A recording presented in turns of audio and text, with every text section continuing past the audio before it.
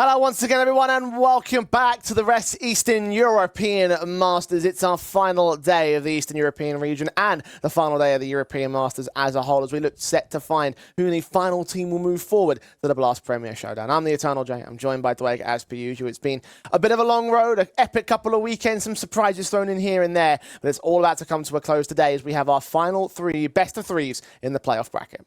And a great opportunity for the favourites to show their depth in best of threes, right? I think anytime you get best of ones, it siphons off the weak competition. But once you get into best of threes, you get into more awkward territory with maps being played. And I think right here for Aurora and for Monty, they're going to be looking at both sides of the bracket saying, we can rematch again. We played each other yesterday. Let's play each other again today. Yeah, we entertain that being the most likely outcome of the grand finals today, but Bait and Sinners have one key opportunity to throw that off kilter. And for them, they are going to be looking at potentially some wounded Tigers in today's proceedings. We'll get to those as we go. Of course, our first match will be Bait and Aurora. Our second one will be Monty and Sinners. And of course, the winners of those two games will take each other on at 8 p.m. CET for the grand finals of the Eastern European Masters.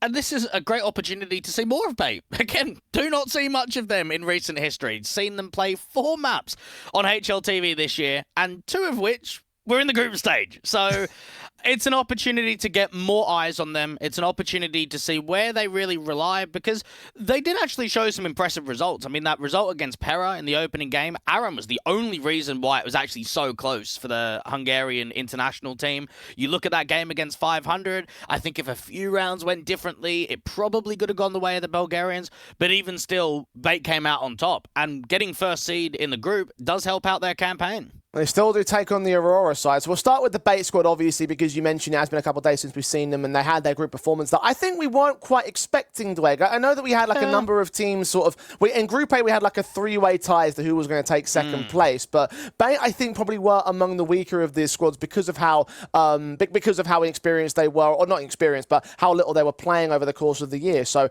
what made things so good for them during the groups? Well, I think the first one was fundamentally their CT sides were quite strong. I mean, you look at their CT side comeback that they had against 500.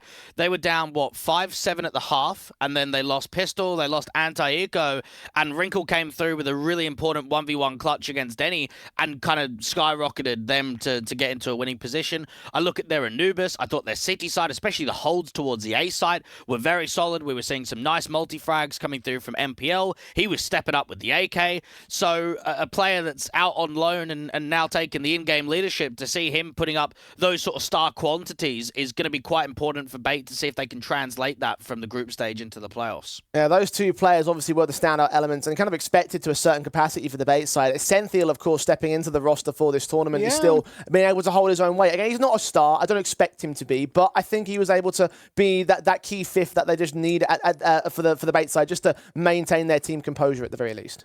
Yeah, I don't know about that. He was quite disappointing for me.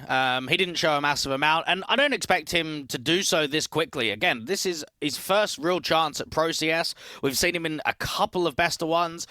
This is just small sample size. I think today, if we see more from him, it can be looked at as a positive attitude, but definitely struggled in the group stage for me. Well, again, I don't expect him to be a star, so let's see whether or not he'll continue to be that fifth element that the Bait squad need at the moment in time. They are taking on a very strong squad, however, in the Aurora camp.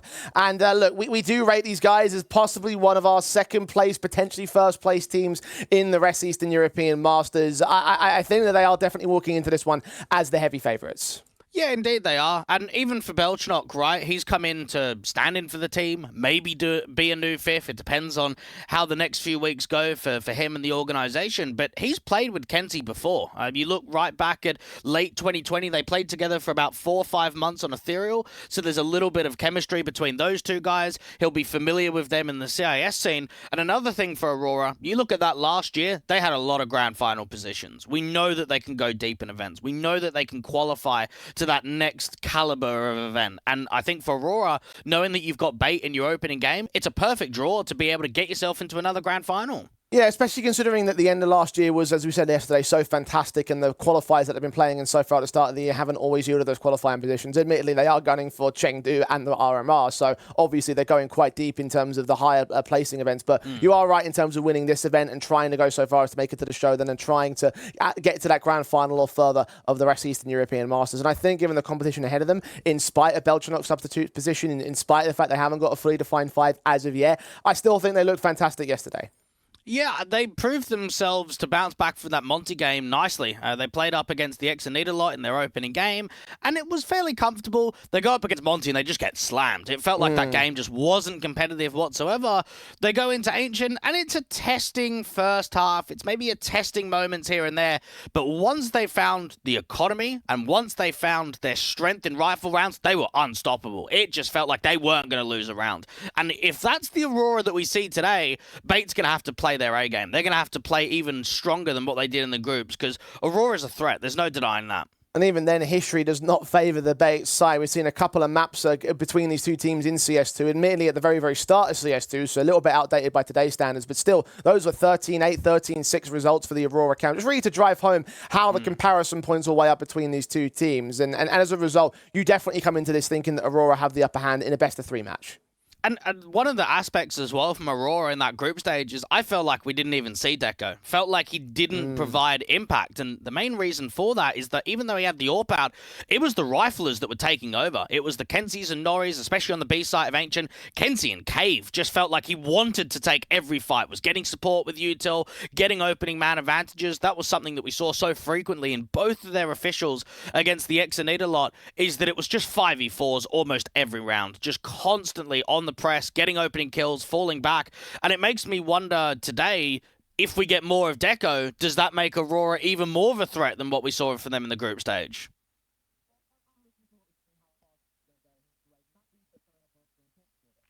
Yeah, for the vetoes, I mean, we know Vertigo is always going to be a permaban for Aurora. We know that Overpass is a permaban from Bait too. In terms of picks, Ancient, Inferno, Anubis is likely for the Aurora side. Bait go in towards Mirage, which is actually something we don't normally see from them. So that is a bit of a curveball. Nuke as well is one of the maps that we don't typically see from Aurora's map pool. So Ancient coming through as a decider.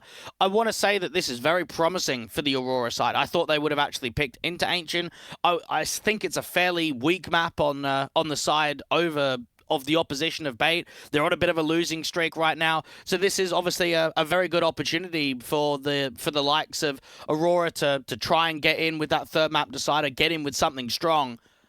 For Bait's sake, I mean, Mirage, they put up a pretty good performance against 500. We also saw the Aurora side struggle out there against Monty, so that's maybe a little bit more of a reason why Bait's decided to go in that direction, to go out to a map like Mirage. I mean, you look at their win rates, it looks fairly strong, but it's also the first time in best-of-3 history in the last 3 months on HLTV from Bait that we've seen Mirage as a map pick. Now, that is also saying something. We don't see them very often on HLTV, so the sample size is very small. This is only their 6th best-of-3 that they're going to be playing in recent history. So for Aurora, I look at their Mirage and think, even though they kind of got slapped around by the 500 side, I think they can show more. I think they can definitely produce, or I should say against Monty, they can show a little bit more. They can show more competitive drive.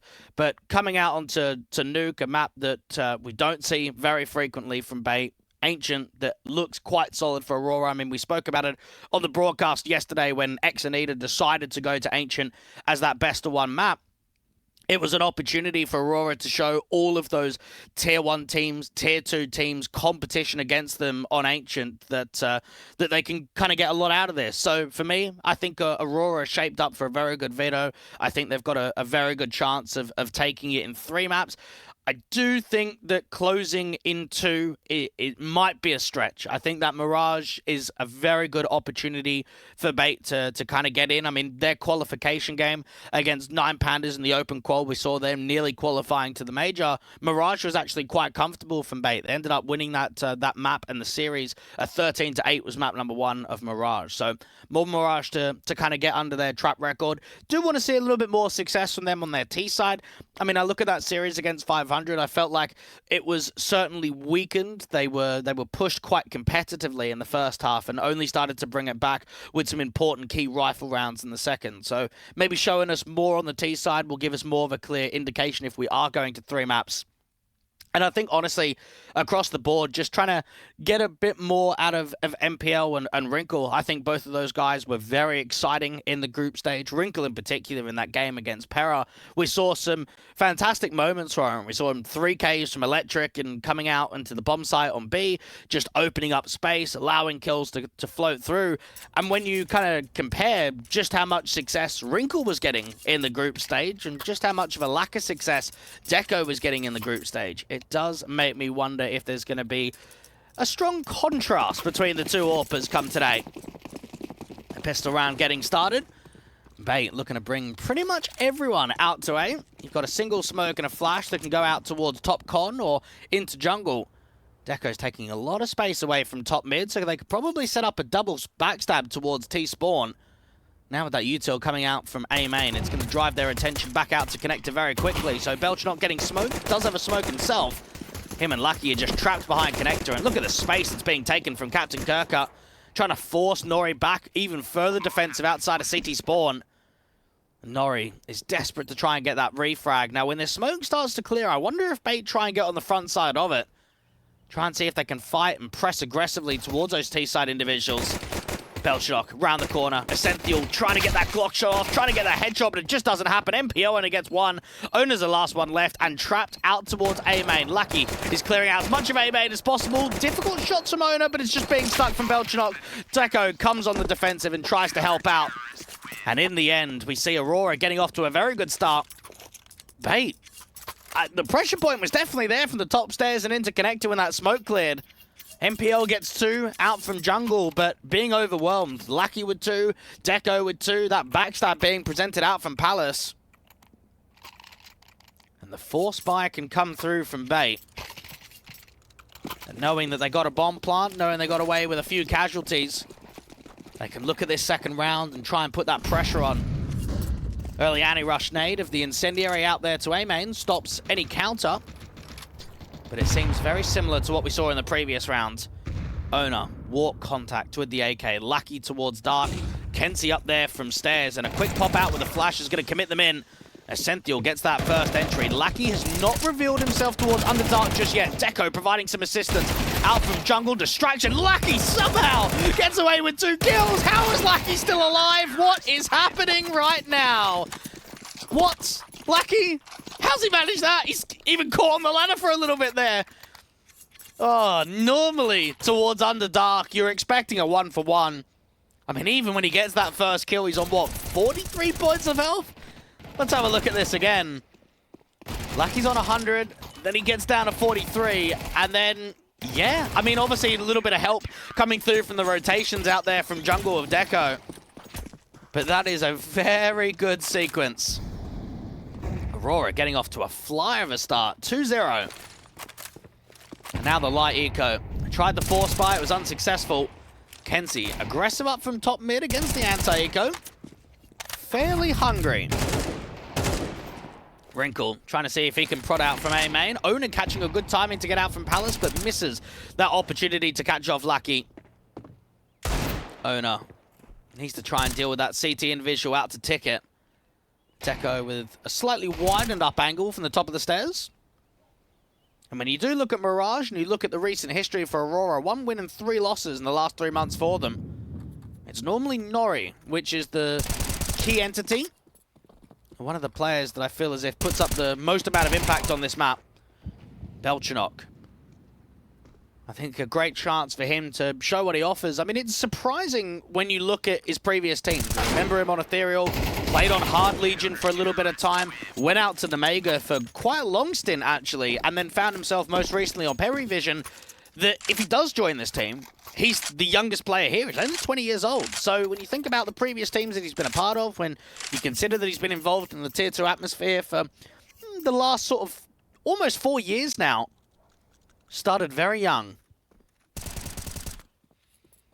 Now this is a chance now for Bait to set a precedent come this next rifle round. And the last thing they want is to be 0-5 down on their map pick and Mirage.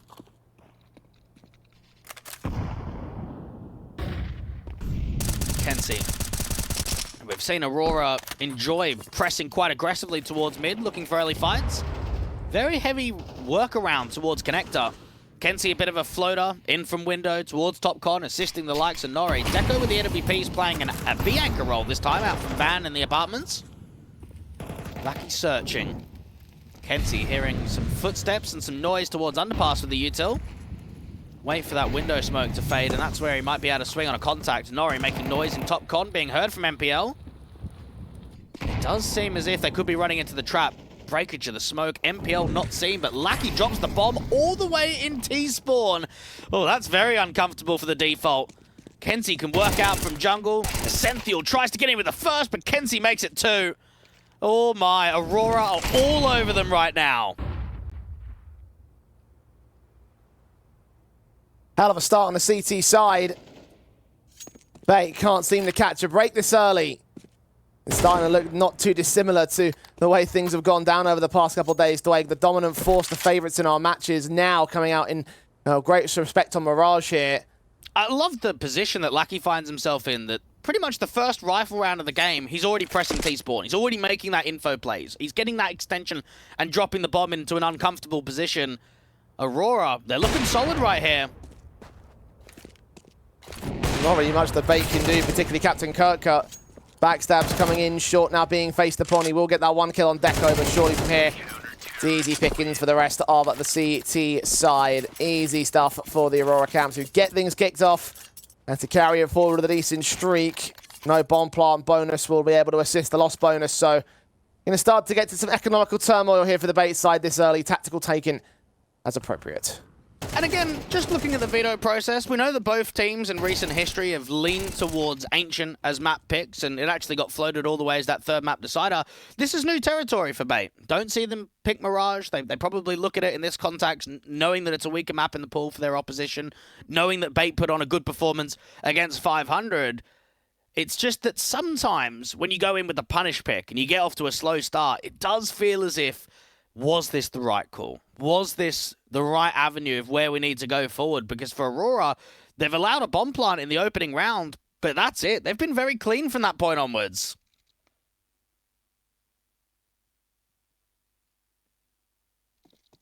Hero Rifles now broken out to try and enable some return from the Bait side, because I know it's early doors, but Aurora stacked on quite the amount in the early game.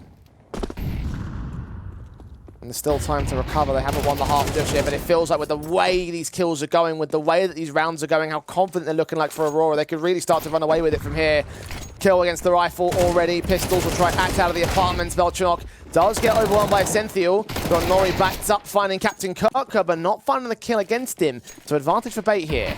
And realizing that pace is going to be the answer, deep smoke out from Market is going to delay the CTs, and this could actually be an uncomfortable retake. Even this late alert from Wrinkle, I'd be surprised if he gets a pick. I mean, P250 at this kind of range is going to be tough. Check up slowly, does do some damage onto Lackey, pretty respectable damage of that. But ultimately, the round should still fall the way of the Bait camp. Half the time it ticked away, smoke suppression, no real retaking positions being held by Aurora. As you say, the speed is the answer. The answer that gives Bait their first round. Kenzie needs to make sure he's keeping this AK alive. And keeping as many of those rifles alive too. MPL does go down to the bombs, so I tell you what, that's actually not a bad end to the round there for Aurora. Considering that they cancelled the retake and they felt quite happy to save onto the weapons, knowing that everyone dropped, that's a pure opportunity to counter him with a reset straight away. To allow Bait to go, what? 1-5 down, 1-6 down, and then it just feels as if for Bait, as soon as you see success, it gets taken away quickly. Still 3 to the good on the Aurora camp, and of course the 3 rifles staying in will keep the economy state pretty nicely built up for them. Bait was only a hero rifle round in the last one, so they got plenty of weapons themselves. Aurora pushing in MPL first and foremost. And the bait side, he gets that kill alongside Wrinkle's pick. Kenzie did catch one. Beltron's going to go unchecked it back towards Dark. Picks it back to a 3-on-3 with low HP on MPL. He needs to win the fight on Owner. Transfer back does almost enough damage. Down to 7 points of health on the man. Wrinkle's AWP now coming in from ramp control. Needs to grab that bomb himself. Also got Deco looking in with that AWP from short. Kenzie is the first port of call. Backed up in the midst of that smoke, and Bait have no idea. A superb hold coming through from Belchenok. 2 kills and nearly a triple. They're going to try and see if they can work into the B side, but the bomb's trapped towards A. So this is just more of a lurk, and Deco's heard it. This is a freebie. Kill found. Too much noise being made. Plant will be attempted and stuck. Kenzie will not go for the swing. That man now up towards the balcony over at the Palace entrance. Kenzie gets that kill. Pretty easy. Pretty nice on Aurora to bounce back immediately from Bait's first. And Belchenok puts in a very good performance right there on a hard bait. You consider that round, that it's a double entry in from Bait. It's a man advantage. They feel as if they can swarm the bomb site. A bit of a lazy clear. No one checking towards Underdark. And Belchenok just gets away with so much damage. Fantastic start there from Kenzie to break the smoke. MPL and Wrinkle getting kills, but Belchenok, this was the hold that almost came through with the triple. Even the slight amount of damage towards MPL at stairs. But that backstab, creating noise, and Deco aware of it. Aurora allowing 1 round, but no round streak.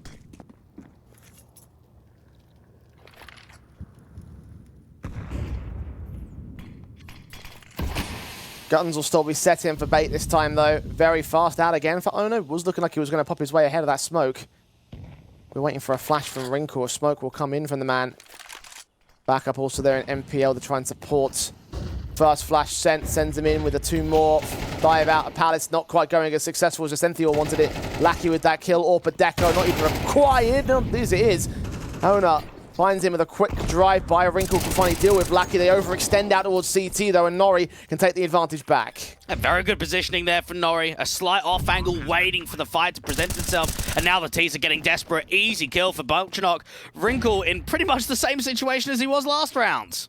One of the guys you highlighted as a standout element for Bait yesterday, 2 days ago in the group stage. He's going to step up now. Not quite. Belchenok caught, but that's as far as it will go. Aurora now get to number 6. And Lucky is playing very well for Aurora. He is providing a huge amount of impact fairly consistently in top con and jungle, and it's making it difficult. I mean, you look at that round and feel if Deco just gets that 1 kill onto Owner, it feels like it's even a sitter. It feels as if probably not even getting the bomb down. Everything's just falling apart. Easy frag there from Nori, and then as soon as it's a 3v2 and the bomb's not down yet, you just know they're going to overfight. You just know they're going to be desperate for picks. So while it's been a couple of retakes in a row, I would say both times the retakes have felt easy. They've always come in for the Aurora camp. Bait. Their guns set back as you would expect.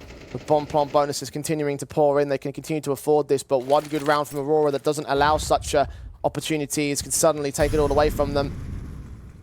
Extension up in the apartments has cleared it out. No one's been seen there on the T side, so slow rotates will start. Short might become a concern, but Kenzie's got that covered. Mid control established by Bait. There's a lot of activity from Aurora pretty consistently on the CT line. Always looking for map control, always looking to try and peer down. We've seen the A main lurks, we've seen the apartments be taken. Kenzie gets out of top con. MPL out on the boosted position. Actually does catch off Falcon towards short, but a trade is instant. There's a lot of damage to be done. Kenzie low HP, but he's brought it back to evens. Counter mollies in from Nori. The split play is about to be received as soon as that fire starts to clear, as soon as Bait find the chance to make their way in. Lackey's hearing those footsteps to his right. I don't know if he hears the player over at Palace. That nade down on Owner, starting to chip away at the HP bars. Some of the higher HP players at the T-side line engagements. The 2 AKs now reveal the 2 forward contact individuals. Wrinkle making his way in with the bomb. They don't check Dark again. Lackey allowed a kill. Looking to swing on Owner. Needs that headshot desperately, but no. Him and Ascenthior will get back into the advantage, but Nori's on site. Gets that first. Captain Kirker takes it back, and Deco is in the clutch. Bait recover that situation after yet again not checking out Dark. Deco in the 1v2. We know he's strong in these kind of positions. And CT's forced to fight, and now he himself is in the same scenario. No kits on him. One dropped on the site. You can see it there in his crosshair. When we're thinking about that as he gets these kills in. Just saw Captain Kirker, but Incendiary and back Firebox to try and clear that position out. The HE there for the combination. And the smoke to go on to the bomb. Can he grab this Ninja is the key question. Covering fire is right there. He's found one of those kits. And they are right on it. Nays to clear up the smoke, but he knows he's out of time. No access, too much presence, too much pressure from Bait. And they find another return. Yeah, that whole round actually looked pretty smooth from Aurora once again. Felt as if that one-for-one trade from Kenzie was important. You've got Lackey towards Dark, gets away with one. I want to see from Bait's perspective how they were kind of able to brute force a lot of those duels, because again, looked to be a comfortable hold there from Aurora. The second round goes the way of Bait. The thing is, though, is when do they reset? When do they put that pressure back on their opposition? Because for me, if Aurora keep getting run rounds for the majority of this first half, we're going to be looking at an 8-4, 9-3 kind of scoreline. We're going to be looking at a one-sided affair. Yeah, this could get ugly. We could do really quickly. Deco straight into mid. What a shot on Owner. And dives right back out of the way. Into the site defensive. MPL's going to try and bring it back. Smokes back from the CT forces. Kenzie pushes forward to his demise. And Lackey's forced to turn back in that kinetic position. Yeah, that was a little bit troll there from Kenzie. They've just worked so hard for that opening pick and just jumps through the smoke. Probably try to jump to get onto that box to the left-hand side, but even to peer through feels like a gamble. In from window. 2 CTs are here already. Smoke in the way of Nori and Wrinkle. It will clear momentarily, but who's going to find that pick? The gun barrel's seen. Nori can pick it up. Get control back for Aurora. B-side's looking a little bit light, though. The apartments players are going to start to act out. Bait. Having Captain Kirker first committing. Essential caught back by Nori, who doubles up the same. And MPL alone to clutch it in his own right. A 1-on-4. Goes no further than the first kill. And Aurora now have the half. And one thing that I always really enjoy watching from Aurora is how disciplined they are and how quick their protocols are to adapt. Now that round right there, they get a single kill to window, and we can see how quickly, off of the back of one kill, they are mass rotating towards B. You got Belchenok towards short, you've got the rifle coming in quickly from market, and then Deco is out there defensively with the AWP. So one kill gets presented in mid, and then when that B site hit actually comes through from the apartments, there's 3 on B. There's no way you're going to break that open. There's no way you're going to be able to get a bomb down. Very good reposition from Aurora. And for Bait, I think we've said this about a lot of the underdog teams, especially in the group stages this weekend and last weekend, is that they give us moments, you get chances, but you don't have the consistency. 2-7 down on their map pick right now. Yeah, you're bang on with that. We've said that a lot. And it applies to Bait wholeheartedly right here. Aurora, every time they've lost a round, they've bounced back with at least one more, and could be 2 right here down to the hero rifles. The Bait cam giving very little by comparison. Round 10 should start to lead up to those one-sided scorelines you were mentioning a moment ago. Aurora, no, they are well and truly in the driver's seat. Sprays of Kenzie. I think may have caught vision onto the T-side players. Nori's forced to strike anyway. AKs of Belchenok also taking a little bit of damage. Doesn't quite get these kills in. The CTs are actually surprisingly struggling in these scenarios. Running out of ammo on that AK. They can close the gap, but finally Essential is going to drop. MPL picks that AK in for a decent frag of his own right. 1 back for the T-side, but they need a whole lot more. The bomb's yet to get planted, and Wrinkle is going down next. MPL caught tagged up. Nate to finish the job. Lackey there to close it. And Aurora hold the line. Well, it's definitely felt as if Bait have been the strongest when they've accelerated and they've brought pace to the table, which is surprising why we haven't seen that in rifle rounds. We've seen it quite frequently on the half buys and maybe the hero rifles, but in a rifle v rifle round, they've slowed it down, and it just kind of almost feels like a catch-22. I'm not sure why from Bait we haven't seen the quicker mid plays or the quick array explosions on the rifle rounds, because that round, I mean, you feel as if you've got AKs there, probably overwhelm B and get a bomb down. Put yourself in a pretty good post-plant scenario. How about Aurora taking a tactical timeout here as well? I wonder who their new head coach is going to be. I mean, obviously, they've got an assistant coach at the moment that was a previous analyst at One Win, so familiar with Deco on the lineup. But I kind of do wonder who they're going to pick up in the next few months. Whether they use him as an interim, and maybe he could even show that he's got enough capabilities to be the head coach of the team. I mean, if they make it through rest, that would be a good start. Definitely. And we'll find out how far he'll go in the... I give it at least a month before we make a final judgment, or at least an initial judgment Yeah, on you'd that imagine particular so. topic. So You'd think that if there hasn't been a change in a month, that he's going to be taking it over full time. we'll see. We'll see whether or not Bait can get themselves going in the T side and at least recover those 4 rounds at the minute. That's the maximum they can get here in this half. Aurora just looking lights out here to start the day. And to end this first map in such a confident fashion. Bait picking in, but not getting anything out of the mid face again. Finally, Wrinkle with a response. The Orb viewer Battle of Deco's ready to receive him, though. Flash is turned away from him. He will just back up to the defense. This is smart here from Aurora. You've got a man advantage. You can play quite defensively off the back of it. Now, Nori is just about to smoke off the apartment, so if there was a B lean, it would slow down the play even further. And Deco's repositioned that AWP. Now, he's not playing aggressively, but he is watching that short movement. If there is any play up to short and into B.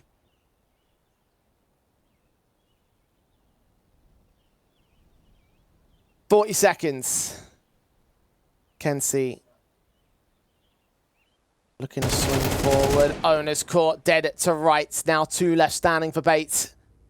Wrinkle and Essential not quite known of just yet. The ramp push and now the swing into the AWP has been seen. They may have also seen the bomb with it. They're certainly going to see it now with Lucky cutting his head off.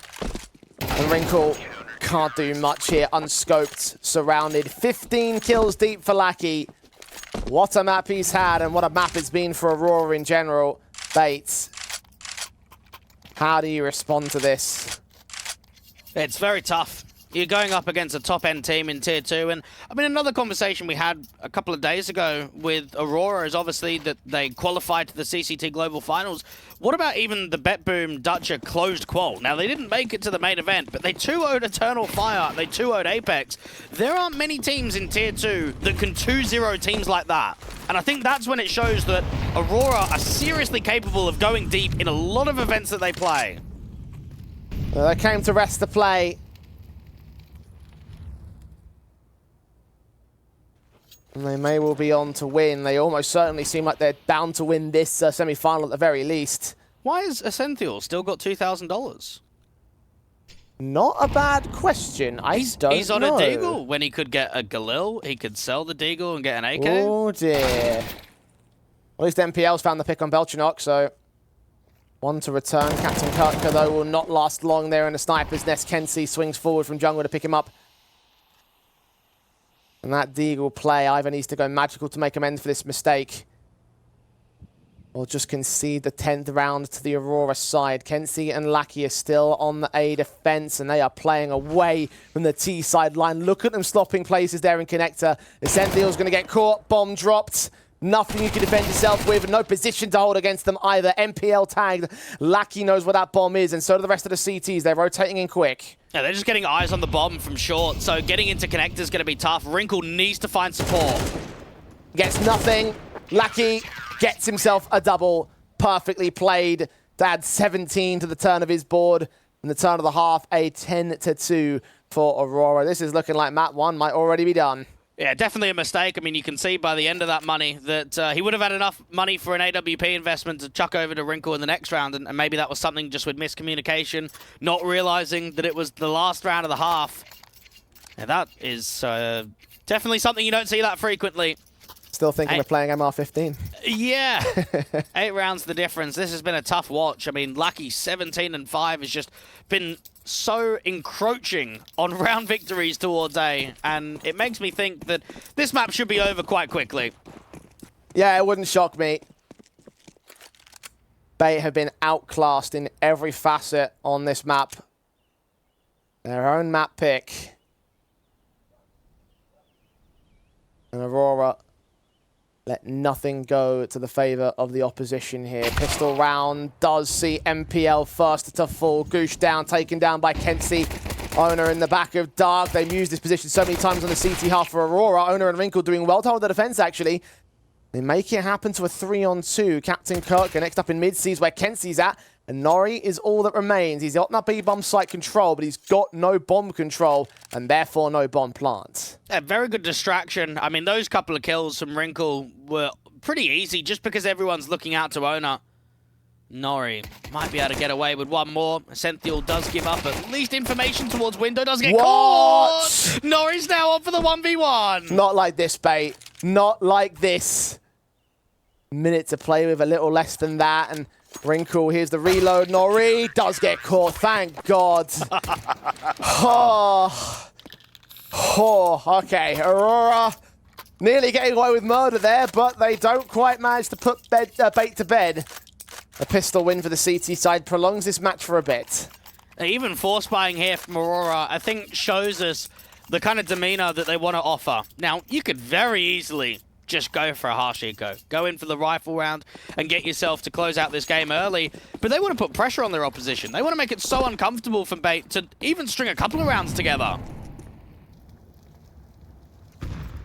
It's what led to the ridiculous half that we saw first and foremost. That scoreline indicative of how many times they responded to Bait's single rounds. Another one right here could really put them down in the dirt. MPL and Owner do get those kills anyway. There is one response from the Aurora side. Kenzie's Deagle also lurking over in the apartments. With no backup, they can't find a commitment, and the two T-side players on the A site back away. Now, Kenzie can fade this smoke, but he can't walk the smoke, because he knows if anyone's holding on the other side, it's just an easy kill.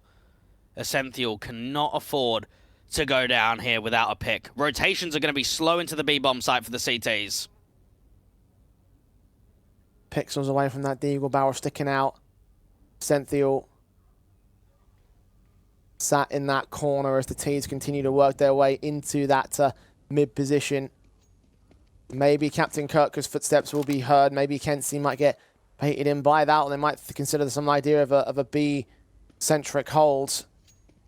Aurora so set up in mid for this B split that they're going to go ahead and try and commit to it.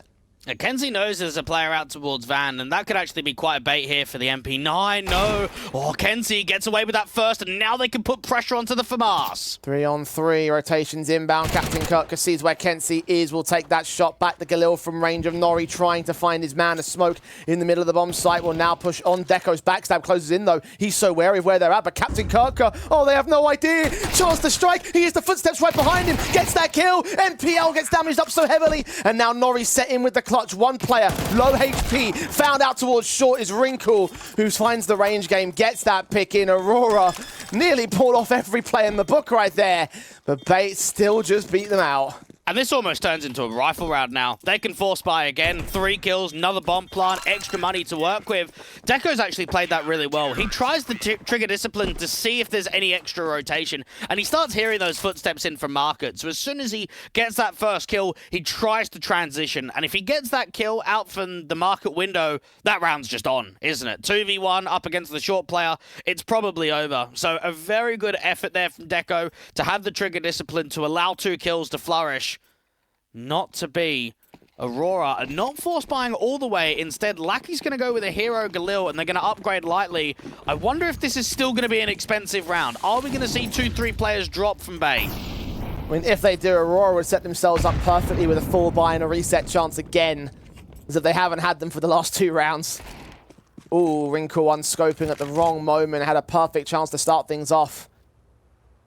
Instead, Lackey pushing in the mid position, trying to gain vision and an opening kill on the CT side. Wrinkle is still there to remove him from play. Shot easy. Kenzie hearing those footsteps, hearing Captain Kirker as well on the short position. Damaged up by the HEs and starting to act out. And realistically for Aurora, I think they're going to put pressure on B in these next few rifle rounds. I mean, just knowing that Essential was 3-13, you just need to look at the scoreboard and say that he's struggling again. So, okay, he's a B-site anchor. We might have to go in with B splits rather than just apartments pops. But don't be surprised if we see the majority of B leans in rifle rounds for Aurora. MPL running right into Kenzie. The Deagle couldn't stabilize the shot. No trades for the Aurora side. Captain Kirker and MPL continuing to strike back against them. Nori 1-on-5. No damage done to Aurora. Nothing major damage. No major damage done by Aurora in this round. Bait have their 5th. Now have their confidence, but they face against the rifles here. And realistically speaking, this is where Bait do not want to go to a map like Nuke. It's one of their weakest ones in the pool. When we have seen it, we've seen some very weak T-sides from them. And it kind of makes me wonder to a full extent that if you're not taking map number 1, what are you realistically going to be like going into the next?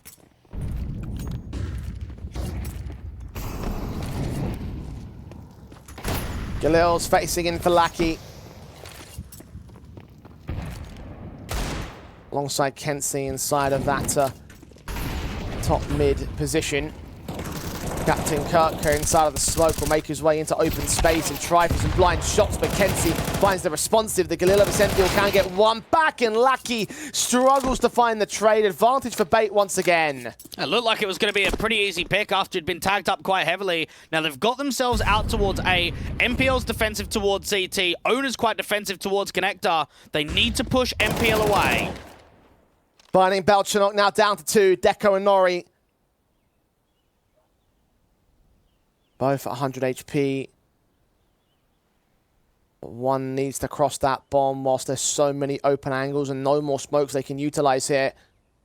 A flashbang on Nori's pouch, looking for Owner first and foremost. Just doesn't win that fight.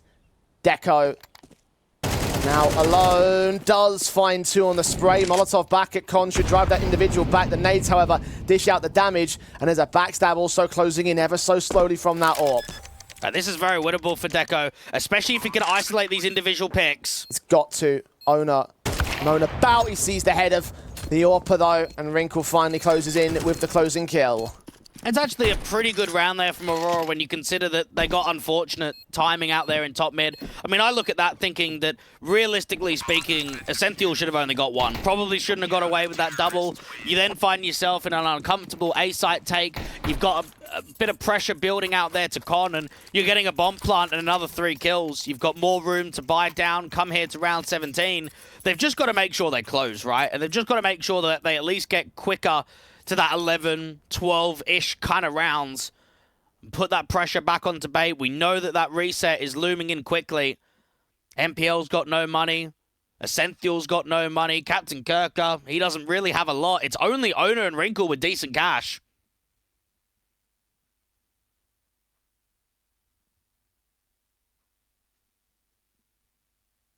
Pause taken. Because Bait is starting to get some breathing room and are closing the gap on Aurora. Pistol and rifle momentum well and truly in the CT favour. Can they turn it into a full-blown comeback? I mentioned how difficult Nuke is going to be. That's the second map in this series. AWP set in for Wrinkle. Would have been hard. No, Kenzie swings anyway and loses his life. A very good start from Wrinkle, but now A pressure coming in quickly from Aurora. Owner's AK alongside Wrinkles. AWP now rotate the position. The connected jungle stairs smoke still in. Nades to open up vision. Do not see anything. Blind sprays from Owner will reveal himself, and Nori can get that kill through the smoke. MPL still out there at CT spawn. Belchanok is watching the stairs, at the bottom of the stairs specifically, but he's on trash can, and Sentinel's coming in with support. Damage has been done. Belchanok could get caught. Deco mows down them both though. And the backstab at the B site might be able to get the kills after the fact. Wrinkle should get caught off. He's played the trigger discipline. They know where both players are at now, and they just hold for time. They hold for the kills. They hold to bait them in to a loss for full sense of security. Closer and closer goes Lackey. Closer and closer to this round win does he get, with Nori strike on Captain Kirker as well. Aurora finally take their first in the half. And what I love there from Aurora is the belief and discipline in the call. Now, you'd think, okay, we've come into T-side, we've lost 4 rounds in a row. We're desperate for a round, right? We're desperate for that first rifle round. We need to commit to a site hit with everyone. Right there, that doesn't happen. Lackey is late lurking, and he has belief in his teammates on the bomb side directly that they're going to hold off against the exec. They're going to hold off and getting the bomb down and setting it up. I mean, Lackey probably should have got 2, but you just know, as soon as he sees Wrinkle out there from window room, it's just a finished round. Nori will start this one here against MPL. Frag up against the man. Nori heavily tagged and damaged to 13 HP. But the starting advantage sits with Aurora regardless. And this is where, if you're Bait, you're going to start getting very desperate. This is where you're going to start making risks. And when you've got, what, a single M4 with no utility and an AWP with barely any utility backed up with 2 MP9s, the desperation starts getting larger, and that's why we're seeing a shift to a gamble stack to A. A minute to work with. Smokes up. Suppression involved with the T sideline again with the set piece trying to make their way in. Down on the CT spawn as well, but was one smoke in the middle of the bomb site. The Captain Cobra's going to try and play around. Belchanok is caught for damage. Owner still up at Palace alongside Ascential. They weren't able to deal with him. They weren't able to account for him either. The SMG swings, does a ton of damage to that AK, and the AWP catches Owner extending. It's all on Wrinkle now. Just pure chaos on the bomb site. MP9 swinging, people working around smokes, distractions being pulled. For Wrinkle, it might be a 1v2, but on low HP, this is actually still a very tough clutch. Especially with an AWP in his hands. The T's are backed off from the bomb site. The bomb's still on there. They've got to go back in. 20 seconds. That smoke has a gap in it. Wrinkle's going to try and abuse that. Aurora have got to act quick. They do not know how close this player is. Big green set. Nori leaning up. Deco's going to get caught. One pick found. Isolate the fights and try and look for the wall bangs the same. Both players still back and forth, for the USP is enough for Wrinkle, who finishes off the job that MPL started, and Bait are still in the game. Well, Nori's just missed a bit of a sitter, hasn't he? We've heard that AWP fire from the left-hand side of Danger, and it doesn't catch him. Doesn't catch him from the triple box. A missed shot from the AWP punishes. I mean, even the USP connections weren't the cleanest. That felt like that was the ticket. That felt like that was the one for Aurora, but Bait are still hanging in.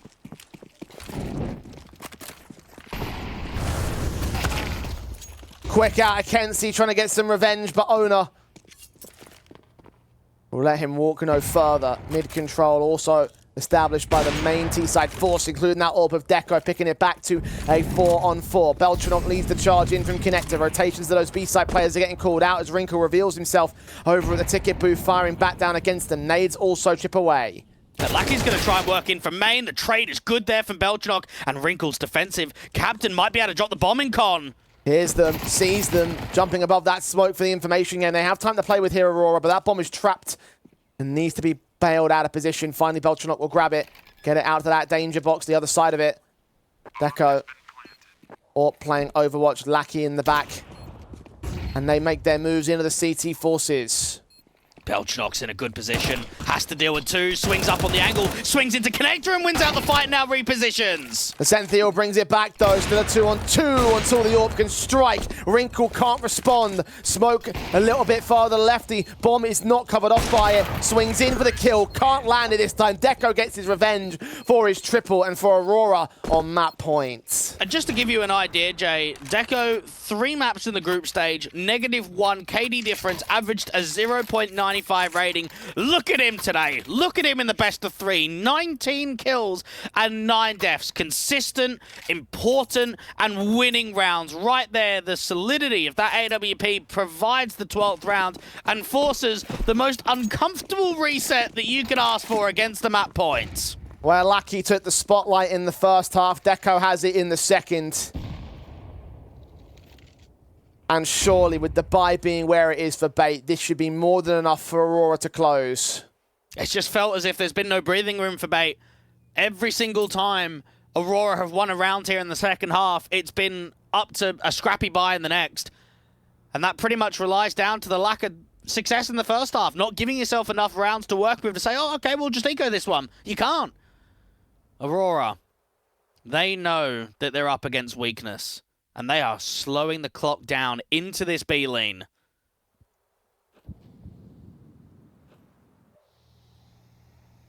Minute to play with. And the CTs reveal nothing of themselves, knowing that if they do, it could lead to their demise, and their demise not just in the kill counts, but in the round and the map itself. 5-7's hearing footsteps. Nori putting that nade out to account for him. Captain Kirka drops down, is dealt with. MPL jump to face. Nori did not see him. The Deagle still can't line the accuracy up. The Senthiel, the lone player holding down his B bomb site, hasn't even hit double digits and will not hit anything except Deco's bullet from the AWP. Owner and Wrinkle The last two players, now owner, the last player of Bait, the last hope that Bait have on Mirage. It's just not going to happen. A 13-7.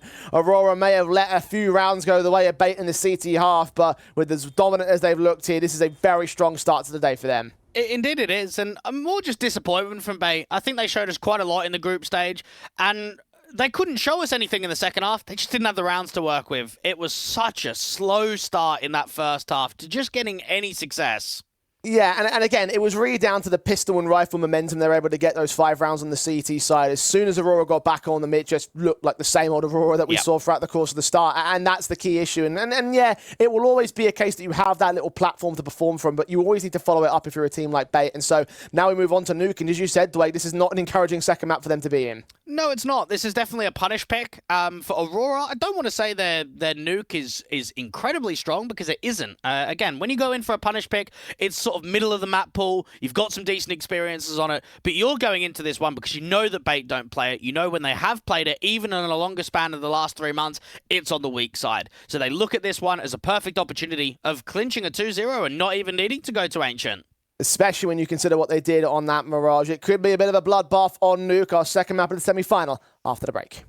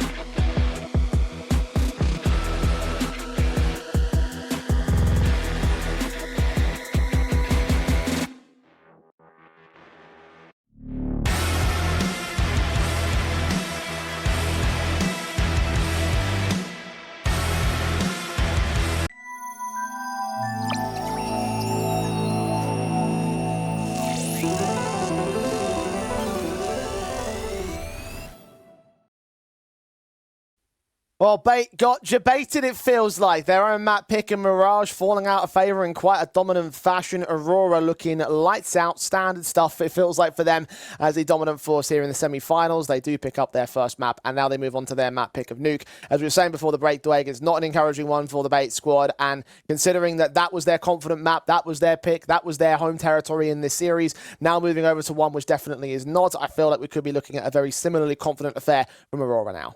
This is going to be very tough for a comeback of a third map. I mean, even take Aurora. Their last official was against Thunderflash in the RMR closed quals. They lost out that game, but that was also a team that went on to qualify to the RMR itself. The performances before that, they went up against Big, lost that game, smashed G2, smashed Saw, and then the game before that was Furia. And I think that's something very similar that we know from Ancient, that we also now know from Nuke. A lot of high-end Tier 2 competition and Tier 1 teams constantly being played from Aurora. And that's always going to be a factor that you have to consider, and a factor that's going to be a point to their favour quite significantly when weighing up against any of these underdog teams. I mean, it might not apply against someone like Monty, but that Bait aren't Monty, and there's a lot of work that's going to need to get done if they want to try and have a chance at this. I'm not as confident now that this is going to be a bit of a barn burner. I mean, I had hope that Bait would keep it competitive, and the idea is that they could continue to just to show that performance like we saw from them during that group stage. The unexpected surgence over on Friday is not going to carry forward towards Sunday. I just don't see this one going that far here. No, I don't either. I think for Bait, hopefully they'll give us a more competitive beginning. I mean, they're starting on the city side of Nuke, so you would expect that they could at least hold their weight for the first half. But I just want to see more from Bait. I felt like right there, that first half of Mirage was just abysmal, and it's not good enough from the performances that we saw from them in the group stage. They need to channel in what we saw against Pera, what we saw against 500. And if we can get a little bit of that pistol rifle momentum swing, then we could start to see a little bit of a certain amount of life, like we saw in the second half. But that was not enough to get the match victory, and for Bait, they have to go that step beyond. A pistol would certainly be a nice start on the CT side, though. We get into map number 2 of Bates and Aurora, our semi-final match, our first semi-final match of the day. Kenzie looking to engage, finds MPL to start. A P250 to work outside and to search for more information. Now, there should be a lower split. You've got 2 players that can work in from lobby down towards ramp. Wrinkle gets away with the trade, and this is where the bomb carrier needs to put the emphasis forward. Deco finally gets it, but 2v3, getting towards low is going to be tough now. Well, Lackey's picked up one more on Owner back out towards the ramp phase. Captain Kirk is dealing with his bomb carrier, so 1v1 fights that could swing either way. It goes the way of the CT side of the bomb carrier's position, and Lackey going to have to be wary of Captain Kirk. I believe that the ramp player is continuing to take faith. Now that they've got that bomb control here, the CT's going to hold off against it, particularly on the part of the captain. The issue is the captain is on low HP, so for Lackey, you would expect that to be the easiest fight out of the lot. Now, he can get the bomb, try and look to get up towards top site. The issue here is there's already been a rotation, and the captain's defending on A. There's a lot of time to work with, though, from Lackey. And this is where the question mark starts coming through from Bait. Where actually is he? Because we're not spotting the bomb anymore. He can go A, he can come B. If he comes up secret, is the captain in an awkward position at the closed vent corner on low HP? He's covered off in terms of the potential lobby face or the vent base. Check position. Lucky's going to get that kill. Right call to make the chase. Captain Kirk down. Knew he was tagged up. And now it's to deal with the Senthiel. 1v1. The youngster has struggled over the course of the entire tournament. This could be his round to step up. Slow peeks forward. Careful to keep himself covered. No noise made up on the face to heaven. Lucky is going to wait in that corner over at the hot position. Senthiel has no idea. He's checking all of his corners. Now to dive down. Lucky hears him on the bomb hill tap. Senthiel looking the wrong way, and the headshot comes in for the 3K and for the clutch on Lucky. Lucky had a very good performance out there on map number 1. That first half, he was just making info plays consistently. Felt as if he was always in high-pressure positions, especially top con jungle on that CT line. I think at one point he was 17-5. And you now look at that round, 1v2. Aurora struggle in the pistol, but come through with a nice important clutch with the in-game leader.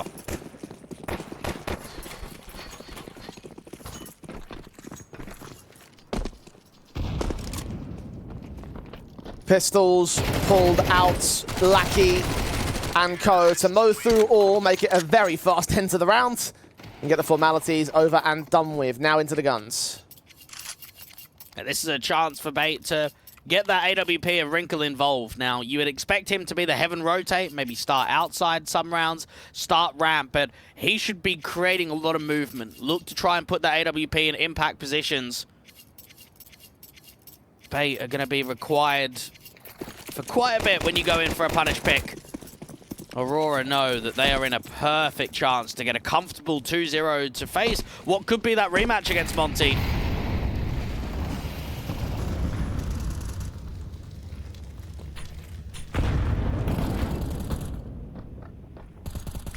It's initial prods into the CT side, trying to find that opening pick desperately here. Bait still looking to fight on this CT side, but Aurora have given them nothing in terms of these early positions. Deco might even get Wrinkle going overly aggressive. Now, Wrinkle is in a very good pos here. Get one kill, put that smoke down towards Heart, and instantly reposition to the backside. No one has crossed the path from lobby out to ramp as of yet. Minute to play with. Wrinkle finally gets one. Beltranok to fall in lobby. Repositions back towards Squeak Door. Owner hearing footsteps out to the ramp entrance, getting lucky. First and foremost, Nori can get that tray back. The M4 of MPL's good for one pick, but only one pick. Bombs back in T-side hands, but they continue to lose the man advantage as Deco is now all alone. 1-on-3, M4 in his hands. Picked up off a dead body, and Senthiel is low HP is his first port of call. Rest of the CT side, though, the more difficult part of the clutch. Yeah, Deco knows that he's out there to the device box. And just hasn't been able to find the angle and the overswing to be able to catch him. This doesn't feel all that winnable right now. Get that quick kill. Look to transition up to Heaven fast. Actually gets up Heaven without being seen. Orb of Wrinkle still looking for him. Checking that position anyway. Maybe a foot was spotted there by Senthiel, but regardless, Bait are going to secure him and secure their first round of the CT side.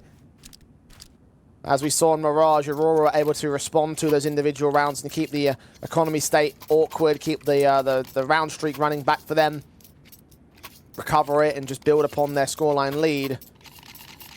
And for Bait, still not building into the loss bonus this early into the matchup, it would be vital for them to convert another.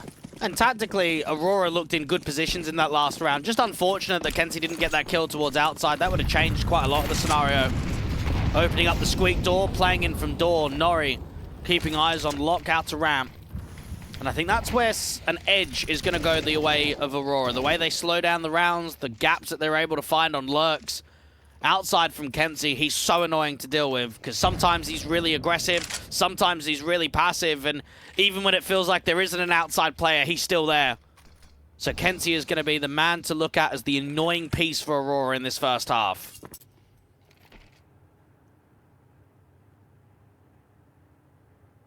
Once again, the approaches to these defaults are considered. Not overly aggressive, not straight up crunches or outside rushes or even rush executions from the T side. Oh, the shot on Wrinkle miles off there. Falls away with the smokes in the way. No more vision for him. The Diag smokes outside Kenzie, allow breathing room to get into main. Flashed forward, Captain Kirk drops the Senthil, only good for one pick before he's traded back. Wrinkle backing away as his teammates fall on the upper bomb site. As the same counts to owner. Both players back towards spawn, save their guns because money is again atrocious for the CT side at the moment, and Aurora are about to win their third. Now, anytime you're coming through that main smoke, you need to be quick to adapt. And with the flash in for Belchenok, you could just see Kenzie rips that first entry. It's always so satisfying when you call an A split and your entry fraggers are just committing kills. It just means that it's so much easier to get that bomb down, force an instant save. And you mentioned it, Jay. We saw it in the first half of Mirage. As soon as there was a way in, it's just an instant collapse. And look at what that's going to do to the economy state. Yes, you are holding on to at least a couple of rifles. Wrinkle's got some money in the reserve. Owner's got a little bit of cash. But across the board, this should be an eco. If they buy down here, it is going to be a very awkward buy and a risk.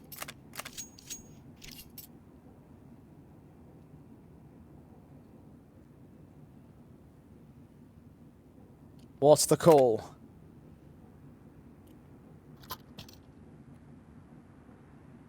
Bait take a tactical. That's their first call. Now what's the actual buy call? What's the round call? What's the recovery call? Change in strategy or positions, or what's the thing that Bait are going to do, or at least attempt to do, to try and battle back against Aurora, because we're seeing a lot of the same issues now, at least in terms of the way this match is progressing. Aurora start, Bait get one, back to return. How many rounds in a row are Aurora going to get now, and how long is it going to be before they win the half?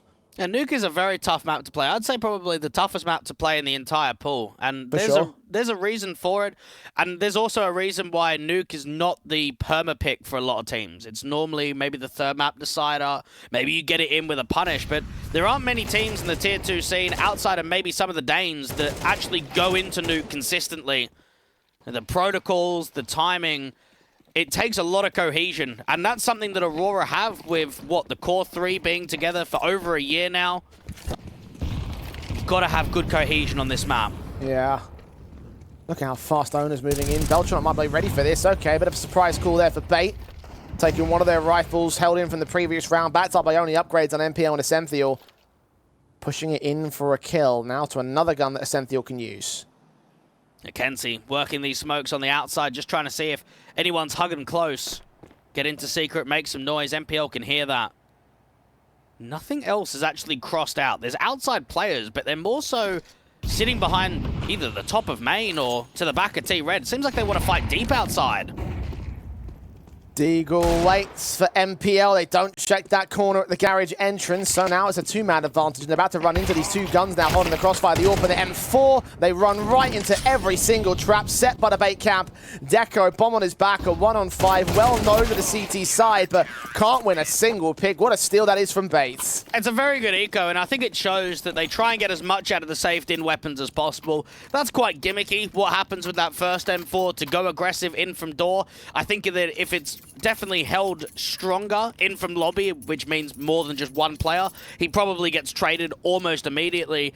It's the idea that Aurora go heavy outside, there's Belchenok towards ramp, and then just that walk-in for the M4, get that first kill, set up the players down from secret. And I think as soon as that Deagle strikes from MPL, Aurora just know we need to pressure secret. We need to start bringing some pace into B. We need to try and prioritize getting the bomb down straight away. And when you've got the AWP and that rifle in that sort of crossfire, it is just a bait and switch.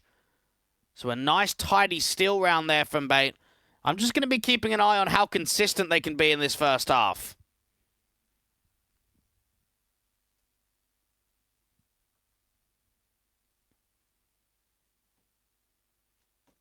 Aurora got their tactical out.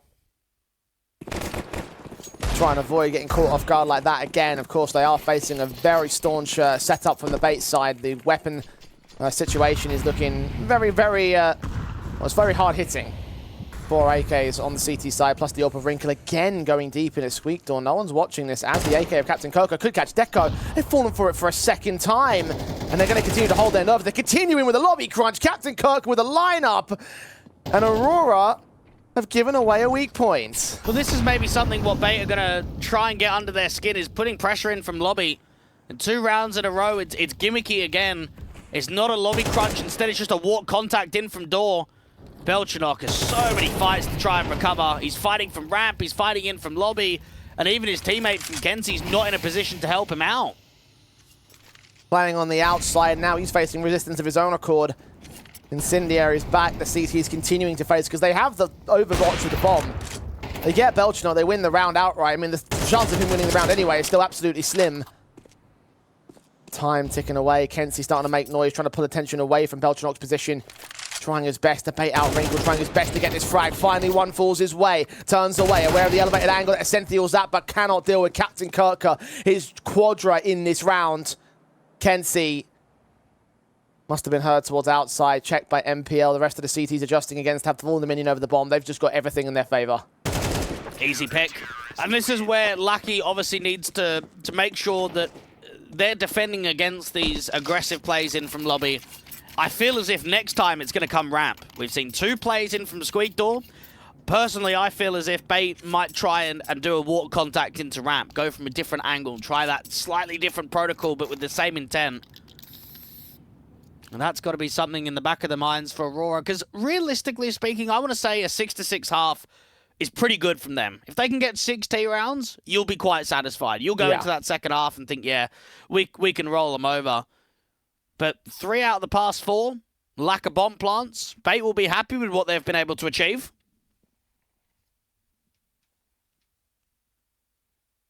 Connecting a bit of a streak together and doing it much earlier than in the last map. Aurora.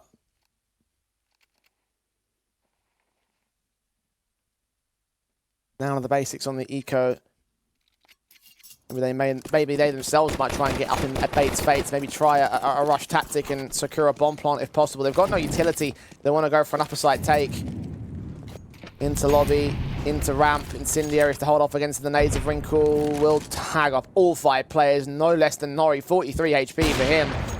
Facing in, Orp is baited, needs to fall back and wait for backup to rotate to him. Flashes and smokes will get in the way as the T's try and charge him down. The M4 of Captain Kirker is now in position to mow through one, only against one of his own. 2K, 3K in fact for that player.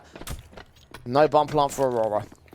And this is now pressure building on the next rifle round to kind of show, all right, are we going to tie up quickly? Are we going to allow Bait an even further round streak? Start thinking that ramp room hasn't actually been taken that frequently on the rifle rounds. Maybe that's something that Aurora need to adapt to. Bait are surviving at the moment. Outside smokes being dropped there from Lucky, which indicates that we will see some outside smokes in the mid and late portion of the rounds. In the early portion of the round, how do they deal with the players in a Squeak Door? They've naded it open.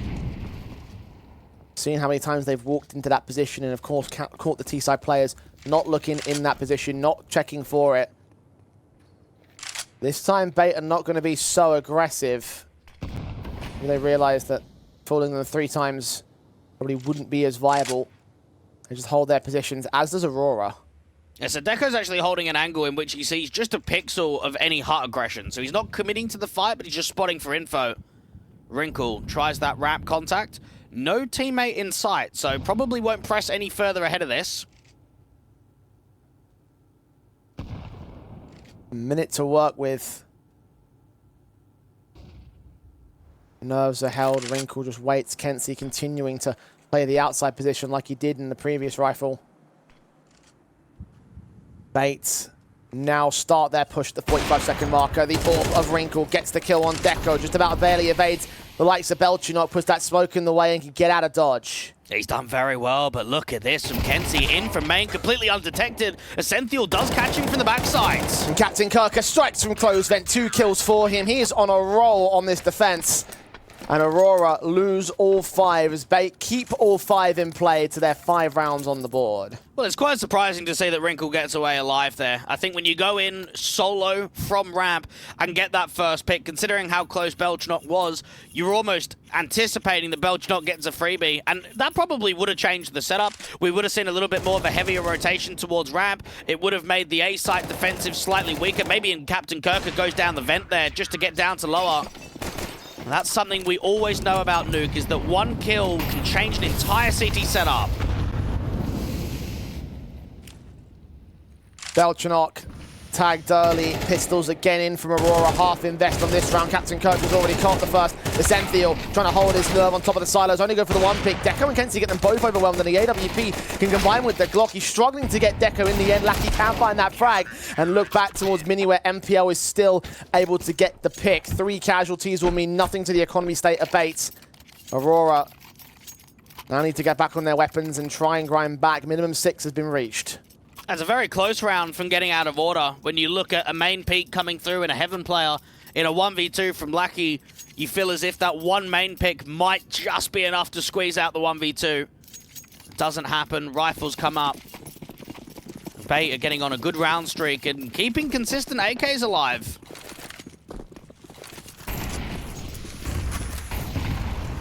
Quick in on Captain Kirka. M4 backed up, MPL leaning up with his AK, watching and waiting. Kenzie tried to tap onto that individual, but has no idea. Nori can't get that one frag. Spray through on Kenzie as MPL can respond back towards Nori. It's a 2-for-1 trade overall, and he's still trying to hold his nerve out here. Finally dealt with by Lackey as Belchanok gets the aggression from Essential. It's all on Owner here. Aggressive outside play just does not work out whatsoever there from Bait. The AWP tries to swing from the back of T-Red and get seen, and then it almost comes into a position there where Bait are hesitating slightly on whether they want to fight or not, and they just get caught flat-footed. Aurora having mass players outside. Very easy entries. Owner will try his best at the clutch situation, throw himself at it, but only get away with one. Aurora responding with a very clean rifle round. Teammates on their parts took all efforts to deal with that outside control, and that was enough to win the round because of how much Bait committed to that. 1 out of 3 in the rest of the half for Aurora. Bait. Of course, still on the buy-up, and they'll have a buy for the last round of the half if they do concede. Money's so well defined on the CT side. The AWP shot of Wrinkle, not able to connect through the smokes. Did see Kenzie before it bloomed, jumping up and moving over. Still looking to fight back. He unscopes, thinking he's completely safe behind that smoke, but Kenzie finds an angle. That's a very good timing. Kenzie works on the outside smokes and gets a freebie. Oh, Lucky should at least get one here. MPL seen. Owner caught back for a trade. Deco responds. Kenzie takes Deco out of the fold. So a little bit of TK action thanks to the damage that Owner had done. Instead of 3-on-2 for Aurora, but Bait are still pressing. Well, look at the way that Aurora are just freezing right now. And the longer they freeze, the easier these kills are going to be. The captain is going through the incendiary. What? I don't know, man. That just seems so wild from the captain. The Senthil also tries to fight on, but doesn't quite get it. Dealt with by Kenzie. Last round of the half, Aurora still looking to equalize. And the aggression can work for Bait, but it needs to be selectively pushed at the right moments. I think that's what we learned from that last round. Again, they'll have the AWP. Again, they'll have the M4s. Again, they'll have no limitations of major discomfort in this round. Aurora set on a bit of an early back foot, but are starting to build back into this T side, and again, just look for that even 6 to close out round 12. 2 players to meet 2 more at the ramp control, but who's going to win those fights? Well, Belchanok's playing anti-flash, so if there's any work in with the PC util, he can swing on the contact.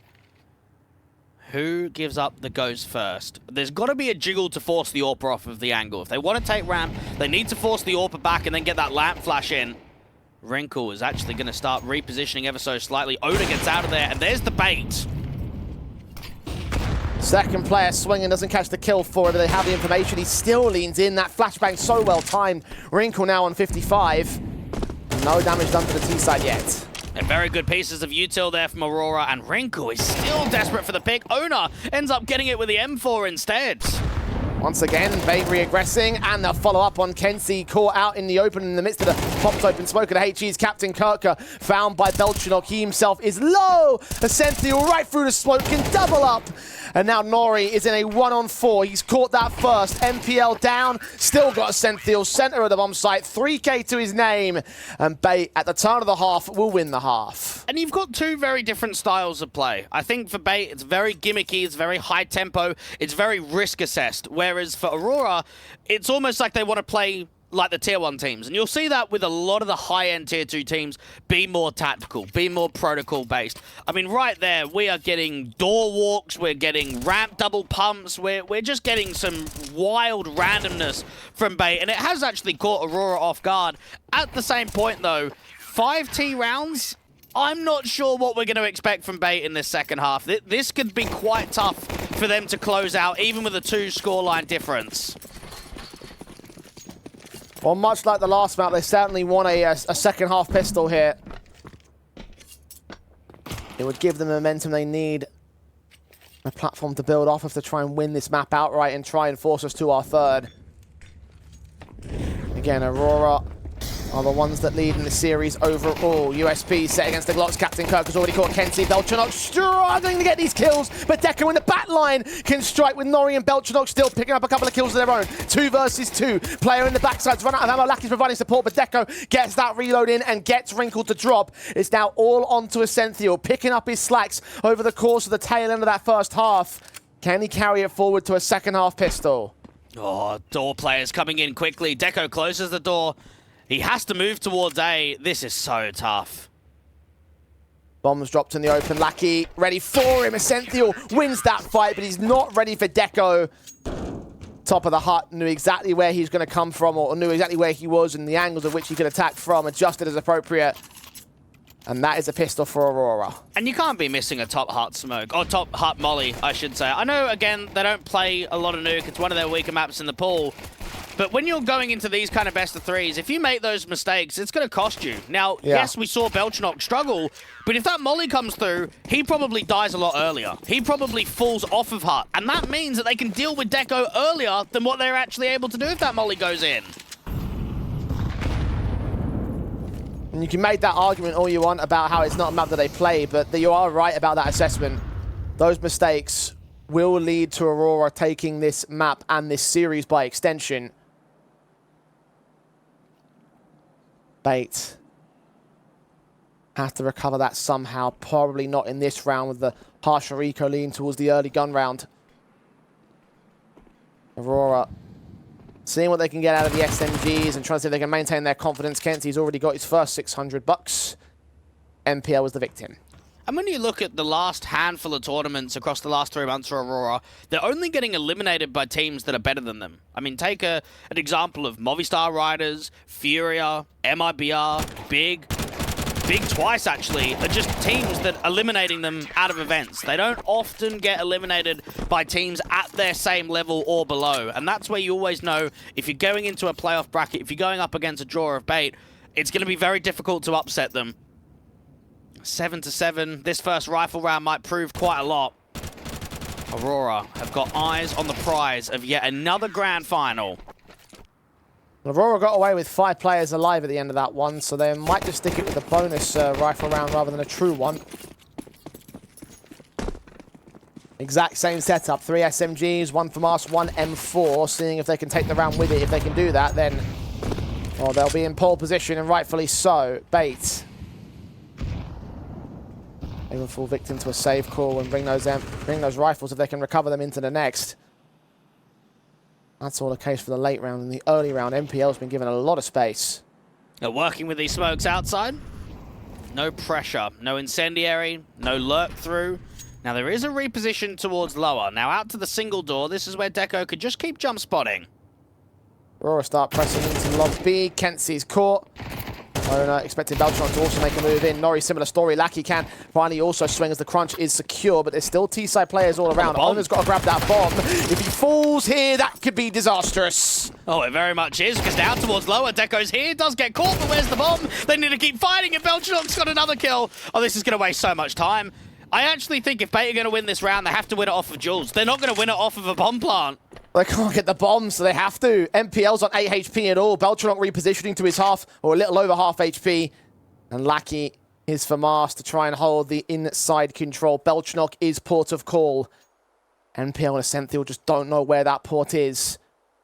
AK held. MPL is just barely evading contact. Lackey now seeing where they're at. Belchenok strikes to the back. MPL, one bullet would do it against him. 20 seconds, but he has the bomb here. Molotov to force out the fight, and he's won it. I don't know how he's won it. 8 points of health. A stray bullet would have done enough. That's a great effort there from MPL. Aurora, they'll be frustrated with themselves. I mean, Belchenok, out of the 2v2, has actually caught the high HP player. Oh, that is annoying if you're Aurora. That round should be yours. Great pressure. Great play up there from Lobby to keep eyes on the bomb, to make sure it gets dropped in an uncomfortable situation. Very good shot from MPL. This is not an easy connection. I'm still stunned he got it in the first place. It was a bonus rifle from Aurora, though. The guns are now out in full force, truly this time. 4 M4s for them. If they did that with most of the SMGs, then let's see what they can do. Full investment. Bates, of course, limited with the MAC-10 Galil combination. A couple of Galils, in fact. With the loss bonus being whittled down again by Aurora. Put them in a very awkward spot if they win round 16. Now keep recycling those smokes out to the door. Minute 10-ish on the clock. Seems to be a top site lean. Nori's up towards top hut. You've got a player close by of Belchenok and a rotation from Deco. M4 swings, spray through on Nori. Belchenok with a kill. 5 on 3, trying to make it 2. Owner's caught dead to rights. The bomb carrier might rotate out of position. Wrinkle might draw attention to himself out Squeak, but he's completely isolated, completely alone to Nori's kill. NPL struggles to get that player back, but ultimately does do so. Now the CTs know where he is. They can adjust.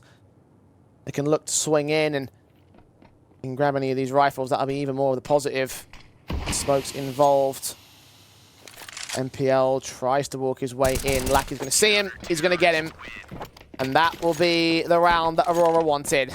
And when I look at the previous two, where it came down to a 1v1 on low HP, and then I look at that round, I legitimately think this could be an explosion of rounds for Aurora. I think this could be a slapping second half. I mean, saving 4 alive, picking up double AKs, resetting bait into oblivion. I mean, you're down to what? A scout upgrade for MPL? Maybe Wrinkle buys something, but he doesn't want to because he wants to protect the economy for an AWP. It's such a light investment, and this gives a really good chance for Aurora to start farming up some proper money.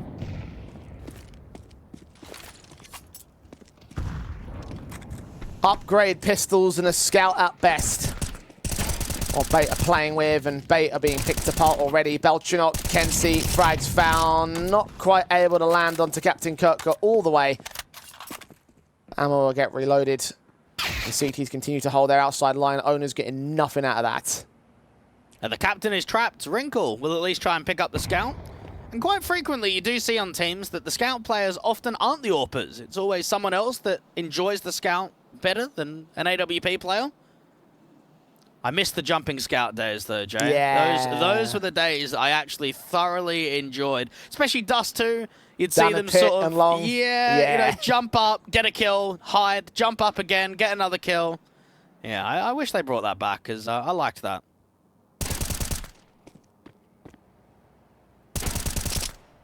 Oh. No, okay. Well, that's a bit of a shot from the Captain Kirk scout, but unfortunately unable to connect it onto a second. Those main weapons will stay in play. The key AKs are the ones you're looking at the most, and even then, Kenzie dropping can potentially drop an AWP if he wants to. Aurora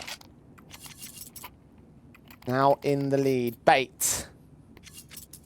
Still broken on the investment, but a gun round regardless. They will need to convert it soon because, as you mentioned, this could be an explosion of rounds from Aurora. And, I mean, they're only like 4 away from winning this, and that would be the series done. It'd be series wrapped up in comfortable fashion. Kenzie, some early anti-rush nades towards outside. A lot of utility towards inner. MAC-10 felt as if it could have been a way in from Hut, but with that incendiary down, it'll have to be a cancel. Might still be another topside hit. Molly sent, Ascenthiel caught up. Captain Kirk credited with the kill against his own teammate. Lackey can further punish that. Belchenok completely flash-blinded. Owner struggles to get that kill, but gets it together in the end. Meanwhile, Lackey's caught another pick on MPL. Nori gets Owner in the confusion. And Wrinkle nothing he can do, nothing that Bait can do here. Aurora might have had an awkward first half, but come the CT side, they are looking like they are on for the grand finals. And you can just see the protocol there from Aurora. Obviously, your two upper players normally always Molly Door early round and Molly Hut. So you need that third one on the Heaven Rotator to get back in when it's the top site hit. That Incendiary goes down, players are getting blinded, Lucky just keeps fighting, keeps that pressure on towards Hut, even out to Door. Yeah, there's a slight unlucky timing there from Belchnok, but you can just feel that pressure is constantly on for the T-side players, not even getting out to the bomb site.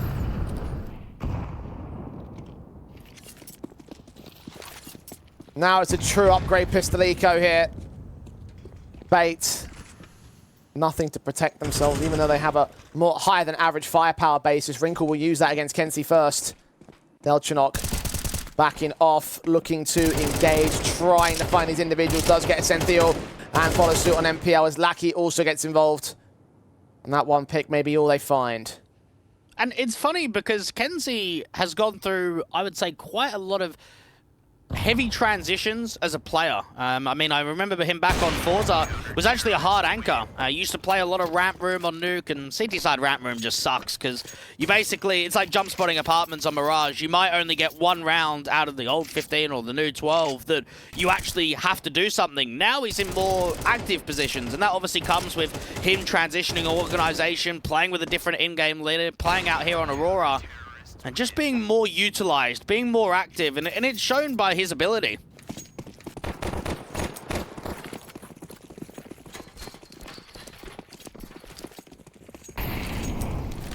Three to the good for Aurora, in part thanks to his efforts.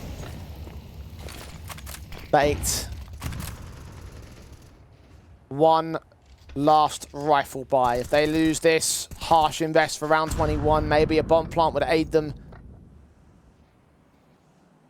But Aurora would be on match point and Bait would be on the verge of elimination. This one is so important to the T side. The Bait very slow to be able to make anything happen.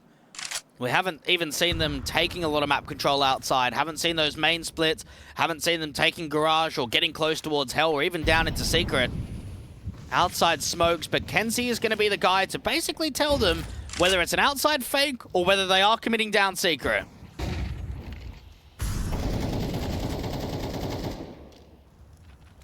Initial engagements will give a tiny slither of a HP advantage until MPL strikes back on Kenzie. He himself is down to 3 points of health.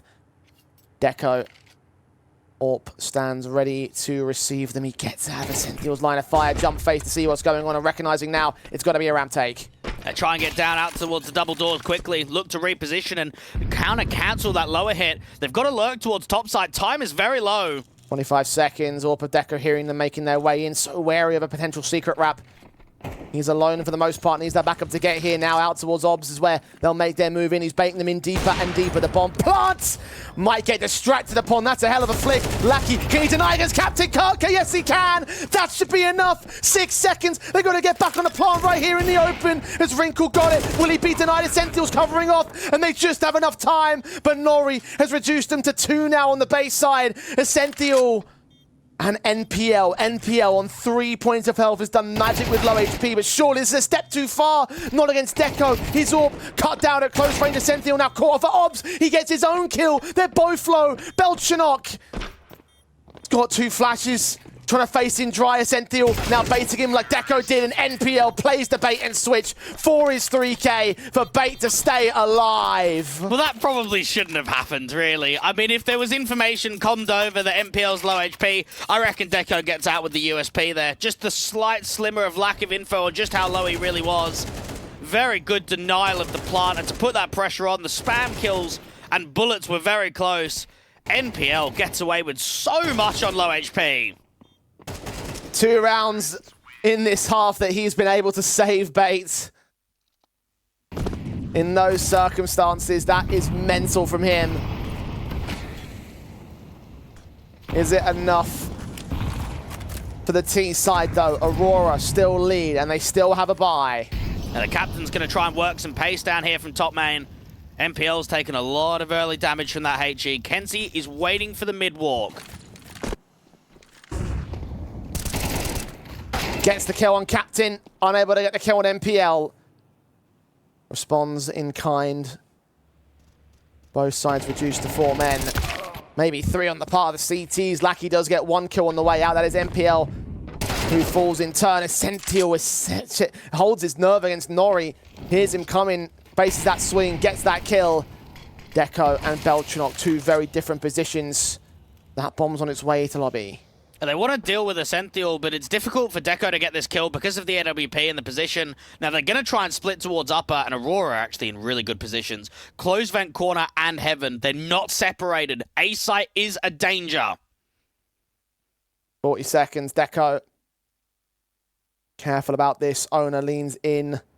The AWP hidden away. So many to gain. Essential checks it. Deco's no scope. Does not land a second. The M4 comes up from heaven. But where's the last player? He's back at vent. He's dived down. He's going for the plants. Very quick to that lower bomb site. Wrinkle maintaining the AWP, not opting to go out to a different weapon. Can Belchanok catch him, or will it be another clutch scenario? Gone into vent. Wrinkle closed the doorway. Backed up the dark. He must be somewhere on the bomb site. Belchanok on the double doors position. He's got a HE, has got a flashbang. He'll pop open those windows. Nade open the double doors. Swing forward, the AWP sees him. Oh! No scope! Head taken clean off! There's a wrinkle in the Aurora plans! Oh my goodness, it's another sick round. It's another round that you just can't expect to happen. That is such a tight window of opportunity. I know the range game is fairly tight there, but when you look up from dark, there really is not a lot of breathing room. No scopes again. Oh, that's a tough shot. That's a very tough connection. And Aurora will feel as if both of those rounds they should have closed. Both of those rounds they were at the advantage.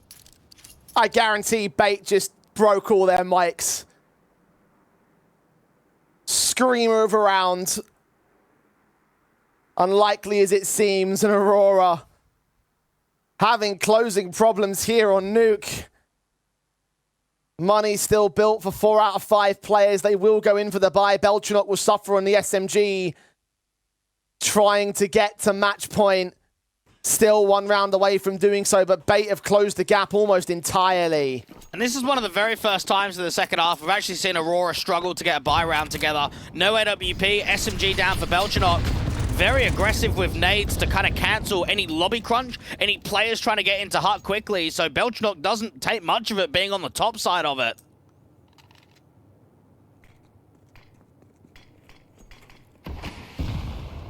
Smoke suppress. Norway. Putting some covering fire down through that smoke. Belchanok just waits and holds his nerve. The SMG so ready. And the pop out of the hut control. 1 minute and 10 and Bait. But the diagonal smokes in towards outside. Resmoke on the squeak. I think Owner might have been spotted there. Kenzie not playing inside secret this time around in Garage, so can't actually spot if they are crossing outside. Aurora have a lot of members towards A. And this feels like it's going to be another A take. Deco with the silent drop. On the back of the site. Flashbang sent. Belchanok caught completely blinded by the Molotov against him as well. Deco backs up. Good lineup. 2! And they get to 2 for 2. Needs to line up an Owner as well, but Owner goes a step too far. The M4 of Lucky now in. Tanks that nade. The bomb on site. Base from MPL gets his next pick. And Kenzie needs a clutch and a half. Will crack open that smoke. Will get that first. But Wrinkle's Orb is now posted ready and waiting for his opposition. The jump phase has now seen him. But where does Kenzie go from here? Oh, it's so tough to fight up against the AWP because Wrinkle's not even giving him a go. Does Kenzie save? It's going to take him a while to get up to heaven to try and fight. Especially whilst being silent about it. He's going to go for the save. No kit in play. No smoke. No HP either. Bait. Clinging on for dear life in this one. And life comes their way, 11 apiece, even against Aurora. Money still not built on the CT side, thanks to that investment.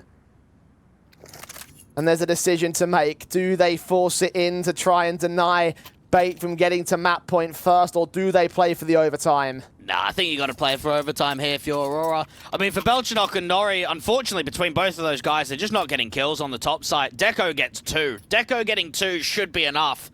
But it's the other A players. I mean, they had 3 on A in that round. Again, Aurora have felt as if they're in on a lot of these last few rounds, but they just can't seem to find the closure.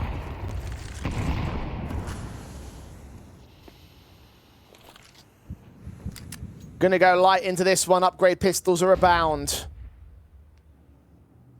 Aurora. Hero M4 and Kenzie seeing what he can do, of course, saved from the previous. And Lackey's P250 to join him here in the secret control. MPL finds the first. Round the corner, Kenzie will go. And no one's there to pick up that rifle, so a quick prod out from the T's towards ramp. Try and get down to that lower bomb site. They'll still have to fight up against this M4 at B. Rotations are being called as well. Does anyone want to go back for that weapon? The outside player might do so from heaven. Kenzie, very passive, tucked-in angle. Many players round the corner. Essential gets caught. And low HP against Captain Kirk. The HE might provide an extra bit of assistance. Nori's on 5-7. Comes up to the bomb site. Grabs one of those AKs. The one's picked up by Belchenok. Turns on Owner. Low HP. And the AWP in Nori's hands. Deco closing in the back lines. Owner does not know that he's being flanked. And now he's dead. Aurora. A steal and a half. Oh, they've just trolled. They've just trolled completely, Jay. Look at the money state from Bait now. You're not going to get the AWP out from Wrinkle. Players are going to be down to pistols or even a MAC-10 there from the captain. Oh, no, that's the worst thing you can offer. Yeah. 3 strong rounds in a row. And this is where we criticize, right? Not winning rounds convincingly. Down to clutches. Down to 2 1vx's and then a 1v2 or a 2v1 with a save. You're not having players alive. You're not keeping a comfortable economy float. What a hold from Kenzie. He's found so much damage out there to the observation window. The HE placement was excellent. The distraction from Nori was everything. Get out, close the doors, get out to that big green. And then the re-swing that comes through from the stairs. Oh, that was just pressure. Just chaos down there at the lower bomb site.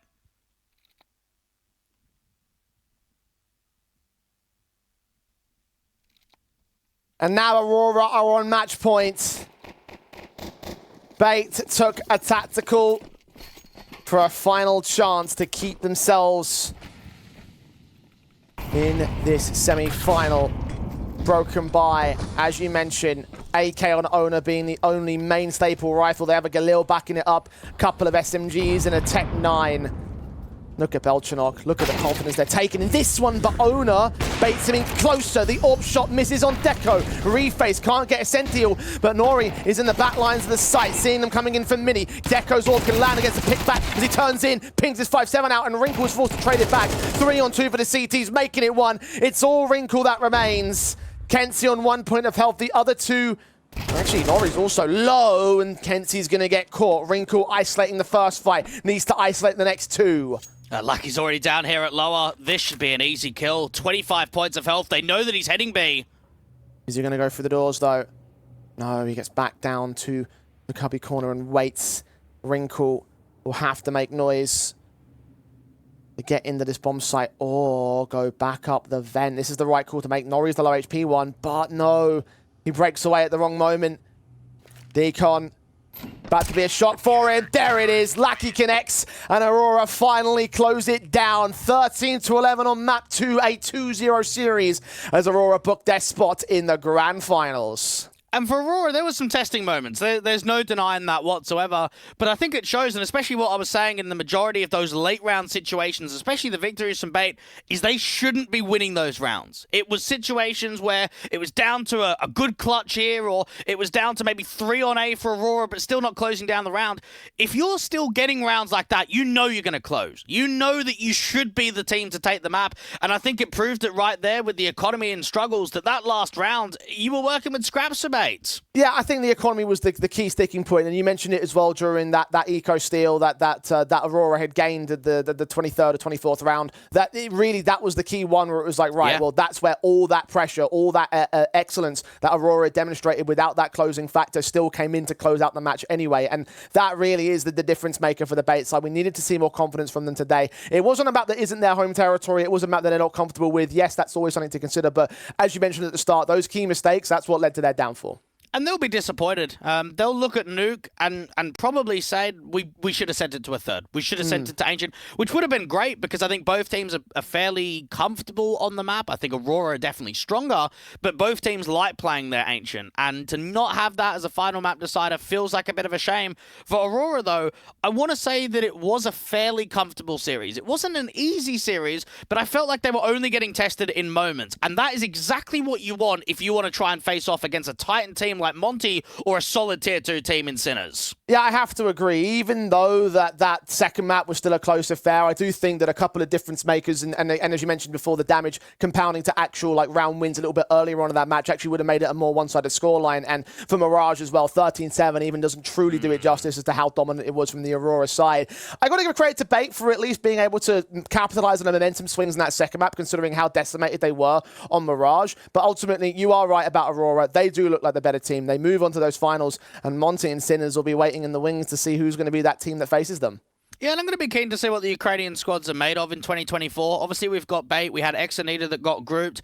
We've got the Passion UA side, who literally made a signing this morning, getting in Fear, who's a very experienced IGL, played with the Witches, now goes over there. So it kind of makes me wonder for the next maybe 2-3 months, between that cycle of Ukrainian teams, who's really going to come out on the scene in Tier 2 and show that they've got the ability to get towards a higher end, to make qualifications happen? Because there's some strong contenders. I'm just not sure which one it is right now. Well, right now, Monty certainly are the strongest contender we have left in the tournament. Whether they can make it to those grand finals, though, that might be a bit of a question that we can answer after our break. So do stay with us here in Rest as we go to our second semi-final of the Eastern European Masters.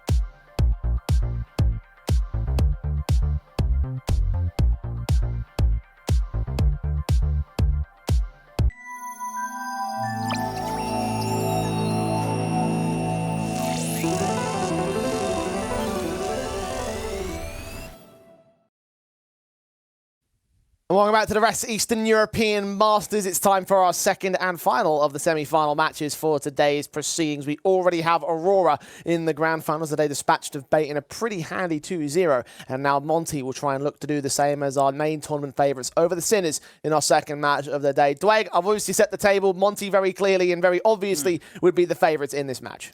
Yeah, sure they will be. I'm not sure if they're going to be able to get a 2-0 like Aurora are able to get, though. I actually think that this could be a more competitive series just because of the structured nature of the Sinners side, the long-standing core, the players that they've got in front of them. But Monty is still going to be the favourites. Monty's still coming into this series. Main objective is to get that final and get that showdown spot. Yeah, certainly Sinners were in, again, that weird spot that we talked about from Group A being one of those teams that we weren't sure whether or not they're going to make it in from the second place position and could have easily been upset. But they managed to show, I think, a pretty strong group stage overall. I do think that obviously with Monty being the ranked number 10 team in the world, you would definitely expect them to still be the quite heavy favourites. But Sinners are starting to make some upward climbs as of late. And I'm very excited about the long-term future of this Sinners squad. I mean, they nearly qualified to Pro League. They had a couple of chances. Unfortunately, they fell down to 3D Max and Forza. And this would feel like a bit of redemption here. If you could upset a top 10 team in the world, if you could give Aurora a good run for their money and look to try and get a qualification, because Sinners deserve to be at the higher end of Tier 2. They're an organization that have definitely had a lot of history in the Tier 2 landscape. And with a few changes from their roster coming in quite frequently of Neofrag back and going into some young youth of Ajat too, I think for Sinners, it's an exciting team on paper. Yeah, certainly. I mean, the highlight players are going to be Neofrag and Oscar because of the nature of their name value and the positions that they play within the high levels of the scene.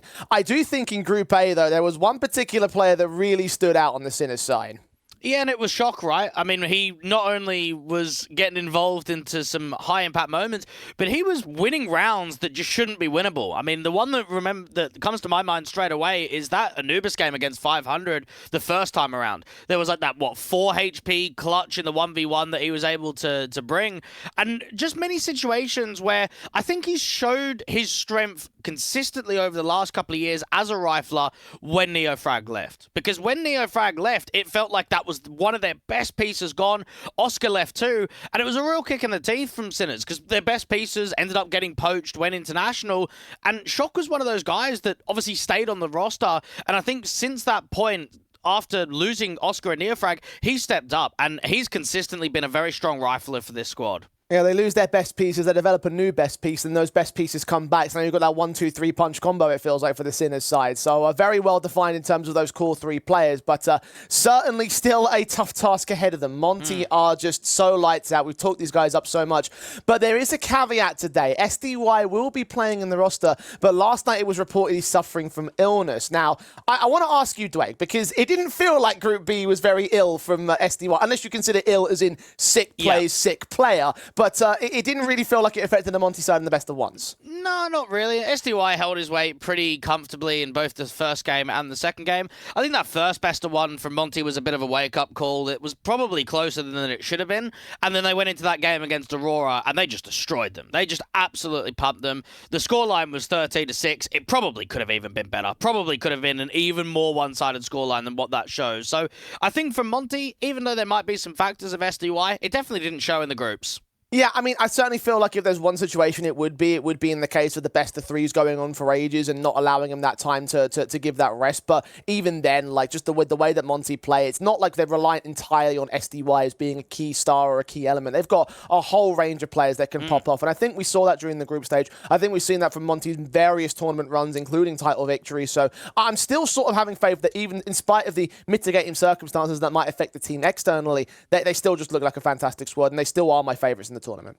And indeed, when there's no other Tier 1 teams in the competition, like there has been in previous Res events with the Cloud9s and like there was in the Western Masters, if you come in here and you're the only sort of Tier 1 team, if you want to classify Monty as that, and you're not playing anyone at that sort of level, then you should be beating everyone. You should be looking at Sinners and saying it should be a comfortable game. You should be looking at Aurora and saying it should be a comfortable game. Monty shouldn't be struggling against these level of competition. Now, that's not to say that both Aurora and Sinners are going to give as good of a run for their money as possible, but for Monty's sake, this is the perfect chance to get involved in the Blast circuit and get into the showdown. Yeah, I can't agree with you more. This should be, on paper, a very serious, a very good day for them overall. Like with the RMR coming up and everything, they've got a couple of key opportunities to really rise back into the top end of the scene. And as we said yesterday as well, I wouldn't put it past Monty to even make it through the showdown if they make it through the rest of Eastern European Masters. So I mean, look, the fact that we're looking ahead of that much already shows exactly how much faith we have in this roster in terms of the tournament itself.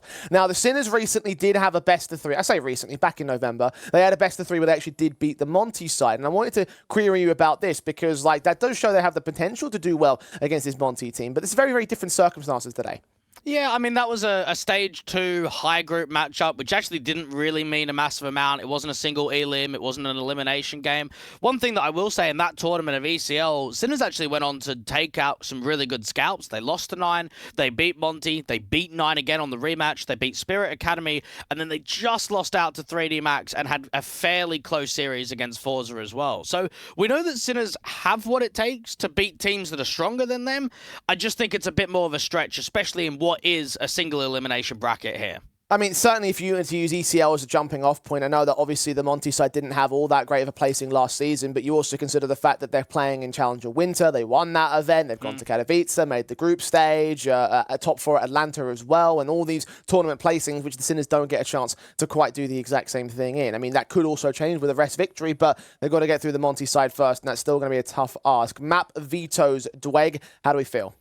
Inferno should get banned by Monty. We know they don't like that map whatsoever. Sinners, they'll ban the likes of Vertigo, which is a really good map for Monty. I think for Monty, I mean, Mirage could be a strong suit. Both teams really like their Anubis. So I think Anubis should get floated right to the end. Mirage will probably get picked from Monty because they can't get their Vertigo. And I think Sinners would probably go through as a punish pick of Nuke, just because Nuke is a weaker map here for the Monty side. Well, good thing you mentioned Anubis and Mirage, because that was played out in that last best of 3 where the Sinners were able to take those 2 maps pretty handily. So I wonder whether or not Monty have any sort of main fears. They get first pick and they do go into that Mirage, and the pick of the Sinners side indeed will be Nuke. Yeah, Anubis towards the tail end makes the most amount of sense. Both teams are very happy to play that map. I would say both teams are quite comfortable out on Anubis. I would say Monty have the better track record. There's no denying that whatsoever. But if you are Sinners, you want to play a map that you're fairly comfortable on. It's a map that they played twice in the group stage. They had an early loss to 500, which was, again, a very slow start in the first half. They then played them on the rematch, and it was completely different. It looked like Sinners had come out of the gate and were just looking so much stronger. Yeah, curious to see as well, no stats on Nuke for the Monty side. So just to, again, highlight exactly how much of a punish pick this is going to end up being for the Sinners side. So you consider the idea that you were saying there's probably not a chance that Monty will take it in a 2-0 fashion. I certainly can attest to that. I do wonder about the potential of that Mirage again, because that was a series, in that last series, that was a pick that went awkwardly for the Monty side. Sinners won that map up last time about. So were there any key qualities that the Sinners could bring out that could potentially upset Monty on a map like this? Probably not. They haven't won Mirage in a long time. They haven't won it a single time in the last 3 months. It's 0-5. You have to look all the way back at, I think, the 17th of November, just on the verge of 3 months, where they beat TSM on this roster. So Mirage is a map that quite frequently they can get bodied on. I mean, as a prime example, they lost 4-13 against Into the Breach, who went 0-3 at the RMR. I think that gives all the tells to the weakness of Mirage in the recent history. And I think for Monty and for Sinners, map number 1 and map number 2 should be safe for both of the picks. Yeah, that's definitely a safe way to assess things. And in that respect, it might all rest onto that Anubis and seeing whether or not that on-the-day performance is going to come up good for the Sinners if they can actually find the firepower that they need to overwhelm Monty in that respect. I mean, that's certainly going to be something we'll have to assess and come back to as the series goes on. But I think your assessment is very, very true that it is going to be a 3-map affair. I still lean towards the favour of Monty. I think the Sinners are going to have to find a seriously on-off form Monty if they want to pull this off, which is no guarantees at all, because, again, they've been looking fantastic over the last few weeks. And I think the concern as well for the Monty side, especially on a map like Nuke, is even though they haven't played it recently, you go back further time, 4 months, 5 months, 6 months, 7 months, it's just tier 1 teams, just constant tier 1 teams. And that's always going to be something that rests on the mind, is that Monty are playing at a different caliber. I mean, this is their first online event in the last 3 months. They're constantly involved in the LAN circuits. They're constantly qualifying to those next stages of tournaments. And for Sinners, you're going to have to work hard for this game. You are not going to get free chances. You're not going to be able to get easy rounds like you did against the 500, against the Pera. This is just that next level of competition for them. Especially when this is the third chance that Monty have had to qualify from the for the showdown through the West Eastern European Masters. They went out in group stages the last 2 times over, so you can imagine that those players want to try and get it in the 3P. Pistol going live for our second semi-final. The Sinners will take on Monty on Mirage. And already aggression of these Pistols. The USP of Neofrag looking for SDY first and foremost. Isolating him in contact towards mid, but unable to get the kill for it. Shock will dish out some damage. The A ramp players will make their way up into the A bomb site. Bro creating a lot of space with Demko and gets that opening frag. Neofrag down. The bomb has been spotted, but Demko and Bro are creating so many chances for that bomb to get planted for TopCon. And they're creating damage as well on Shock. 3 points of health to the Gushin tag to follow it up. B-Stick backed up.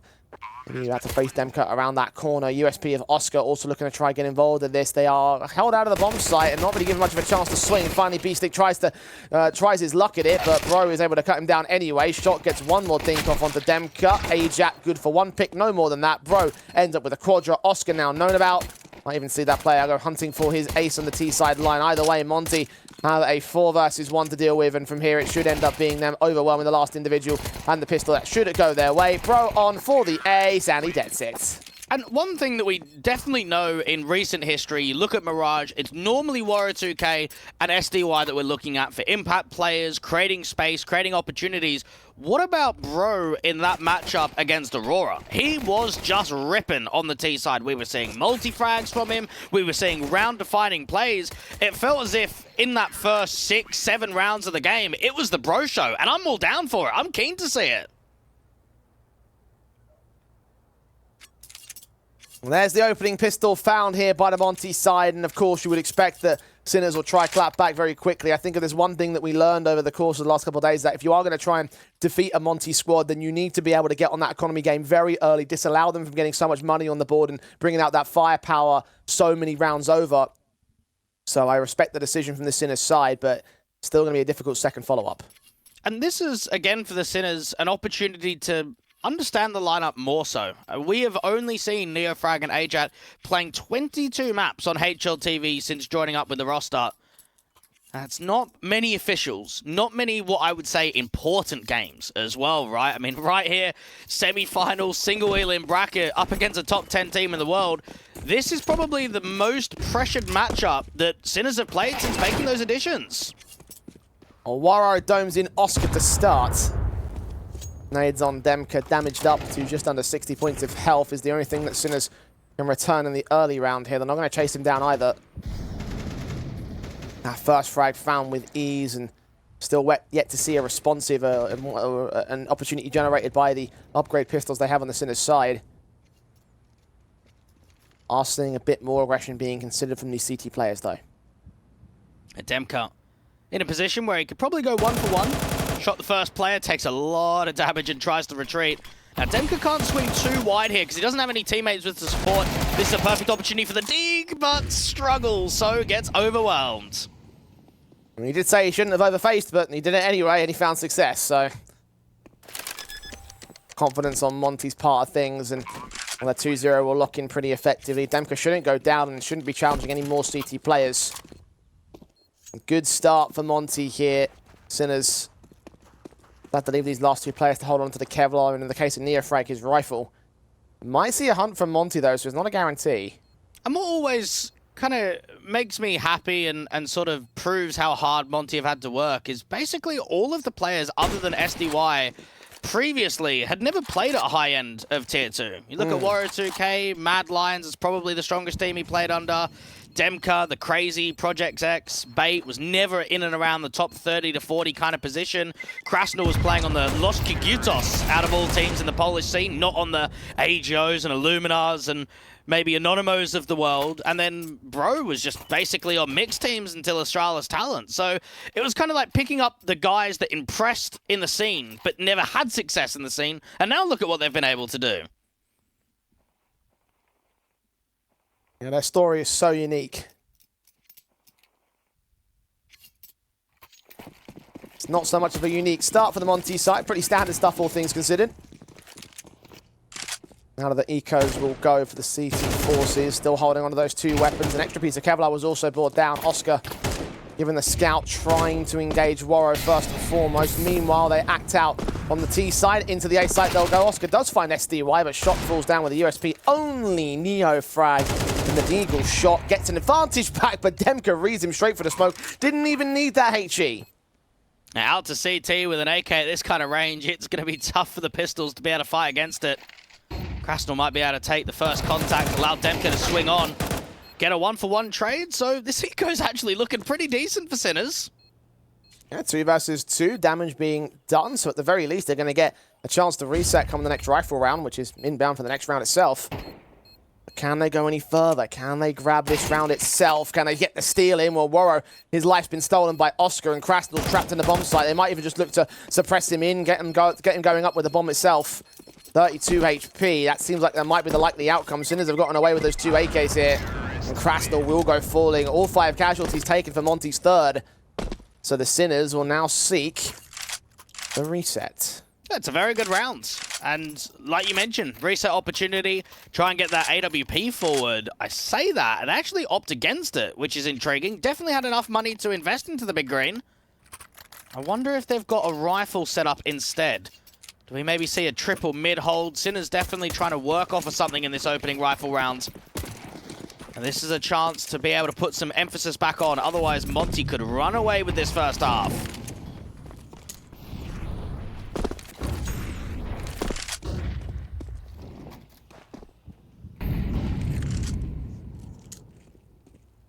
Still seeing that mid-extension of the CT side. Sinners trying to go heavy-handed in terms of fighting back.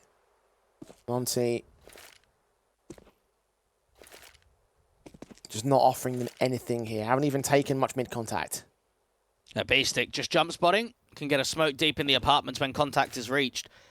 The issue is, does he go down to the big green? I mean, Waro could actually walk and widen up the angle on a contact. HG is pretty good. It does some decent chip damage. Mid still being held from Sinners, but Demka gets the opener. Bro standing at the edge of that smoke. Oscar barely held in cover, and Bro we're going to find him in the end. Now 2-man advantage. That nade might get the pick back from him. No, he stays alive at 38 HP. And 45 seconds for the execution to close in. Either way, they've got very spread apart forces on the CT side. Yeah, this is a very good position for Monty. Beastick might be able to try and fight out from top con, try and deny this A split, but if that bomb goes into B, Monty have got numbers everywhere. 30 seconds. Time starting to run short, but that bomb's about to commit in from short. And Ajat has a lot of work to do. One of the youngsters he's just deleted. Speaking of youngsters, some die young. Ajat certainly did. And this is going to be something that happens in a lot of fights in this specific game, is that if you have the jump and you are not pulling the trigger to the fight straight away, you're going to get punished. They hit hard, they hit sharp, and for Monty, I mean, that's just a prime example. First bullet connection, not there for Ajat. Instant swing from SDY to short, straight to the dome. Monty are going to outclass you on the protocols, and they're going to outclass you individually. Now see if they can get the hunt in B-stick. Getting faced upon slowly but surely. That flashbang completely evaded, but doesn't matter because Krasnal can take the damage. Warrior can still get the kill anyway. One more man to fall. Shock. I think he'll just about be evaded because they're leaning into ramp rather than Palace. I say that with the pace that they're moving, perhaps they could make their way up through the Palace entrance, but they're not going to extend that far. So 1M4 can stay in for the CT side, but Monty, a very solid start outside of that 5-death round. Been looking like them all day so far. It's also looking very similar to the way things started in the Aurora match. Indeed. Very clean. And for Monty, again, we have to sort of keep pressing this. They are far and away the best team in this competition. So this is what we're expecting. This is what we're hoping for Monty, to show us what they can do at the Tier 1 events here in Tier 2 online. Quick up for SDY, didn't quite spot Ajat. The M4 is barely able to evade contact. Oscar does find the pick on Demka, but Waro and SDY so quick to respond. Or fake a combination. Neofrag and Ajat are the ones to pay the price. Now Krasnal can smoke up top con, and Monty, They're fairly consistently getting these mid picks with the trade advantage, and this is turning into a heavy gamble. Look at this. Yeah. 2 towards B. Shock might rotate off to try and hold out window. Sinners, they're just desperate. Really desperate in round number 5. He's now going to look into that stacked up bomb site. Beefstick and Oscar holding their positions. The apartments and the short control watch. Shock does catch one player, I think, with a quick burst on Krasnal in the mid control. 3 on 3, and they're considering committing further forces in that mid presence. So SDY is going to allow a free and open peek into the bomb site. Scope would be heard. Oscar now sees the utility, catches Bro, gets that pick in. Flash keeps him blinded, and the players can't see him. Are they aware of Beefstick in the second man position? His M4 can engage. Roro is going to get caught off guard. Now SDY has it all to do. A 1 on 3 clutch for him. Checking position, saw the player at market, sees the shoulder, can catch Shock. He's got a small amount of time to play with, and that shot damn near landed past the smoke itself. Oscar's AWP now, facing in, the shoulder baits him out. Time starting to tick away on SDY. Flash sent, peek in. Doesn't see Oscar yet, knows that he must be close. The timing couldn't get any closer. He knows that he can't go for the plant. He's got to go for the kills instead. And it's a one-on-one. Where is the last man? He's going to go peeking. He's going to go hunting. He needs to win this on the fight against Beefstick. Footsteps heard, wrap the corner. And the M4 can win the round.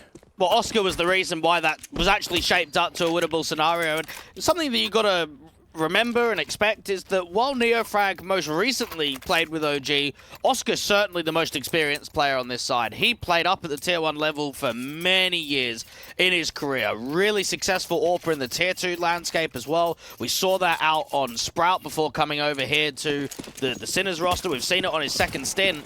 And I expect him to be a pivotal piece in this game. He has to be a pivotal piece. Well, Monty, with their damage being done, is going to receive more kills against them. Broken stat up at the buy. 1 player with a pistol. 2 rifles have already fallen on the T-side line. They will back away from the A site on the Sinners side, but this is setting up a retake.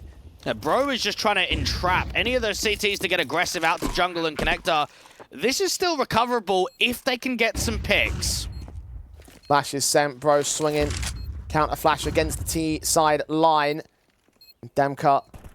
A lot of work to be done. Bro has seen the head of one. Woro's AWP can strike. Shock pressured heavily. The Galil able to protect that AK as Woro starts getting several picks back to a 3-on-3. He's wary of the backstab, but those are just bullets landing. Shock gets caught. Bro can chime in. They're down to a man advantage here on the Monty side. Sinners try to enter in, and they're getting picked apart for it. They bring it back to a 2-on-2, but time is so far ticked here, and Woro's still in play, as is Bro. He strikes on one. Woro makes it a triple. I cannot believe that Monty fought their way out of that. Well, if I'm Sinners, I'm just fuming. I'm just full tilt after that round because you've had a really tough start here to Mirage. I know it's not your pick, but you still need to keep it competitive. You've given yourself a first good startup. That's the foundation. Now you can start working a few rounds in a row. You've got a 5v3 on the retake, and you know that Bro is on reverse triple, and yet you're not winning the retake. Very good effort there from Woro. Tucked outside of A main, just getting kill after kill with that big green. Mental.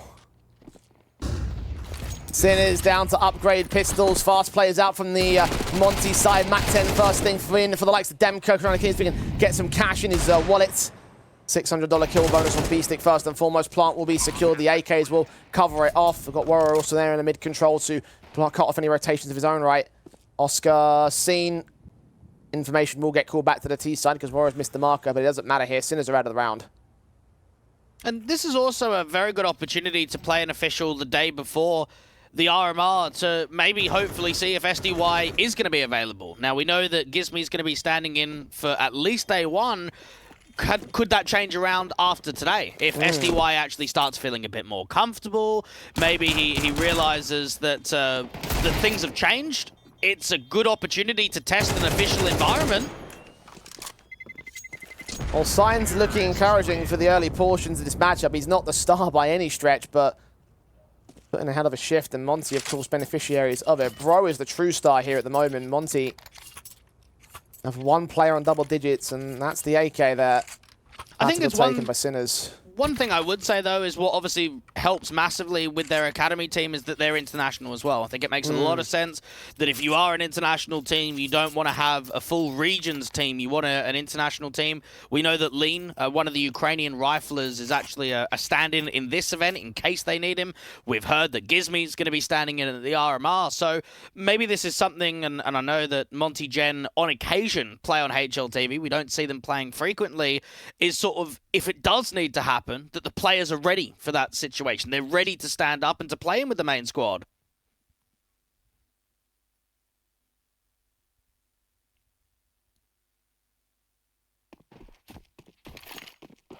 Well, 5 to the good on Monty. The way things are going, I don't see them needing any reason to have any substitutions. At least not right now.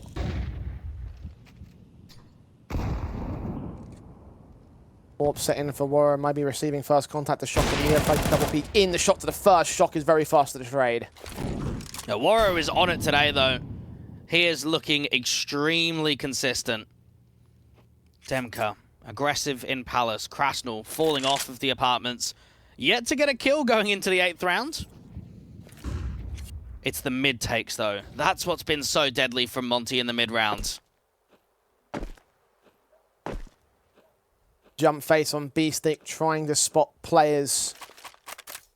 The apartments, of course, taken over by the Monty side. Sinners have not been too partial to any aggressive plays up this part of the map.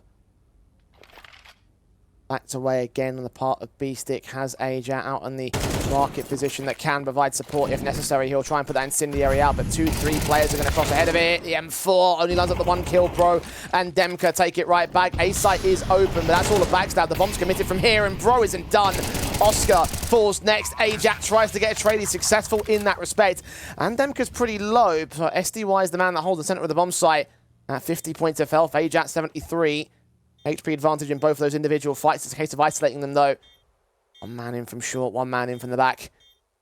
Ajax just creeps to check all his positions. Does not line up the headshot on the first engagement. And SDY will win the half. Well, Bro's putting on quite a showing right now, isn't he?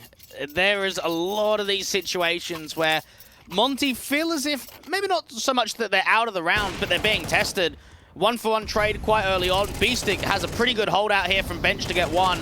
And then Bro just overswings, just commits to that fight out there to market and just does damage and sets up that clutch. We know the reposition from Demka was coming in from short. 7-1, Monty all over the checks right now.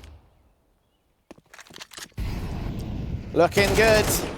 Shock down next to Warrow's AK, swinging to the Deagle. The Neo Frank doesn't hit his shot. The AWP and challenge there towards the short position. Oscar somehow gets away alive. Miss nades from the top mid players. Warrior is still able to get some frags back, though, trading onto the 1 casualty that Neo Frag had taken. Advantage still for Monty. Bombs yet to commit, but they have the minion over that A-bomb site, so someone's going to go back in the end. B-Stick, can he disrupt the play? Yes, he can. Bro to fall. This should be an easy trade for the MAC-10, though. You know that you've tagged up the MP9, not expecting him to be out to the cubby. Now, Demka from Palace has to go all the way back to get the bomb from T-Spawn, but Warrior's got an avenue. They've got a very easy pathway for that bomb to go in from A-main. The only concern is CT right now, which is where Ajax's playing from. Demka just making sure that he clears out as many of those headshot angles in case he does get peeked as soon as that bomb gets recovered. Now, Warrior's got a smoke, so I expect this to go down towards CT. Connector instead. Demka leans in. B-Stick slowly closes in with the backstab. They'll tap their way and spray through against the firebox position. Oscar's AWP.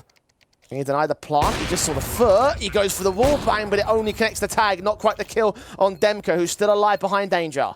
That's a very good attempt. Demka's keeping his eyes locked out towards A-main. Good flash.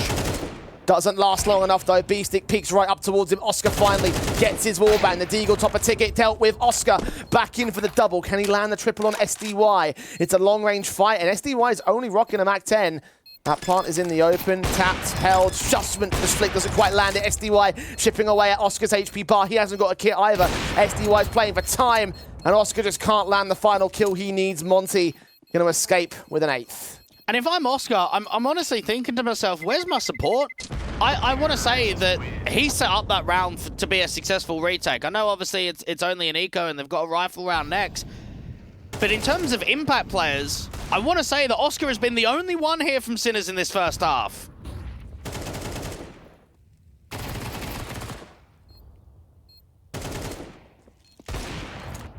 It's not working out well for the Sinners so far. Where is that backup? Oscar certainly is leaps and bounds of the stat line. Or back in play for him as they can get the buyback together on the Sinners camp. The key deficit you have to focus on is that scoreline. 7 to the good on Monty, and the Sinners need to come up with a response soon.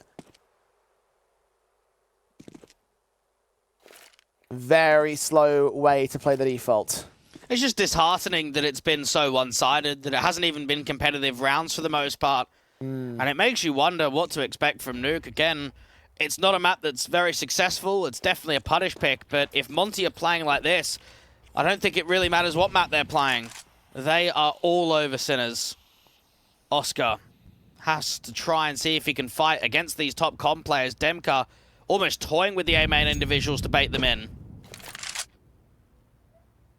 Trying to make some noise to give them the confidence that they're trying to back away and push them forward into ramp. Love the mind games on display, but the real action might come down in connector. The AWP close range against SDY, missing a shot. And that's your impact man gone. A Shock now up against Demka. SDY with a couple. Shock's going to be able to minimize what happens towards A-main, but now they could just prioritize A-main, get a molly down in there. All 4 players might have to face against Shock because that bomb coming in the back. The incendiary so well timed, and Krasnal will get hurt. 25 seconds on the clock as well. He might have just about done enough, especially as he gets a kill, but not the second man. SDY down to 26, and Ajat and B-Stick at 2 versus 3. Molly's in. SDY closed lines the forward contact. And B-Stick has just got to save. I can't believe Krasnal still hasn't got a kill. This just seems wild. Doesn't need to. I mean, no, it doesn't. But, yeah, that one right there, I think it just shows that it was a pretty good position towards A, but pressure builds on Shock. I mean, there's no way that you think he can win that round by himself. Again, more assistance is necessary from some of the rotation players. Right there, he's got basically a 1v4. I know time is low and pressure's going to be on with the panic of the clock. But being swung from A-main, eventually the bomb comes through, the molly is drawn out, and I like that from SDY, and it's again something that you can expect from Monty is the readability on the rounds. Time is low, Sinners are going to be desperate to deny that bomb from going down. Yes, you put a molly out to jungle, that doesn't stop a peek, that doesn't stop a wide swing, and as soon as that molly goes to the feet of Ajat, SDY is just waiting for the peek, he's just waiting for the run through the molly.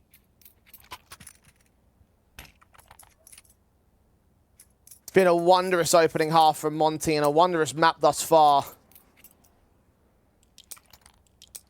And you can imagine that Sinners are probably already out of this. Map 2 becomes a very interesting affair.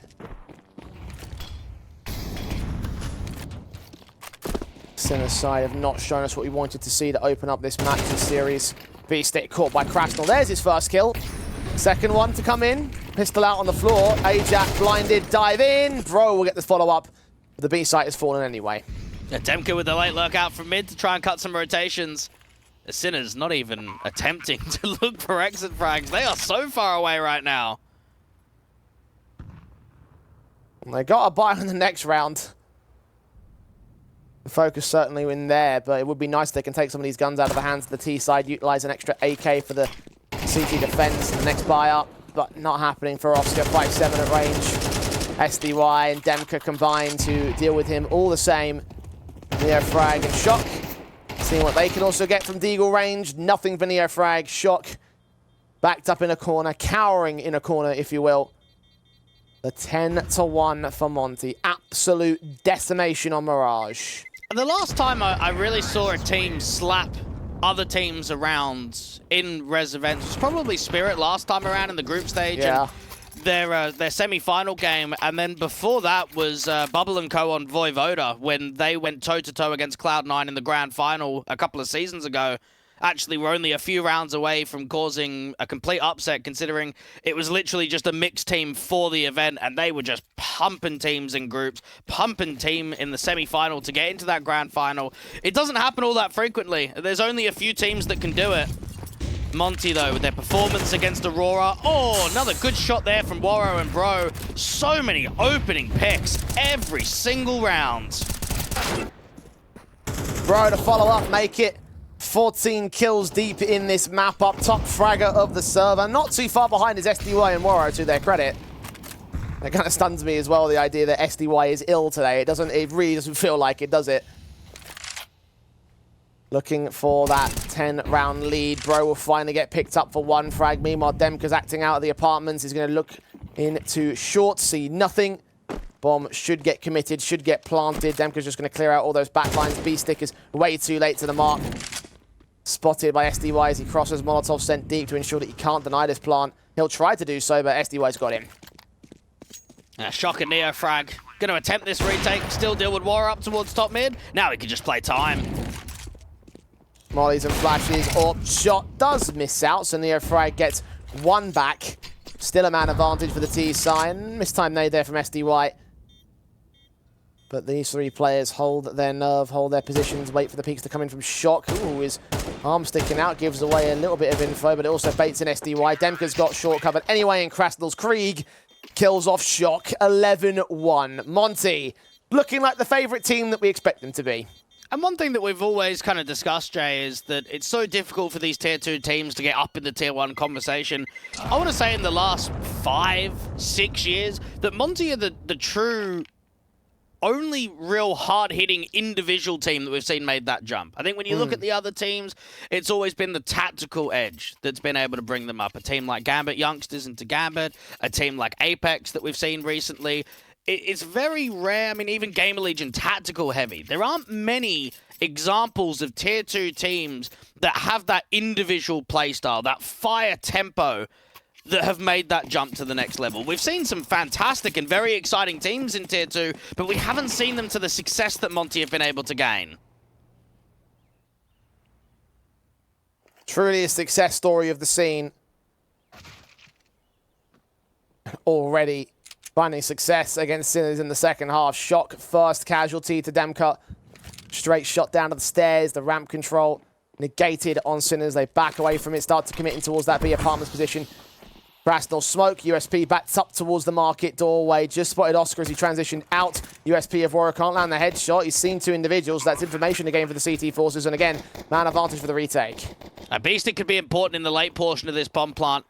Out to the apartments. He's got to be one of the guys to stay alive late. His teammates have to get some kills on the board, though. They're getting close on Warrior, down to 13 points of health.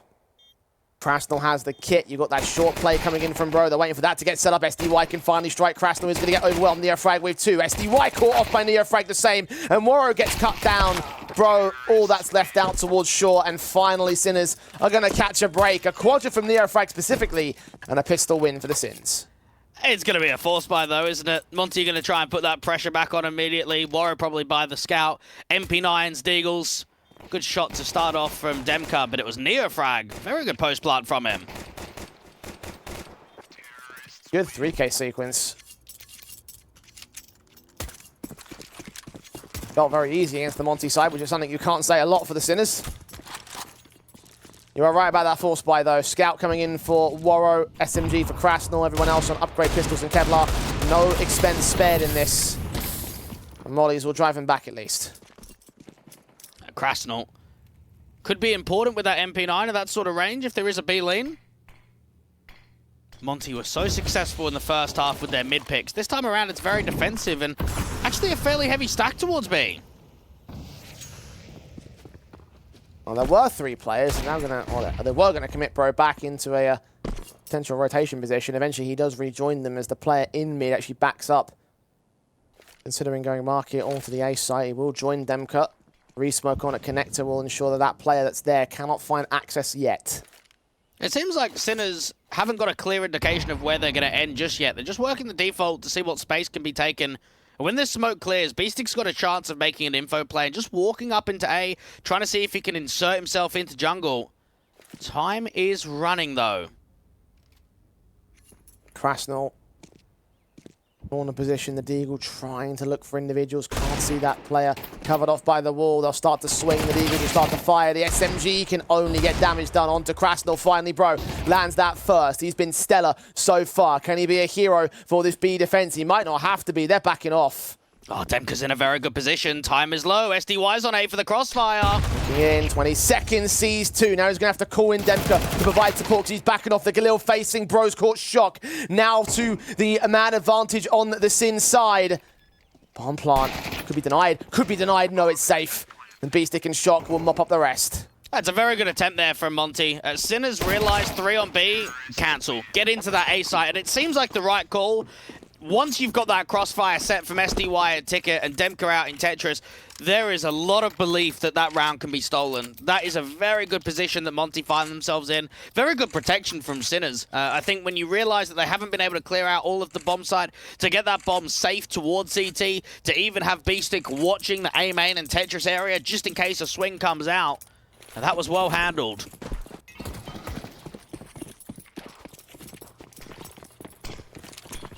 Gives another one to the Sinners side. Monty down to the basic pistols here, trying to rush their way up towards that mid control and overwhelm the T-side forces if possible. Now Neofrag sees what's going on. He's going to call in B-Stick. Do not face again.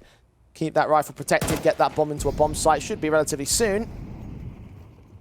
There should be a 4th formality for the Sinners side. Monty, what kind of damage can they get done, if any at all?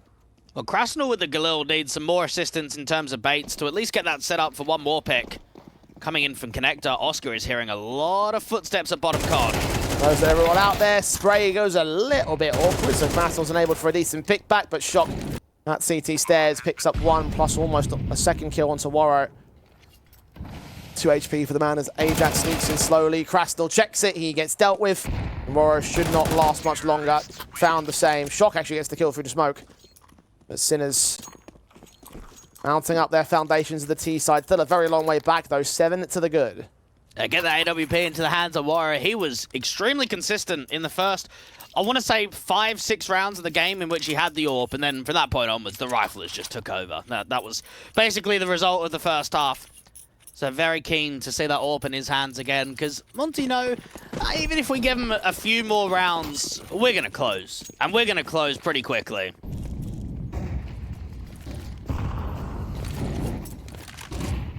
Rifle round set for the Sinners. This will be their key test. Getting the pistol, sure. Dealing with the ecos, that comes with the territory. But Monty have already found the first pick in round 16. It's B-Stick to drop, and no one else from the Sinners to show themselves. And it's SDY to make yet another impact play. Bro, setting up some util for the bottom con smoke. Try and assist in disallowing Neofrag con, but he's going to try and work around it anyway to peer up towards the cinder blocks. Sinners are going to be desperate for an advantage somewhere, and I imagine that it could come from Connector. At least that's where they'll probably try and fight next. Minute to play with.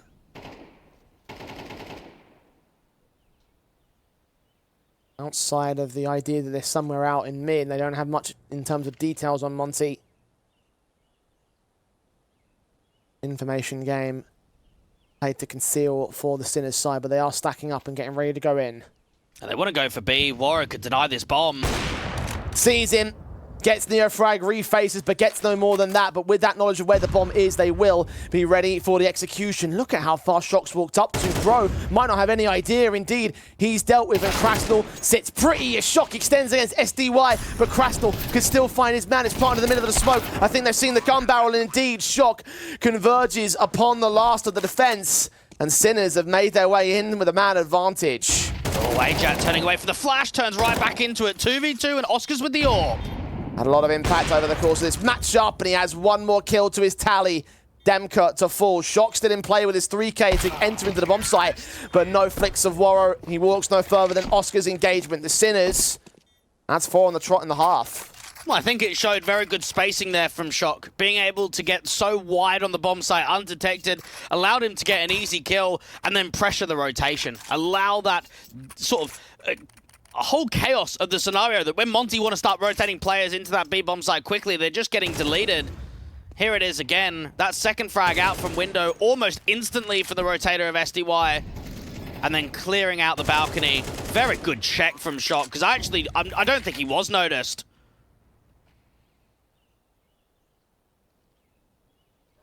Monty starting to hit some brick walls early in this second half. Still only 2 away from the win. Now the economy is relatively well built out for the Sinners side. Not perfect.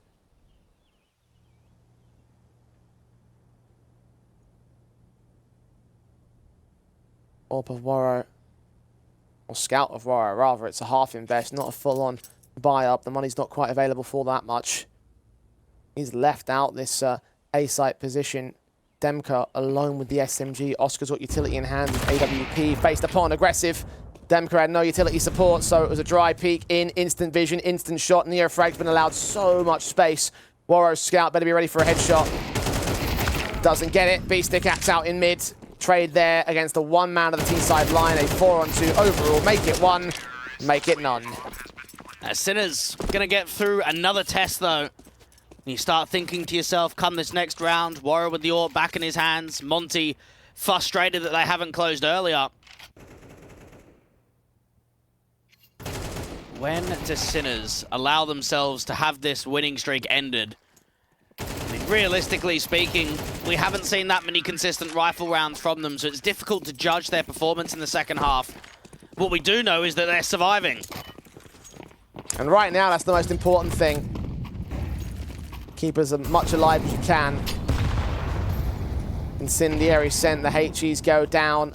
Demka trying to find an advanced position, trying to spot T-side players. He knows that they're out there, but standing past that smoke would be suicidal. He's got backup that could provide support. Warrow's also there in the sniper's nest. Shot catches Bro on the A site. He is really getting involved with his rifle now. Pick found, starting advantage for the Sinners. Shock is playing very well. He's been involved in the majority of success here on the T side. Desperate for a trade back. They try and press up towards top mid. They still don't even know about Neofrag.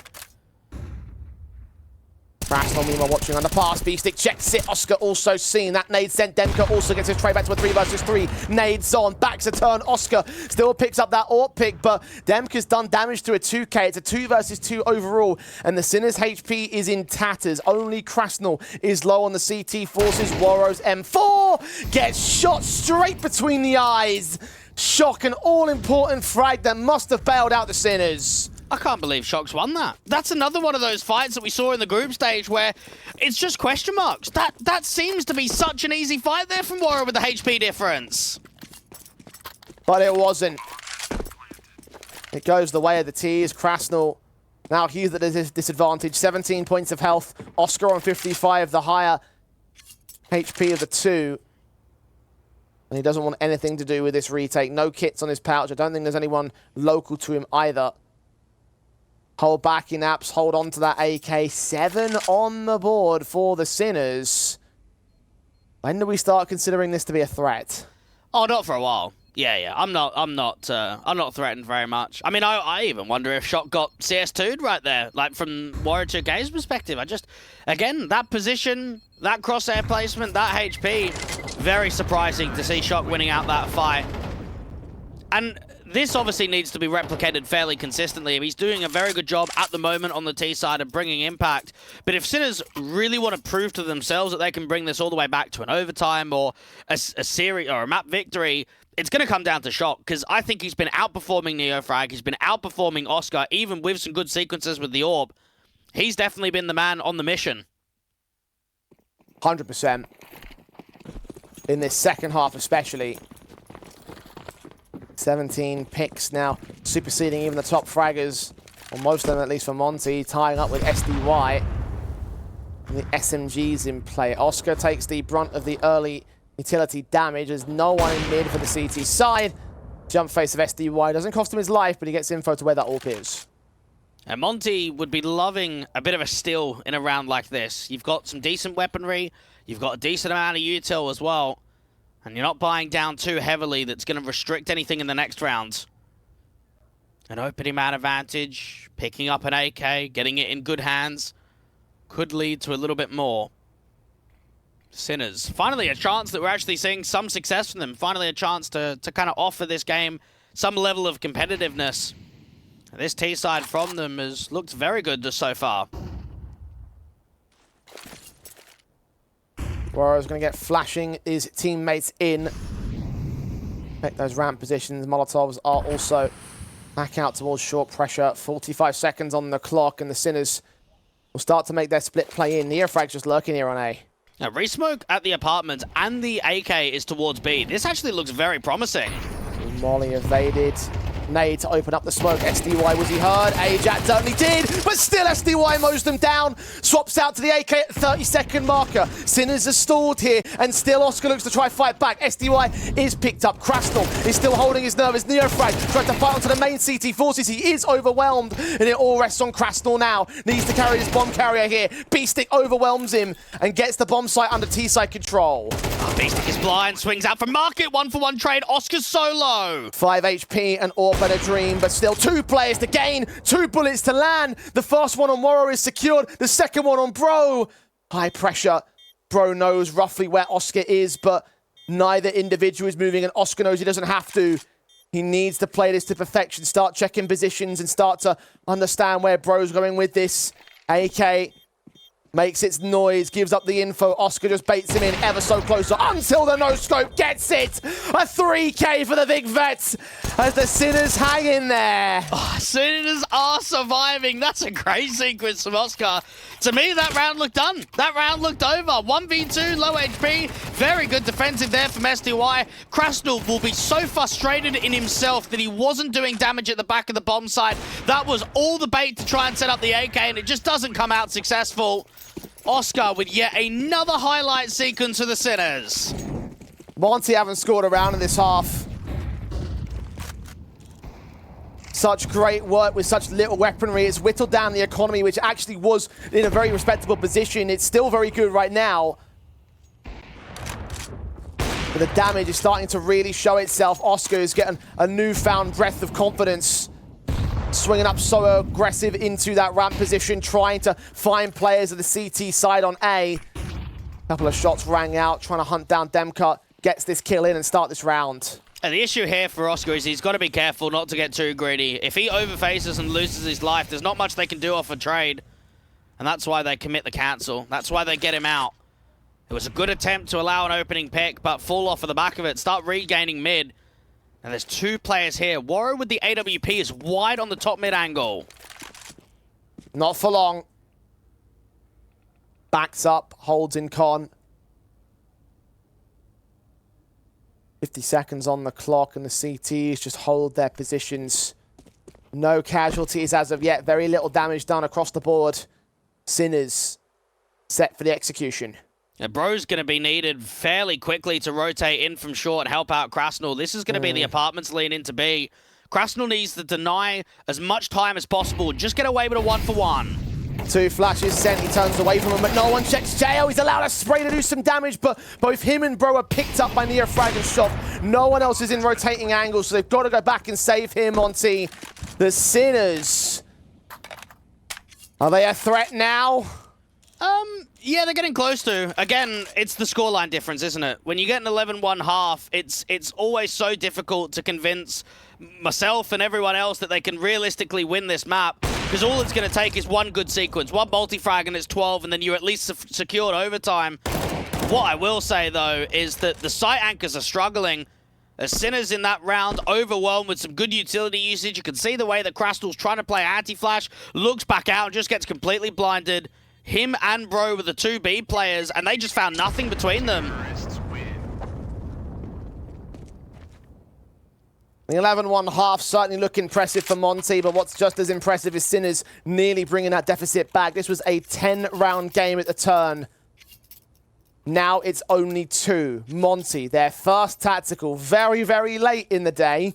Oh, not really. I mean, again, look at the rounds that Sinners have won. Not all of them, but look at a few of them. We had a shock round that probably shouldn't have been won, and we had a 1v2 from Oscar on 5 points of health. Monty feel as if They've actually come in very close to these rounds, and they don't need to make too many adjustments. They've been quite strong, I would say, in the early portions of the round. They've been holding their weights with the trades in the mid portion. It's just that late round X factor, which I think is obviously shone through very nicely from Sinners, and that's difficult to adapt against because that's just on-the-fly counter-strike in the late moments. Well, for Monty, it's causing a chain reaction of issues, the economy state leaving them to eco rounds, and Sinners allowed to make up the gaps as a result of that. And they've got to try and deal with that X Factor one way or another, whether they're worried, whether they're not. Well, there's the X Factor of Warrow coming back into the fold to find the opening frag on Ajak. Instant adjustment from him with a tease. And looking to push on further from that. They do cancel, they do back off. So it'll take some pressure away, and now SDY can go searching. He can get out here towards top mid. He's got to be careful about overextending and just holding this ground, allowing Bro to play this crossfire. Mid's been completely taken. Now, Shock is in a pretty good position, pressed aggressively in the apartments. If he catches a good timing with distraction, he might be able to walk out on B. What we can see, though, is that AWP is waiting in market for Warrow. SDY and Bro covering off the crossfire. Crastal and Warrior get their kills in. Oscar isolates one. Neo frag with one of his own. Bro keeps the advantage in for the Monty side. Oscar's got a 1-on-3. And finally, Monty look to try and close. The Sinners have lost their X Factor to X Factor of the CT side instead. Map point Monty. For a moment, Denka's wondering whether they go for the double AWPs. Now, there's quite a few players that can run the double AWPs. SDY is pretty capable of it. We know that Crastal's pretty capable of it as well. It depends on what position they want it in. Now, if they want it out towards mid, they can get a double AWP sequence with SDY and Warrow in connector and window. If they want to put it on a B anchor, they can also get it in the hands of Crastal to play out in the apartments. So they've got an option to move that AWP around. Sinners, though. I mean, it would be a kick in the teeth if you weren't even able to get to double digits. After such a great performance in this second half, it would hurt. But again, you've got to be realistic with yourselves. 11-1 was the scoreline at the turn of the half. You do need a miracle if you're going to take it to overtime. You do need a miracle if you're going to win the entire map. It felt like they were on the verge of one. Perhaps they might still be, but they need to once again drive the point home. The buys will be in for the CT forces. Of course, Sinners built up quite the economy state thanks to their 7-round streak. They'll be in with the investment of their own site. B-Stick. AK. Boosting up Neofrag into the sniper's nest. Can Bro see them? Not quite. He's hearing those footsteps jumping up. Neofrag covered up by Warrow instead. A gun barrel seen. Not all the way. Kill on the AWP, start for the CTs, and SDY's secondary AWP will get Shock. It looks like the end is nigh. Crastal out here towards short, up against B-Stick. Oscar waiting for a reposition, waiting for someone with the AWP. The timing works out nicely for B-Stick to offer up the B-split, but they can't go immediately. Bomb's not with him. Oscar's waiting for Warrior to peek towards him, but the AWP at a CT side is securing his double and probably securing the round of the map with it. 4-on-2 now for Monty. B-Stick trying to fight this AWP from range with the AK, looking the wrong way. Perfect timings for the triple. And Ajak can't do anything. Bro finally secures the killing blow, the 13-9 for Monty as they take map 1 of Mirage. And I think right there it shows from Monty, they weren't getting slammed in that second half. Yeah, they were obviously losing rounds, and the round streak got out of a matter of maybe a lot longer than what people would have expected, but there were some close rounds in there. There were some rounds that they probably should have won. You've also got to remember the way the economy state was. A lot of buy ecos, not that many rifle rounds across the board. I think the important factor for Monty is that they don't allow them to get to double digits. They don't allow their eyes to legitimately be on the prize of, okay, we could win this map. We could get it to overtime, and they close in the right fashion. Indeed, they do. I think that we've certainly seen something proven, though. As I mentioned earlier, the idea that you're going to be taking on this Monty side, you don't want to let that economy get growing. Sinners did that during the second half, and that enabled all those rounds to get made up. 11-1 to 11-9. That's, sorry, 11-2 rather to 11-9. Yeah. That's quite a ridiculous position to be at for the for the Sinners side. So if they can replicate that on Nuke, I couldn't be too surprised to see them go once again as close, if not further. I think for Sinners, it was definitely a great way to end the map. There's no denying that whatsoever. I think going into Nuke, they've still got a pretty good ability to close in 3. It's just for Monty, how one-sided these first halves going to be? I mean, you're going into Nuke, you could have a seriously strong CT side, and if you get off, I'm not saying again an 11-1, but an 8-4, a 9-3, like a really one-sided half again, it puts pressure back on the opposition. It makes it so difficult to come back from. Well, now it's time to move forward into slightly more home territory. The pick of Mirage was, of course, the pick of Monty. The pick of Nuke is now for the Sinner side. Can they punish? Can they return? Can they take us to a third map? We'll find out after the break.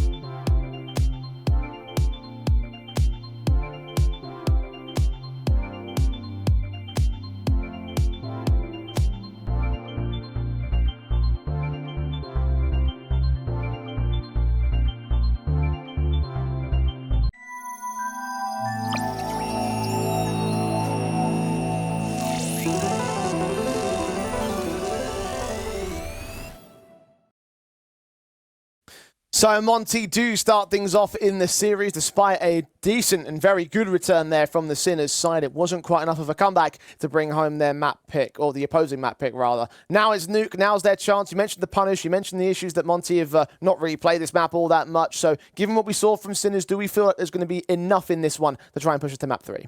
Yeah, there should be. That's still not denying that there's a very good likelihood that these Monty close in too. I mean, you look at their track record on Nuke recently, they don't play it a lot, but you span that over a longer time, and we've seen wins against Looking for Org, which is 3D Max, against Spirit, against Aurora, Greyhound, Vitality. There's some good results in here, and I think for the Sinners side, they just need to make sure that they're being competitive from the absolute get-go. If they get off to a slow start on Nuke, I want to say this series is over and they're going to close in 2. Yeah, like I said during that post-map up in the last one, the reason why Sinners were able to bring back as many rounds as they did was because they kept on top of Monty's economy. And I said that would be something to consider during the start of the matchup as well. If they can do that, then they stand to gain quite a number more rounds than one might initially expect. So if that's the case, if they are able to get started with a pistol and a rifle conversion, then I can see a way in which they can edge out this map up. But you are right in terms of the way that Monty's firepower has always been able to consistently do the damage against the Sinners side. We saw that in the first half. We saw how confident they can look. So if it goes the other way, then yeah, 2-0 could be a closer.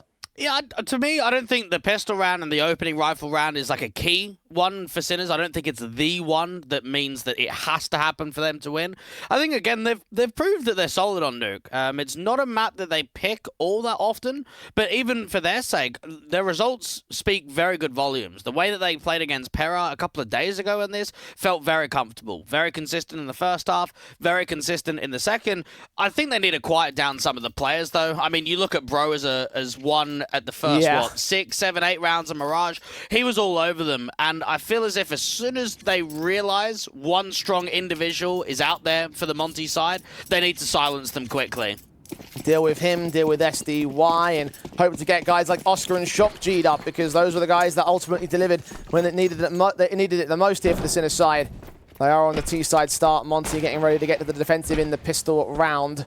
SDY very fast in position as part of his initial hold. The Sinners side very quickly making their way towards the outside position, but not so quick as to make noise. One player has been seen, Craston, not taking that secondary face. Now, Shock is creating a lot of room outside, but they need to be able to offer something with it. Now, they can offer an A-split. The bomb's going down towards Secret, so this is more of just a distraction from Shock. Oscar trying to see if at one point he can try and cut a rotation at the top site. Initial prods. SDY is looking to swing out into the open. Seeing where Shock is, catching him as Bro swings forward and catches first blood instead. Shock down and out. Now, Aja in a difficult position to cut rotations. Might be able to get away with one, but I don't think it will be any more. Sees 3. They haven't accounted for him, but he completely whiffs his kills. Demka strikes on Oscar towards the upper bomb site. Ajax overwhelmed. And now Beestick and Neo Frag. 2 players versus 5 as part of his post plant. Seeing the shadow, Bro just swings. Neo Frag decimated in an instant, and Beestick should not last long. He will get 1 pick plus damage, but SDY says otherwise. Pistol for Monty. And I think it really showed there for Sinners that they tried to cut rotations in the majority of those players once that bomb was down. You had Oscar in lobby, you had Aja outside.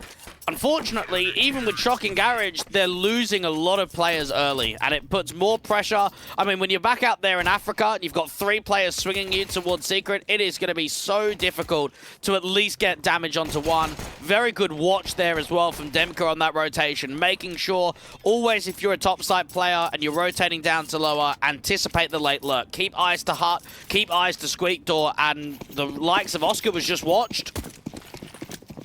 And Sinner's got the bomb plant in that exchange, so they will be back on the buy, and they need to get on top of this advantage very early here. Khalil's alongside Deagles and a Tech 9. Definitely a far cry from the 4M4s out for the Monty camp, as expected. SDY, the man playing the outside position, has Warrior out to the crossfire in terms of baiting them in very deep into the yard. Smokes to cover off both individuals, though. Yeah, honestly, I'm not that keen on the force buy here. Yes, you got the bomb down, but only 1 player to drop in the pistol means that you're going to be up against a lot of strong weaponry. Spam's coming closer and closer for Warriors. They try and walk down to Secret. The ramp rotation from Bro could be the first point of contact when they get to lower. And 2 players tagged in that exchange. Bro now down on the B-bomb site, aware that they must have crossed past into secret. But where do they go with it? Well, they're going to go out towards double doors. And right here for Bro, him and Waro have got a strong crossfire. This is going to be tough to break. They need at least one smoke out to the ramp room.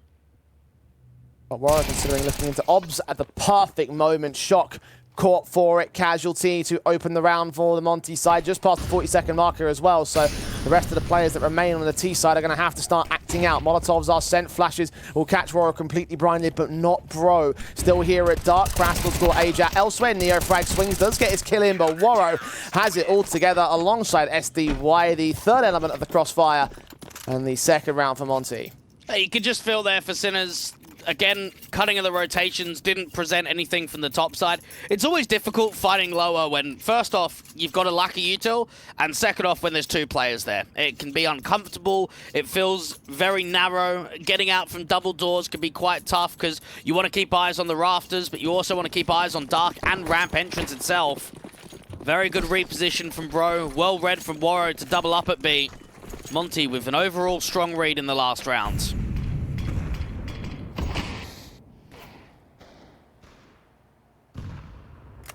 Now we get the true eco from the Sinners side.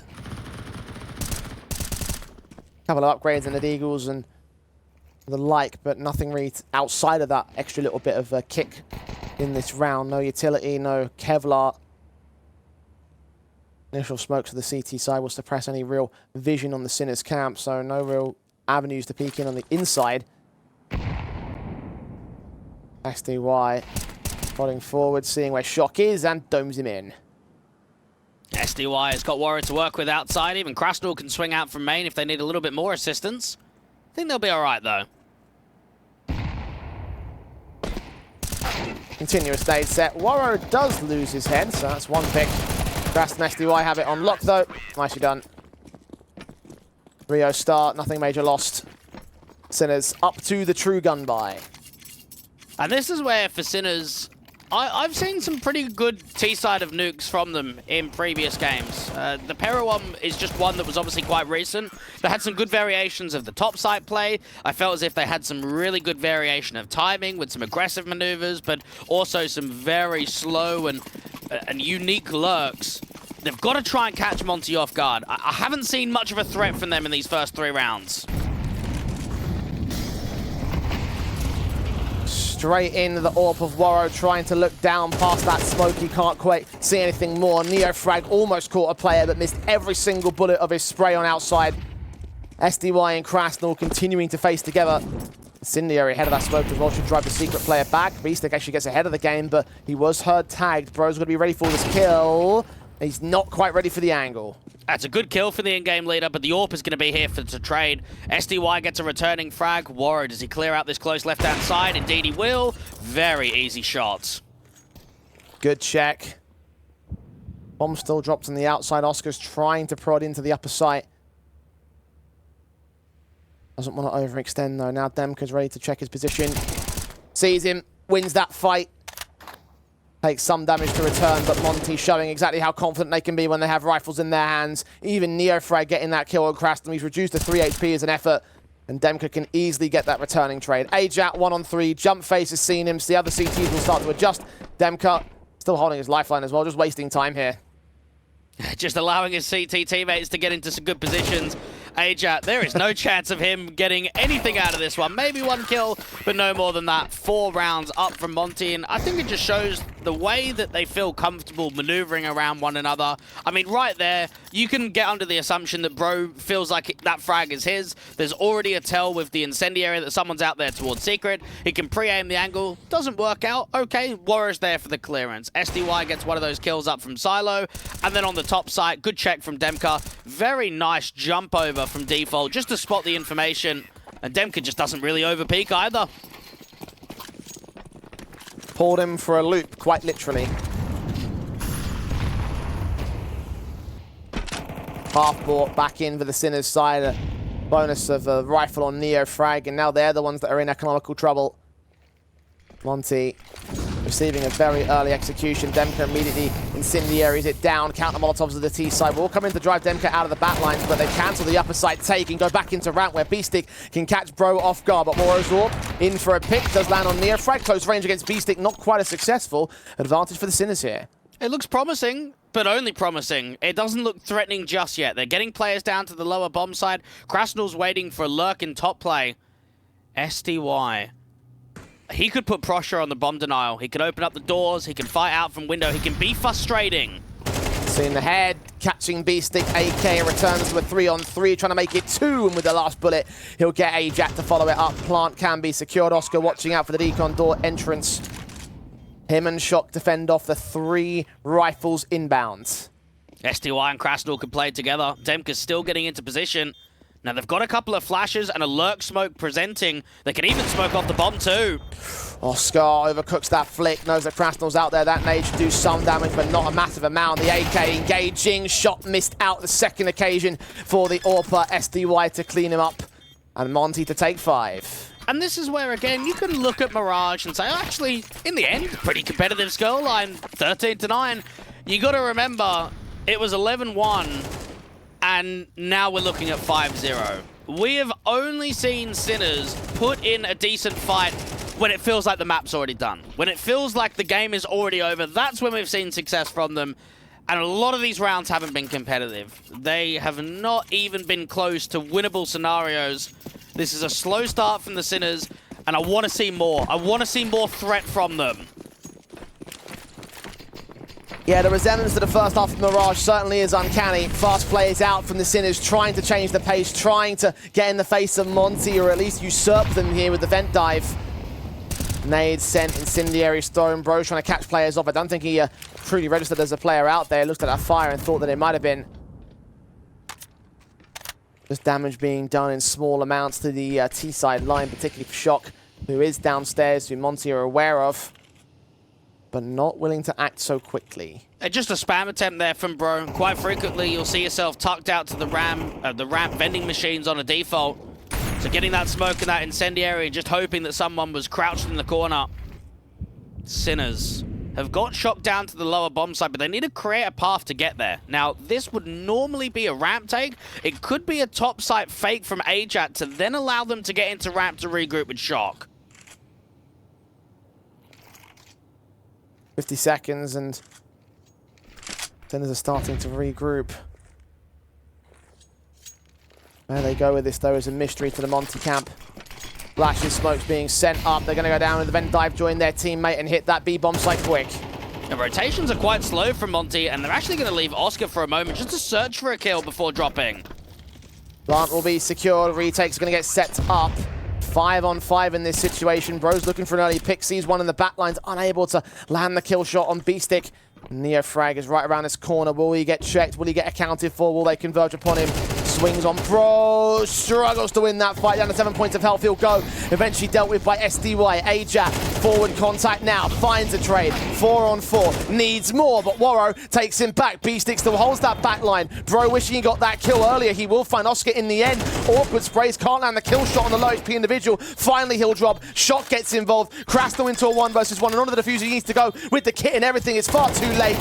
Shock will look to try and pick him up. He will get picked up himself, but he has won that first round for the Sinners. I think the uncomfortable nature there for the Sinners is keeping no one alive. Just opens yourself up to an instant reset. Yes, you'll be able to get another rifle round out, but lose that and pretty much lose the game. I mean, you'll be down 1-7, you'll be reset, and it just hurts. It just feels so uncomfortable from that point onwards. Monty, 5-on-5 retake. Don't see frequently that many scenarios in that case. Very good vent drop. No one from main, no one out from door to fight against it. And it was all about time stalling. Shock again. He's been a pivotal player in the series. It's Beast at the top frag at the moment, and both Shock and Oscar are picked up so early by Demka and Warrow. SDY even gets Neo frag. And this round is already over. The Sinners have just been backhanded. 14 seconds is how long that round took to get 3 picks. That's quick. That's very quick. And yeah, you're right. There isn't any way forward back. Great pick outside. Good pressure in from lobby. AWP! Oh, look at that from Warrow. Ajax just fighting for pride more than anything else. Like, let me at least go out with a bang. Demka hits minimum 6 for the Monty side. The Sinners. I mean, this is where that 5-man death really comes into effect. Now you put the reinvestment in that previous round, no savings, a peg lost on the loss bonus from the previous one, $2,900 coming in. And not enough cash to afford their full weapons, and Monty continuing to stack on this lead. The Sinners let them get going early, let the economy mount up. And as soon as they got their rebuy in, Monty were just happy to overwhelm all that faced them. Well, I think both Aurora and Monty have kind of shown that they haven't been tested in the playoffs. They haven't been tested in their opening games, and that at least gives everyone a final that we were hoping for. It was the winners matchup out in groups. It's a CIS derby. I think in the best of one format, we didn't see much coming through from Aurora. That's also because Mirage got played. Now, I expect Mirage will probably get picked again from Monty, and they'll go into that map. But there's more of an advantage in the veto for Aurora in a BO3 than there is in a BO1. Monty want to get that reface. Aurora want to get that reface as well. Sinners not even being considered a factor at the moment. Probably won't be here for this round. Tech9's facing a Neo frag. He just walks right past the first M4. Krasnal with the kill. Warrow to back him up on the outside. Demka on the rafters does get domed in by a Deagle B-Stick, who follows up as well. Warrow can respond back, but now it's all left to Bro. 1 versus 2. Crossfire held back, and the Sinner's pace does beat out Monty once again. The question is about that follow-up. This time it's going to be a much more awkward buy for the CT side. That's actually a very good eco. That was some ripping shots to come through from the in-game leader of B-Stick. That was really clean. Not easy whatsoever to transition with a dig from kill to kill. He made that look easy, though. And for the first time in a very long time, I actually want to say that Sinners are in a good position now. You come away with an eco still. You've got a very good opportunity of the reset. This is such a key round for them. Look at SDY though. Look how aggressive he's going to get. 3 players total towards the outside. One man's already ran right down Secret. He'll be evaded upon. Engagements from Shock up on top of the silo will get Demka. M4 in for SDY. Finds Oscar as he gets his back turned. B-Stick completely evades the man, but SDY also gets shot in the back. Advantage doubled up by the Sinners side as Ajax catches Krasnal. Warrior and Bro, very different positions. Scout can't connect, and the Deagle stands alone. Okay, Sinners have actually got some room to start proving ourselves and to start proving that on T side that they can come here to play, that they can actually send this to a third map. Now, getting, I would say 5 rounds from this marker would be a good position. They'll definitely get 4. You're expecting this to be a very easy anti-eco. The testing round 11 and round 12, though, is going to be the next question up for debate. Just shows you. 1 round can change the complexion of a half, and that eco still has changed it completely. And with that round, they're starting to fulfill that win condition of getting on top of Monty's economy state. Eco basis, win the rifle, have them into a force buy for the last round of the half. Easy pickings on these AKs against these USPs. Nothing of any worth invested by Monty. SDY still finds a pick on B-Stick, but no more than that. Good efforts from him to even tag a Neofrag down to 1 point of health, but a quadra for him.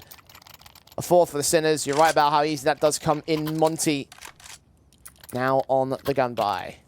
First time that we've seen Nuke get picked in best of 3 history across the last 3 months for Sinners on HLTV. Incredible to think that that's the case when there's 7 wins and 1 loss on this map.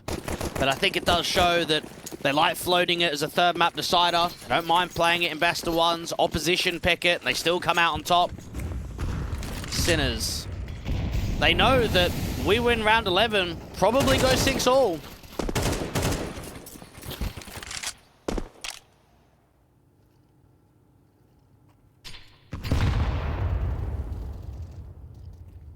Damage early on Neo Frag has gotten Monty on the right foot first, though.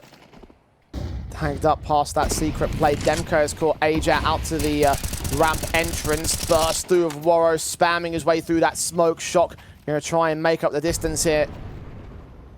Hide in amongst it, hide around it. Waro waiting for them to extend. Meanwhile, Sinners make their way downstairs. Eyes set on the B-bomb site. Yeah, Bro is still not rotated off a ramp towards lower as of yet. Shock. The problem is he gets one kill and he should get traded. I mean, with SDY and Waro being so close with one another, they'll be both on this fight. I just found his way out to a position, though. SDY making a little bit of noise. Shock going for a little bit more. Nope. Timing was everything, and SDY closes out on him. His 14th kill in this map. Bombs on site should get planted. Neofrag extending very far out, though. 9 points of HP to hold against the first port of the CT side. Bro just domes him. B-Stick trying to recover, can only go so far as damage the AWP of Oscar. Back out towards Secret will get Waro, so both players are now known. They're going to have to retreat further into the bomb site. And they need to put pressure onto B-Stick and deal with Oscar in after. He can try and fight from single door. Oh, Bro gets the headshot. B-Stick caught out on old Toxic. As Bro steps up with his own 3K and Monty have the half. Yeah, Monty play that round nicely. I think Shock will be in a position where there's a little bit of tilt, right? He's done a lot right in that scenario. He's isolated a very good position. He's got himself in silently, and SDY comes off of the heaven ladder and still kills him. It happens, move on. I think another great aspect of that round is how desperate they are to get Neofrag into a kill. They know he's low HP. They're hoping that they can get him advanced and maybe the opposition don't clear him. I think there was a little bit of distraction coming out towards that left-hand side from B-Stick's point of view. It wasn't enough. 7 up for Monty.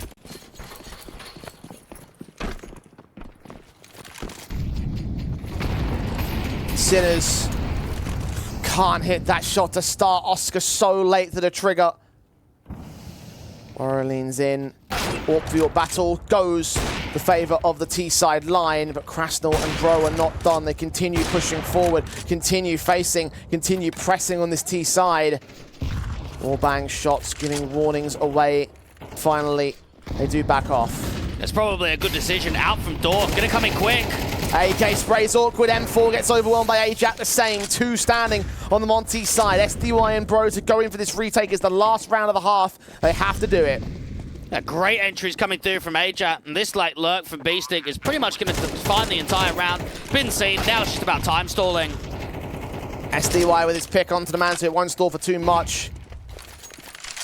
Smoke deeper on the part of SDY, a re-smoke from the T-side line, though that nade to open it up. Sees Ajak caught off Neofrags behind Tetris Shock. Sees where they're coming in from information on the second player. The Incendiary driving back right into the spray of Bro. He unable to get the kill though. SDY flashing his way in, backs turn Shock, gets the kill, and Neofrag gets the follow-up. Sinners will complete the half with 5 rounds to the 7 of Monty. I think for both teams, they'll be fairly happy with that one. For Sinners, it was a recovery that came off of the back of the eco. For Monty, it's a lead moving into the second half where they still know their T-side is strong. And for Sinners, the aspect that concerns me the most is that the only reason they got up to 5 is because of an eco steal, not because of rifle rounds. And that does allow me to be quite nervous because they haven't shown us the consistency in the rifle rounds. And that's what's going to make a difference with the final scoreline, especially come the second half.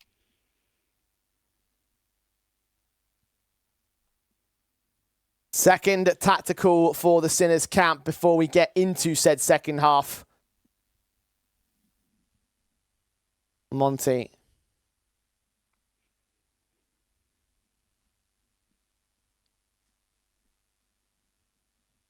Still set with the advantage, still set with a key opportunity now.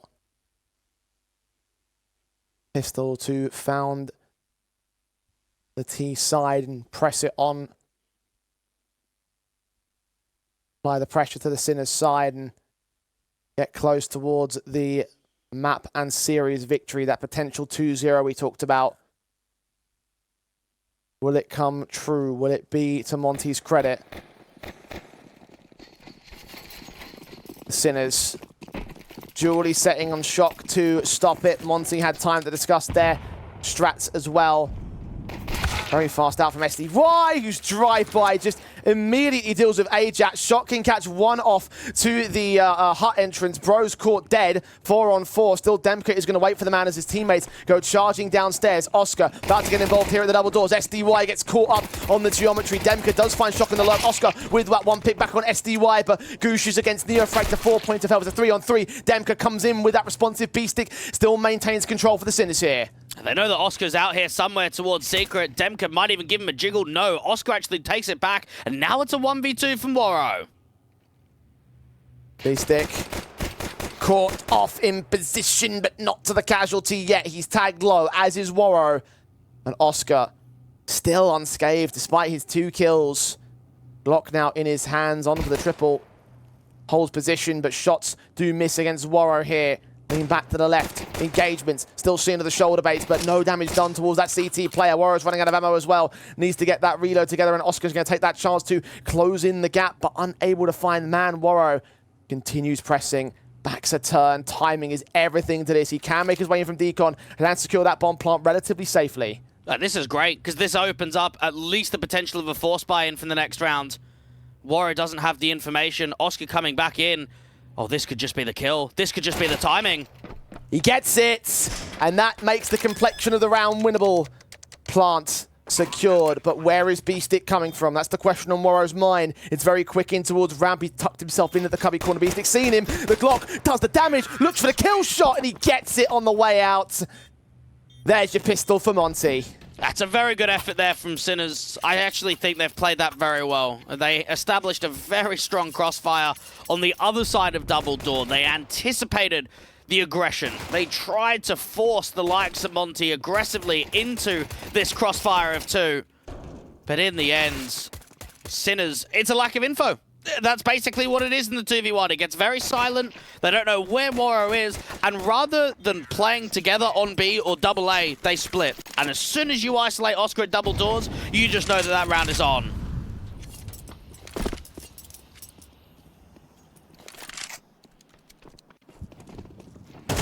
All-important start for Monty. Sinners trying to get themselves back in with another force invest in the second round.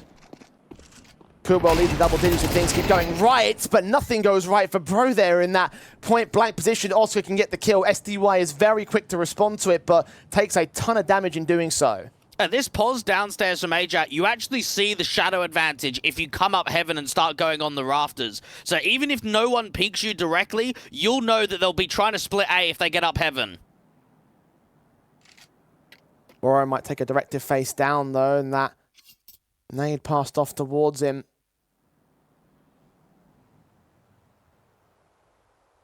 Keeps himself checked up.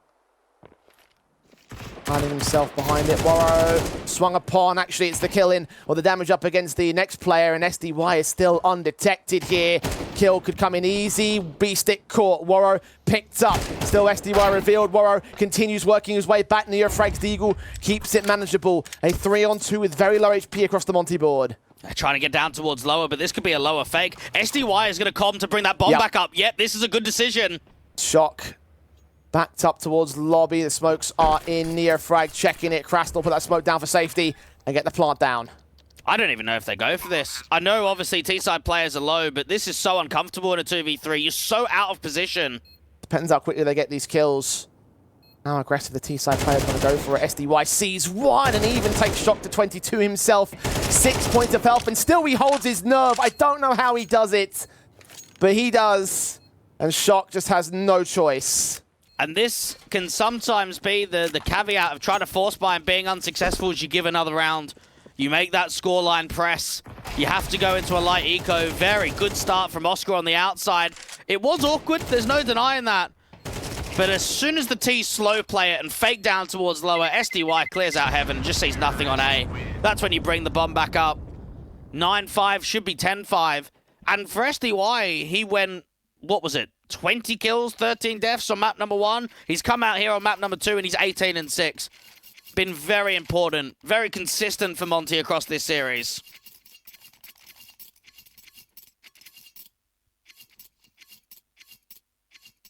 Four to the good now. Monty making mincemeat of Sinners in that last round, and now look to do the same right here for the rest of the half. They should be getting to 10. Eco pistols, a couple of upgrades, but nothing that would really do too much. Damage onto SDY is good with the Deagle and HE combination. Waro, known towards top of Mini, gets his kill in to start off the round itself. Swinging to the next player of Oscar, unknown. Yeah, they'll probably check Icebox this time around if they commit further outside. Another molly, drive, shock away. That would have been heard for 2. Indeed, Icebox is checked. Oscar defrosted. And 3 players on the Sinners side wondering if there really is any way into this round. Most likely not. If it is, it rests with Shock and his only remaining upgraded pistol, the 5.7, which is about to take contact. Knives are pulled out, and he does get that headshot, an AK upgrade as well.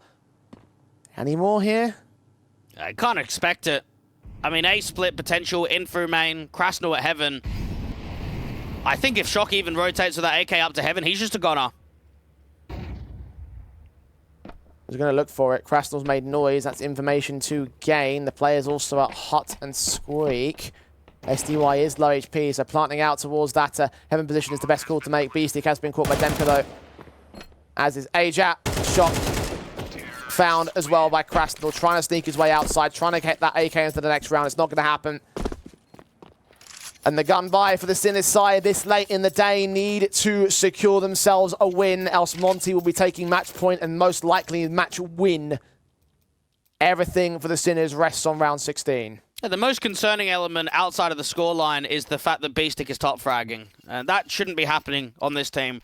When you've got a solid foundation of riflers of Neofrag, Oscar and Shock, it shouldn't be Beastic that's putting up the majority of impact. The in-game leader's played well, but he needs more support. Waro, AWP playing silo outside, looking to back credit. Creeping around to watch out the secret entrance, but no one from the CT side is going to be up there. Neofrag, like a credit card, still jump facing against the T side line. The CTs trying to find their positions appropriate. Oscar going back down the vents to potentially go for that wrap. Maybe the T's might meet him. Yeah, Oscar can post up outside a secret. Doesn't actually need to get up into the stairs. He can just play in the back holes. Oh, SDY not quite taking that first ability onto Shock, so opening kill goes the way of the CTs. Oscar to provide pressure on half HP. He's going to wait for them to go deep here. Down the stairs, the halfway point, get the kill, fall back. Monty are not acting to it. Elsewhere, Waro's picked up his own AWP frag on Neofrag. Yeah, Bro is just going to tempt that rotation from the secret player. They don't know if it's an AWP or not. They are slowing this down. 40 seconds. Oscar feels as if he might be able to multi-frag. Back even further passive, 30 seconds. Shoulder bait, still gets the kill on Bro. Ajax fallen to Demka elsewhere meanwhile, so the man advantage has been equalized and 25 seconds remain on the clock. Yeah, back to top side. Late lurk from Demka. He can try and put pressure onto Shock, meaning there's only one on A. Demka, here's where Shock is revealing himself, trying to go for the wall bangs. Good efforts and good predictions, but not quite good enough. Oscar finding Krasnal. Time is way too short. Demka and Waro have to hold on to these guns, particularly Waro. He's on 2 HP, still caught by Oscar on the wall bang. And the M4 closes out on Demka at the very end of the round. That's that all-important rifle win for the Sinners. Well, that's strong from Oscar. When you recognize the position of the AWP down, low time in secret, it's a cancel. It's back up to the top side. But what I love there from Oscar is he's not stagnant. He's not getting a kill in secret and repositioning to the double doors. No, he's active. He gets back up into the vent. He plays top side and follows on the impact. Allows himself to finish up with 3. And that's what you want from Oscar. He is a very strong AWPer in the tier 2 scene, and if you need recoveries, if you need a comeback, he's a guy that you can rely on. Oscar finds Bro to start his AWP, continuing with that excellent round from the previous, and Neofrag can go ahead and join him with a secondary pick. SDY down. Oscar reaggressing to that very position and trophy. Eye set on the main entry position for the T-side line. It continues firing away. Meanwhile, towards the outside, Krasnal gets caught. Waro's looking for his way forward. There's a big gap in that smoke that no one's going to exploit on the CT side. And Neofrag outside is still peppering a lot of damage in. Warrior 2K down to the lower bomb site. Ajat is just jump spotting out from the double doors. As soon as he gets contact, that's when he can get the HE in deeper. Monty. Now, this is going to be tough to even recover one fight back, but that will be the way to start. I mean, they're all separated. They're all searching on their own avenues. Warrior's trying to work downstairs. You've got a ramp individual. Warrior's actually been seen, so that's good info from Ajat. I don't think Warrior saw him back, though. Might hear the jumps. Maybe heard that footstep. Might think it's secure downstairs. Krasnal looks to engage and Neofrag just removes him. Now Warrior's got to rejoin with Demka and make their way up to the upper bomb site. Ajat finally is going to get caught, but 30 seconds. Even the bomb's not even with them, actually. This round's done. There's nothing available for Monty. The Sinners find 7. Now hold on to the weapons and Eco off of the back of it. Sinners are giving us a fight now. 2 good rounds in a row in which we've seen impact from Shock, Oscar, and now Neofrag. Sinners getting closer and closer to tying up that scoreline. And for Monty, I mean, it could be a difficult second half, especially if the scoreline gets close. Like if it gets around sort of 10-9, 10-10, that's when you think Sinners are actually in a pretty good position to close out and send it to map 3. I still think even this next round, I know the economy's quite lopsided. When you've got Waro with an AWP and you've got at least another hero rifle, it could still be looked at as a damaging round. It could still be looked at here at round 18 that there's workability to an extent.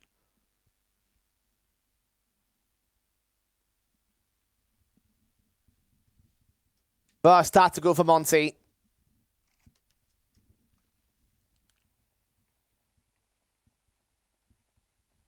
Need to refine that formula. Got those early 3 rounds at the start of the half. Need to find that confident rifle to try and close out the rest of it, just like they did on Mirage. Slightly bigger scoreline gap between them and the 13. But still viable for that one rifle win to be enough. The Sinners, however, 3 to make up against Monty. Economy's not all that well built.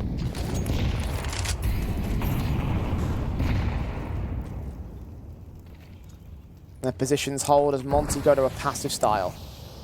It seems like it's going to be the top side play. This is where you need distraction from the pistols to try and set up the rifles. A lot of utility for Monty to work with in round 18.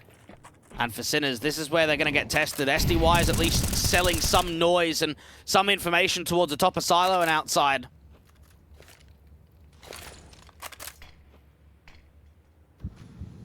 Do the Sinners assume it's going to be an outside play? They've got Neofrag watching it. Shock revealing himself as well with that tap to open up the vent. And of course the drop down herd off of Tetris. 60 seconds for Monty to go for the execution. They're going to set the utility up now. Yeah, this is where they'll probably just get the top heart molly in from Krasnal. Get a double flash forward and just allow themselves to commit. Monty do lose 2 to Waro's headshot against Demka. TK plus Neofrag's casualty.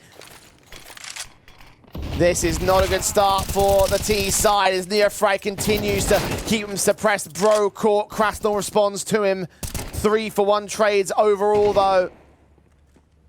Bomb dropped in the open, in no man's land, and SDY and Krasnal, no, they've got nothing left. They have to save the guns again. Yeah, quite unfortunate. I think it was just one of those matters of timing where the fight was presenting out from main. That's when Demka tries to commit to the swing, and Waro also commits to the fight, and they just get in the way of one another. Slight hunt outside. If they can get a kill after time, that would be grand. It could cripple the T side. SDY.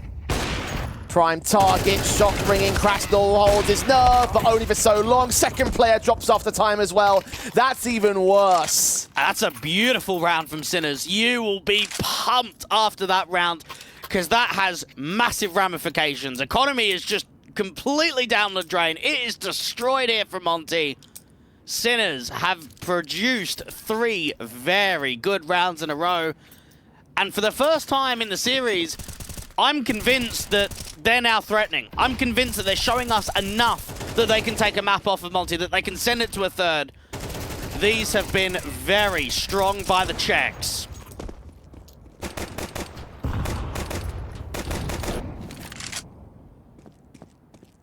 Harsh pistol, eco, even with SDY and Krasnal's low money state. SDY has $0 coming into this round, and he's the first victim to Neofrag spray. Bro at least gets one back with his pistol. One rifle they could potentially pick up if they can extend that far, but Beastick is going to try to stop them. Does get Waro, does see Bro. Deals with him the same. Krasnal seeing what he can do with this AK. Absolutely nothing. And even with the money being held together, you still have those two players being as low as they are for the Monty camp. If they buy, it's still going to look lopsided. Oh, they'll 100% buy. They have to. They've got no other option. There's no way you can eco again and give that respect. You have to buy. The Sinners... I mean, look, they're an experienced team themselves. This is a core of players that have played at the higher end of Tier 2. They know what it's like to stretch to qualifications, both to larger online events and LAN events. While we haven't seen the success from this organization in a little while, we know it's there. We know the foundations are certainly there. And with Neofrag just back into the roster, just over 2 months, and the Christmas break, they are giving Monty a run for their money, which a lot of teams can't say they did. And can't say, even in this tournament, other tournaments too, especially against Tier 2 competition, there aren't many times that Monty will drop maps, let alone series, to teams in the Tier 2 landscape in this day and age.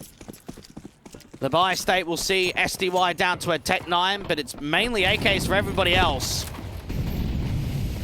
Yeah, fast Neofrag is going to make it up to position. M4 Beastick gets SDY. Neofrag still playing out of the smoke as Bro makes his way ahead of it, and Neofrag cuts him down.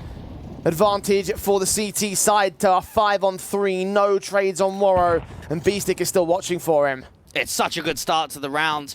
Yes, ramp is open, but at what cost? 2 players to drop. Now, Waro needs to be a statue outside. He needs to stay alive. He needs to try and cut rotates. He needs to make it uncomfortable for anyone repositioning back in from Secret. And down to the lower play, we're already seeing a double rotation. Oscar and Beastick are here at lower at B. Krasnal spotted Oscar. Was kicked onto the second man as well. Waro finds out with towards outside. Demka's got nothing. Finds that one pick. No more than that one pick. Sinners are going to equalize against Monty now. 10 apiece. And now a chance to usurp the opposition and take their map pick. And it just shows the guts of the call there from Beastick to try something very different. They're going for a heavy outside. You've got some very good returning flashes. Neofrag gets in a good position out to Africa. You've got Beastick that gets behind T-Red. There's a real intent to fight outside. And they're very successful in doing so. 5v3 presents within the first 15 odd seconds of the round. Sinners will be very happy with how that one played out.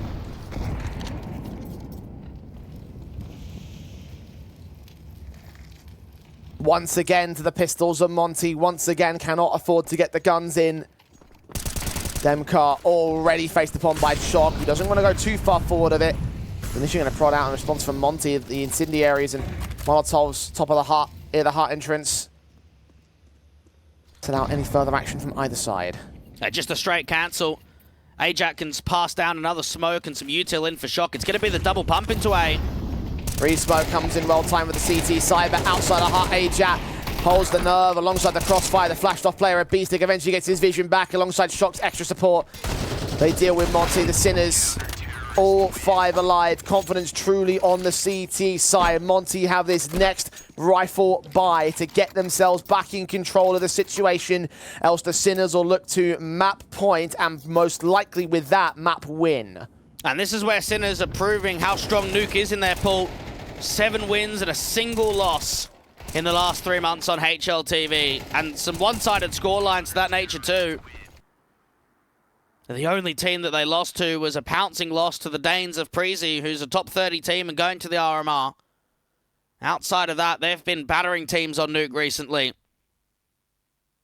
But it's the surprise of how quickly into the pool we've seen Neofrag and Aja. Again, they've only played Nuke 4 times out of their last 4 officials. Before that, it was the previous iterations of the lineup.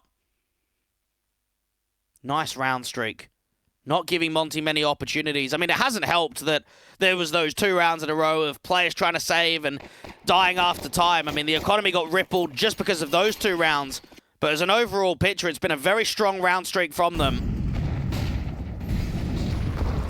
Just like on Mirage, the money state allowing Sinners to stack on the rounds, bring home the deficit, and now take the lead. Something they couldn't do on the first map. Neo frag, jump facing for information, has caught that AWPer. SDY ready for Ajat. AK leaning forward, the smokes set the position as well. Counteraction utility will not extend onto SDY with that smoke in the way of the diagonals as well. It gives them only real one place to look, and that's towards Secret. Kill found on Ajat, damaged up to half HP. That's a very good entry there from SDY. Beastic for a moment was thinking about that reposition, get down to the lower bomb site. He cancels it, which means Oscar's going to have to be the player from ramp to drop. Waro is trying to see if anything presents outside, and an easy shot onto Neofrag presents. Straight dry face into the AWPer, took a second to stabilize, get the kill. Sinners are reduced to 3. And the T's will make their way into the upper bomb site. Oscar's still hoping that SDY gives him a kill towards lower. And actually, that might be the case. He might have a lot of pressure against him. His AWP got a lot to do. Gets that first player. Double doors needs to get open because they're in the decon entrance, about to make their way in to the bomb site. Temka gets another kill towards A. Shock and the AWP could put pressure on. Oh, this is such a tough retake. They're going to at least attempt it. They are close enough. Scopes. Really being heard there, but Shock knows where that bomb is. Is there another smoke for them to use? It's just that flashbang on Oscar onto the bomb. They'll look to go, tap it, hold it, the whole damn thing to open it up. Shot doesn't connect. Shot gets back in, but only for one trade. And Monty equalize. Are they going to collapse this game at the last possible hurdle for the Sinners? Well, I think that last round shows that you've got two key pieces on this roster that you can lean to when you're struggling, and that's Warrior 2K and SDY. That opening kill from the AK explodes open the secret position, and then Warrior with just the composure to slow that round down, to get into an off angle, to get on top of T-Red, to wait to see that now Secret's been taken. Is someone going to offer up a pick outside? Is Neofrag going to be desperate to try and work around those pieces of util, try and get an eye on what's happening towards Garage? Is anything more crossing out from T-Red? Very good composure. Made those picks look easy. 11-11. And this is where you get into dangerous territory, because for me, Jay, an opening kill, a slight util mistake, maybe an over-rotation, any one of those things can cost you. Any one of those can just allow this game to go either direction, to Monty or to Sinners. Squeaky bum time, as we say in the UK. And for Sinners especially, they are down a map in this series, on the verge of either taking Nuke or losing it. And losing the series by extension. 2 rounds for both teams to make it up to 13. And call time on map number 2. Sinners. Their recovery in this half, their grinding streak, has given them a money basis to play with. They can buy up right here. Of course, we'll see Shock also looking to invest. Loss bonus lacking might cause some problems for some of those players. Nothing. I mean, 1900, with the money that Oscar, Ajot, Neofrag, and Beastic have got in the reserve, there'll be no issue for next round. Monty have loss bonus, of course, on their side, plus that bomb plant bonus as well. And in this round, seeing Krasnal considering that Galil, I think, have been passed back and forth between players, so they figure out exactly what's going on. Money state will still lead to the gun buy, will still lead to the key weapons required here. Round 23 could decide all. Neofrag played in the Spring European Showdown just last year with OG. And now he's a few rounds away from making it easier to getting another qualification, to at least sending it to that third map. Aggressive, outside from SDY, quicken from the door, and Warrior strikes early. Oscar down. Oh, what a flick to Shock. And the flashes are sent. Monty indicating an upper sight tape, but they're not going to commit off the back of it. It's a cancel. They slow it down in the mid-round as Neofrag's given a chance to get SDY back. What is that shot? What is that secondary flick? The vertical angle there from Warrior to top hut. Ajat with the resmoke will cancel the ramp take, but this looks promising. This looks very strong in the man advantage. B-stick top. Fragger has got to look like it right here. He isolates Crashball first and foremost, puts that smoke in the way. They'll try and open up the vents, but Frag, he gets a kill. That HG down on Bro. It's not thrown just yet. He's allowed access to that B bomb site as Waro tanks it, but the bomb's on his back. He needs to make his way down soon. Beastic has cleared out the lobby, but he's heard the noise cues. He's heard what's going on here. And Warrior wants to fight a rotation, and it just doesn't happen, and they actually might deny this bomb from going down. That HE, perfect. Waro found Bro on 8 points of health, just when you thought Monty had gained the advantage required, just when you thought Monty had done enough here. The Sinners save themselves one more time. Bro's got to reveal himself, got to try his hand at this clutch. At the very least, go down during time to get the money flowing into the bank accounts. Because they're going to need every penny here. Map point for the Sinners. Well, Monty probably deserved to go to map 3 now. That's not good enough. 5v3 in the first 15 seconds of the round, and you're not closing it 11-11? Come on. Good main pick, good top hut pick. SDY kind of gets caught working outside. Maybe try and catches the timing. Neofrag on low HP. Beastic putting on a good shift. Him and Neofrag to fight together against the vent drop. Monty cannot afford to lose rounds like that with that sort of advantage. And those rounds have compounded across this series. Look at Shock. Look at Shock. Waro is going to get evaded, but Shock might find so much more for it. Waro's now been detected, and Shock's going to be wary of that player, but he hears him rotating back. He's going to call it. They must be going towards the outside. Strike to get that first kill and then start repositioning bodies down. Neofrag is already here at lower. AK smoked off. Hearing the footsteps. Nade sent right past him. Molly's might drive him forward. His AK spray's a bit too awkward though. Revealing his position, giving Demka and Bro a kill. AK to get picked up. A charge out from single door, in from double. They get another one for one trade, and Oscar somehow misses. Needs to go back in with a peek. Sees the further utility down, and Beastic makes his flank into position over at Decon. SDY's watching the doorway. Shots continue to ring out. That bomb hasn't committed just yet. Craston with a counter backstab has seen where Beastic is. 2 left now on the Sinners versus the 3 of Monty. They think it's a rotate. They think they're going back to A. Demka's still got a molly. This is a really good freeze. Sinners are second-guessing themselves. It's a lack of information. They think it's back towards top side. Oscar's in a really tough pos now. This retake is so tough.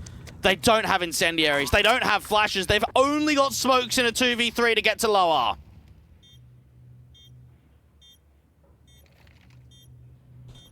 The timer ticks away. The bomb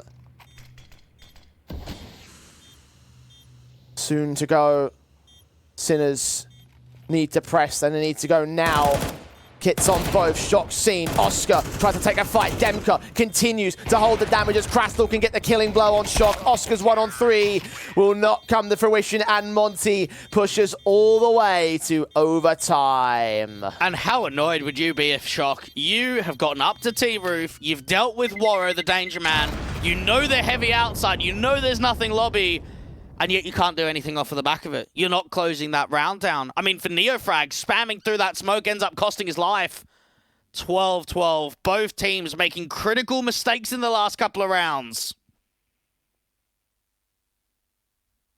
And we get pushed the distance on Sinners map pick. Nuke. Felt like they were going to struggle with the initial start that Monty had, but again, they found their rhythm and kept that money as low as possible against them. Number of 3 rounds, that 6-round streak that damn near took it over, but it wasn't quite enough. Surely Monty have got to be happy that this has gone to overtime. They've at least been able to get consistent rifle rounds now. I mean, that T side, we were seeing Galils, we were seeing Tech 9s for SDY. Now they know for all 3 of these T rounds, they're going to have gun rounds.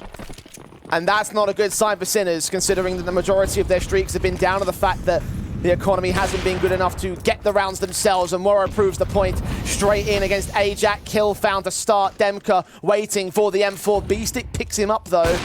Advantage turned back by Waro, still double up against the Orphan with the CT side. He's walked right past him. It's point blank range from Oscar. Keeps control for the time being, but Beastic offers himself up. Oh, Beastic, critical mistake, goes aggressive in from lobby. Neofrag catches a good timing. struggles with the spray, but ends up making it 2, and now it's a 1v1. SDY doesn't know where the AWP is, and Oscar misses another shot. Is 2K not allowed? The AK knows what's up. He's grabbed the bomb. He has to plant it. He's got time to play with. He won't go for the rotate. He will just stick it in, force the pressure against the AWPer, and have his eyes set. Oscar has given nothing up to SDY in this exchange. Backs away. Not seen. Not towards Hut. Not towards Squeak.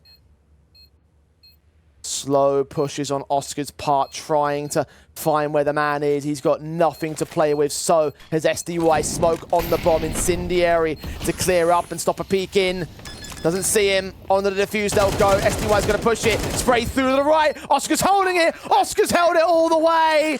And the Sinners get away with a steal. Now, SDY anticipated the tap there, waited for the fight to come through from Oscar. And I'll tell you, that shot looked on for me, out from heaven. That shot looked like it should have registered in the 1v1. So Oscar can be happy that he's closed it in the end. So many back and forth moments. I really thought with Neofrag's struggle on that first connection that was going to cost him. The lack of tradability, the awkwardness out from Rat between both of the AWPers. What a wild round this was. I thought Neofrag bottled it himself. It does look on. It does look on for me. I'm not sure if he was still moving or not. If the game counted it as still moving. He got it under the Sinners banner anyway. He still clutched the round, so... Hold control, hold the lead. And Monty... continue to care about the situation. Now, SDY on the lurks outside. It's been stronger when he slowed it down and when he's been solo, so that's probably why they've left him here. Sinners have got the likes of Oscar down to the lower bomb site. An important round from him in the last. Beestick being drove away with some of that utility, but it's just to kind of get a feel on the round. There's no committance off of the back of this AU tell.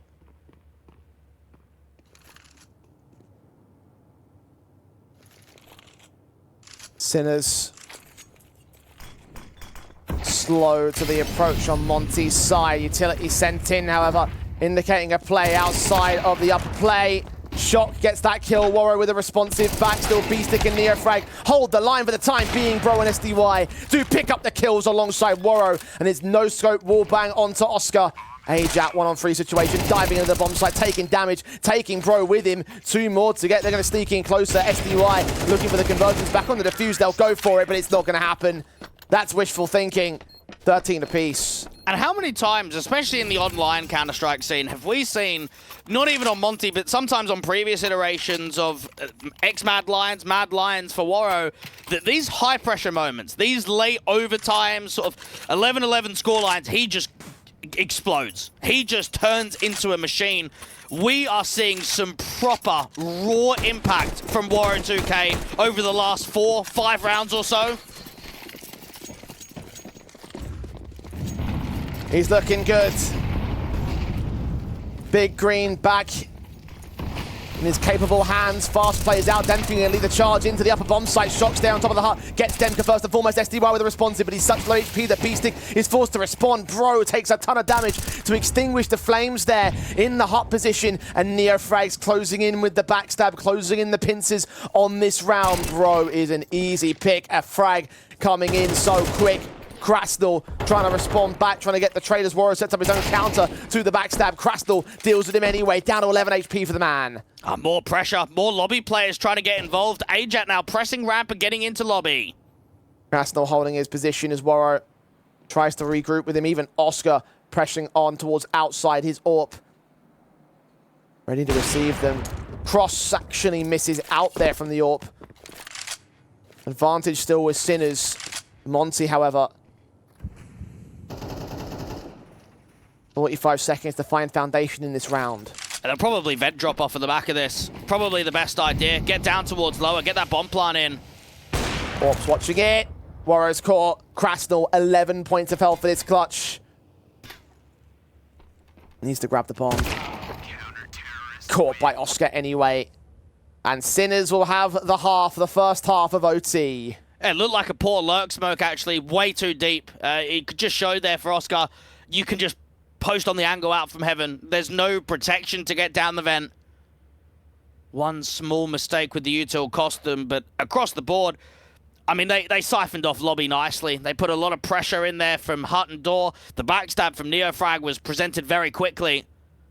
Sinners up with 1 on the CT side of overtime. At least it puts pressure back on their opposition. At least they know that we're up by 1.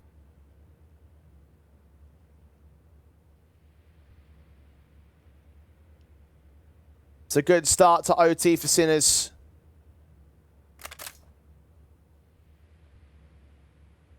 Now, can they close? One thing they couldn't do when they had control over Monty. Monty bounced back every time.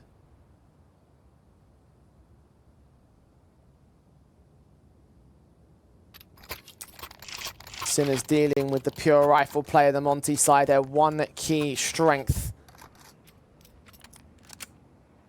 Still showing signs of potential left in this matchup. Still have their T side to contend with. And for Monty, getting that AWP out from Warrow going to be key on the CT side to allow more consistency. Sinners know a few more good rounds. Just a couple more rounds. Let's send it to that third map. Let's get it out towards Anubis. Warrow aggressively presses in from ramp. Ajat around the corner. He actually backs off ever so slightly. Warrow's going to start to take point. Incendiary. Driving this player right into the hands of the AWP. Misses the shot. Bro goes down for it, but finally Warrow gets control back. That's a much important trade. SDY towards outside has not spammed through the outside smoke, so just a walk down into secret. No, they're going to go into garage instead. They wanted to try and go deeper outside. Beefstick leans forward. SDY's going to spot what's going on. He's seen Neofrag, hasn't seen his backup. The bomb carrier and everything, but he himself is also undetected. Sat back in lockers. I think Beefstick's going to check it. All the way. Timing's everything. Didn't see where Neofrag was. Didn't see Beefstick until it was far too late. An advantage goes the way of Sinners once again. Now they're going to topside split, and Shock has got a lot of patience. Timing again is good for him. Brasnell spotted, sprayed through, second player out. The AWP Aurora and Demke's good for a couple of trades back, but now Demke is all that remains. Neofrag with the latest pick, the M4 versus 2 against Neofrag, against Shock. Neofrag's been seen, tagged up with the wallbang sprays. He needs to win this fight directly, and he just can't seem to get it done. Too much to handle. Monty now bow before the feet of the Sinners. 2 map points. An incredible check there from Beefstick, but that whole round is just on timings, right? I mean, Beefstick catches SDY looking the wrong way, and Shock catches the likes of Krasnal the wrong way. Half a second off, 1 second off, it's a completely different round. We're tied up at 14 apiece. These are some of the differences that can often sometimes win you the game. 1 round to go for Sinners. It feels like they're on the verge of doing it. Quick on Bro's position. He's feeling the pressure of the T sideline. Sinners facing him down. He gets that first kill. The AWP trying to provide support, but can't get the position in time. He's mollied off anglers. Ajat will get the trade and open up the ramp position, open up the B bomb site. Krasnal is here to try and hold him off, but only goes so far. Ajat traded back by SDY, who moves into his teammate's angle. Shock has not been seen. That HE will provide a little bit of information, though. SDY waiting for Oscar. Both players now revealed. Oscar leans in, and he gets his kill back. Demka out from the vent rotation being held, or there's a moment of opportunity now if he opens up the double doors. Deny the plant. Now leave it all on Oscar. His AWP versus 2 needs to be a magical moment. Trying to grab that bomb. Where does he go with it? How does he make his way out of what is quite literally a corner? Plant down in that corner. Open it, Decon, double doors also open up. Both sets of footsteps heard, but he overcooks the flick. And Warrow will not miss. Monty, 1 out of 2. I'm really surprised that on map point they call a rush. That is so different than what we've seen previously from Sinners. Haven't seen a lot of aggression from them on T side. Probably the first rush of ramp the entire game for both teams. Bro holds his ground. He does very well there. Gets a kill, wastes a lot of time, and you can see how quickly the repositions are down. 2 players dropping in the vents, trying to fight out from the observation window, and instantly from Sinners, they're just not winning the trades out there. An off angle being held for a moment of SDY. Eventually, bomb plant gets denied, and that's when it all falls apart for Sinners.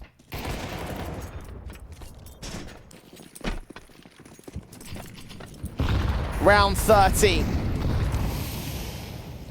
SDY blinded in the first contact. I think he saw where Neofrag was. I think Neofrag saw him the same.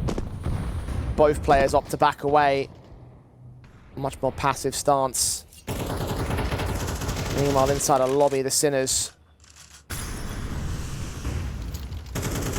Look at the prospect of any further CT pushes. It's not going to happen. Very, very careful from Monty. Yeah, I wonder if there's going to be any outside smokes coming through. Looks like finally they're getting set up. Warrior wants to try and get on the front side of it. Will not be able to take a pop shot before they go down. Gonna try and still work around it. Try and span down. SDY can be assistance of in secret. Warrior attacked a couple times in that AWP. Minute on the clock, flash forward, B-Stick sees SDY, but the spray goes awry for both players. SDY somehow able to escape with the Molotov involved. B-Stick can't afford to press. That's a very good reposition there from SDY, and Warrior seeing nothing else outside. That gives a very good indication it's going to be a top site play. 2 A players ready to defend. Smoke's about to fade. B-Stick still working his way downstairs. Actually could be a vent dive from this position. All 4 players caught out in Squeak. Warrior is the casualty now. Molotov sent as they make their way in. Are they going to go up to the upper site? Seems like it. They're going to find their final commitment. Still 2 players. The whole Demka gets one, bro. Overwhelmed. Krasnal waits and baits and gets his pick. Dives back down into the vent, into the hut rather. They make their way out the Molotovs. Suppressing. Plant can be secured. Krasnal tries for the wallbang. Doesn't get it. 2v2 retake. Lack of nades on the retake. SDY's got to try and get Krasnal out of trouble. AWP. Here's him. SDY moves to find Oscar. His back's turned. Swing forward. Krasnal killed off. B-Stick gets the double, though. And we are off to map 3 of the second semi-finals. B-Stick's played unbelievably well today. 29 kills on their map pick. The in-game leader setting an example, setting up a lot of those rounds for victory. That was a very impressive showing from B-Stick across the board on Nuke. And I have to say, it's never typically a good sign when he's the top fragger. You've got so many other elements that should be those stars. And in that first half, we thought it might have been a concern that those guys weren't showing up. But his impact in the second half, able to bring it back for his team, able to allow them to win that overtime. The double kill, I think, very appropriate that he gets to be the man that ends off that map up. And again, to take us to map 3, Anubis between Monty and Sinners. This is going to be a rather interesting affair now, I think, Dwayne. Well, I mean, both teams like their Anubis. Both teams are not as successful as one another out on Anubis, but both teams enjoy it. And for Sinners, they've put in a good shift. They have done something that not many teams have done in this competition and in recent history in the Tier 2 atmosphere, and that's to keep it tight, to keep it competitive against a Monty side. And after being slapped around on map number 1, to come back in map number 2 and send it to a third, they're making a statement. They're here to try and win. Indeed, they are. It wasn't just eco around wins and anti-eco players in that comeback on Mirage. There's something a little bit more in-depth when they brought it out for this Nuke. So now they head towards Anubis to see whether they can really pull off the upset in the best of 3 against Monty. After the break, we decide who our final grand finalists are going to be.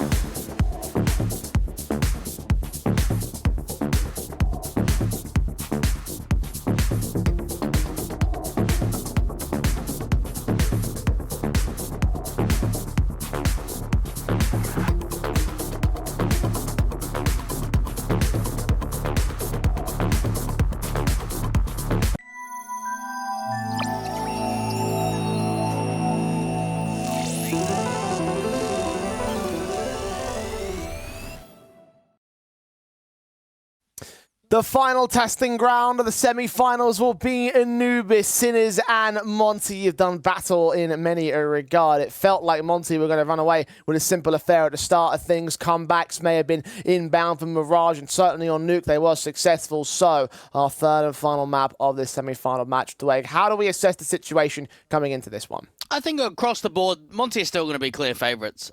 First off, Anubis is a very strong map for them.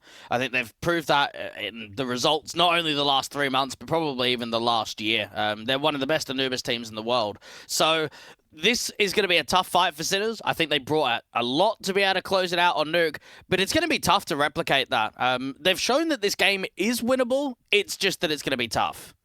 Yeah, I think the key condition has always seemed to be for the Sinners side keeping on top of the economy state, right? Like, we saw that over the course of that comeback, the number of eco rounds and awkward buys that Monty had to try and deal with on that Mirage. Similar story as well when they really got going and started to win those rifles and started to get involved in the second half of that Nuke, right? And even the initial 5 rounds start that Monty had was returned because of the fact that the economy was damaged up. Sinners got that initial groundwork to work with, carried it forward towards a map win. So, in my eyes, I think that's probably the key win condition right now for the Sinners camp. Oh, I wouldn't agree to that to an extent. I think B-Stick's going to be a key winning condition. I think Clutches is going to be a key winning condition. I think without their Clutches, they wouldn't have closed on Nuke.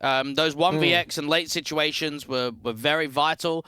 Monty probably should have closed Nuke. Again, there was one of those rounds, 11-11. You've got a 5v3 advantage. You feel like you should at least be able to make overtime happen the first time around. They end up losing that round, come back in the next. Monty will feel disappointed in themselves. They would have looked at this entire competition and felt as if we shouldn't drop a map to anyone, whether it be in a semi-final, whether it be in a grand final. So let's get that revenge. Let's go into that final game and let's show them what we did in the first half of Mirage, where they were just out of the question of being able to pull off a victory, just out of the conversation completely.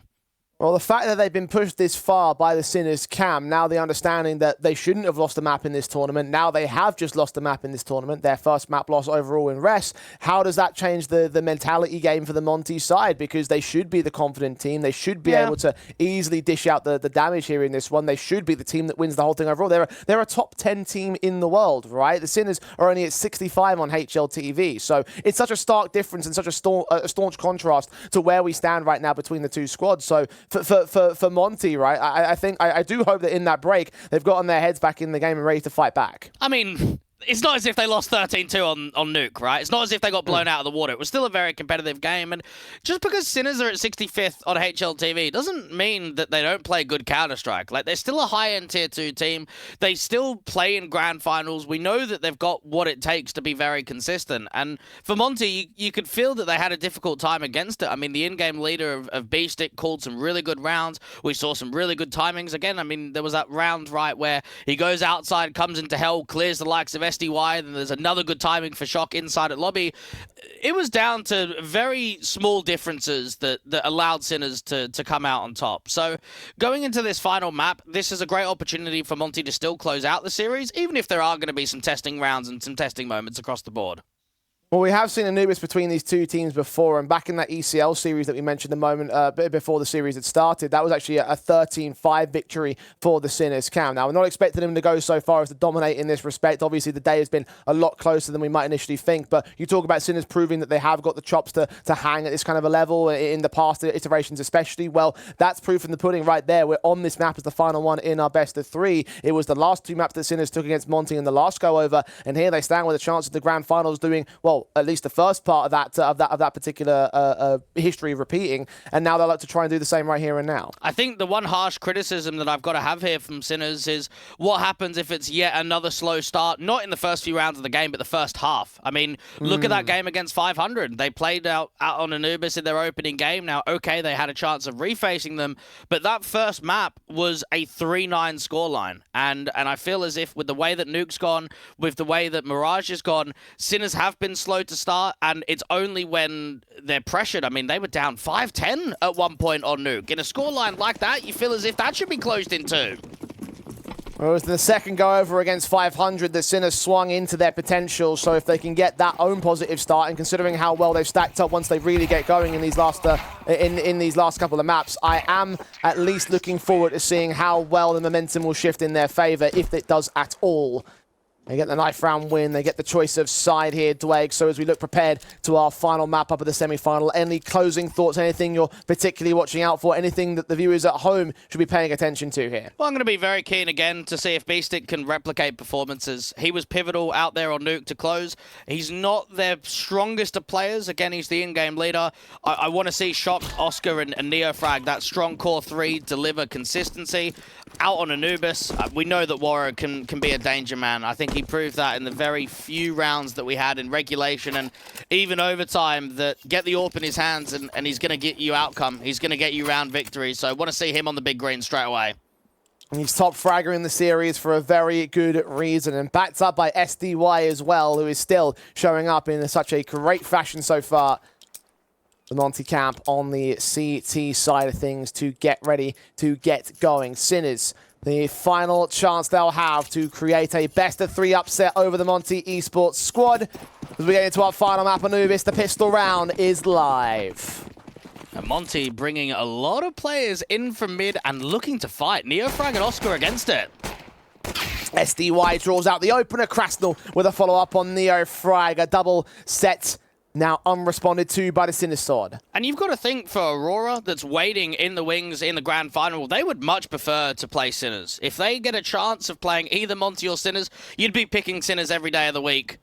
Can the Czechs cause an upset to maybe make the run easier for Aurora? Warrior 2K searching in from camera, rotations in from Temple. There is no one on B right now. Monty are playing super defensive with Bro right back in the cave. SDY prods forward, but not by much. Eventually his teammate gets spotted out. He gets back out to the camera entrance, 60 seconds left, and Sinners are backing away. This will probably allow them a bomb plant. They've got a single molly. They'll probably put that out towards Dark or Temple to stop that rotation. Monty are quite happy in the 5v3 to give the respect that if it is a B play, give him the bomb plant. We'll retake. Let's see where Shock puts his util down. They have got rotation positions. Now Krasnal is in a Temple. Molotovs will send him back. Bro will try and engage against the bomb carrier, but Ajax gets away alive and into the plant position. So indeed, we'll have the cash bonus for the Sinners, but Monty are very quick to set up for the retake. Shock is in a bit of an off angle, looking to fight out from Cave, just gets deleted by Bro. Perfect headshots for these USPs thus far. Beastic, however, gets his kill in. Not quite a double. SDY leaves it all onto Ajax, who Warrior cleans up the same. And the pistol win goes the way of Monty. That is 4 for 5 in pistols in this series. And fundamentally, Monty played that 5v3 to utter perfection. They realized that if Bro is too far forward, if Krasnal overpeaks from Temple, that round can get out of hand. 2 kills, unanswered, brings it back to a 3v3 and a post plant. That's winnable from Sinners. Play back, play defensive. We've got a heavy mid stack. We'll retake in together, and they make it look very swift. Everyone peeking on each other's contact. No threat in that round from Sinners whatsoever. Monty underway. As is characteristic for the Sinners, they're going to go in for this second round Force Invest. Bomb plant bonus. The Galil's broken out on 3, 2 other pistols for Shock and Oscar. Beastic. Man taking mid position, but not seeing anything as of yet. The nade's going to reveal SDY to him, and he can open up the round. A very good timing. SDY wants to try and take a fight out towards Bridge. The HE cancels his position. Oscar stuck out from the left-hand side. Trades look pretty good here from Krasnal, especially with the low HP of Beastic. Easy fight there for Mars, but Trade is there for Ajax to swing on the contact. 2 little HP to hold on to it, and Shock. 2 little breathing room given over to Warro 2K. Swings forward. And shot right between the eyes. Demka, 1 on 3. Now, this is a very uncomfortable anti-force buy round from Monty. Losing that opening pick in from mid, losing the entire firefight out to B main, means that Demka is in a 1v3 where, in all honesty, there shouldn't be a chance that he wins this.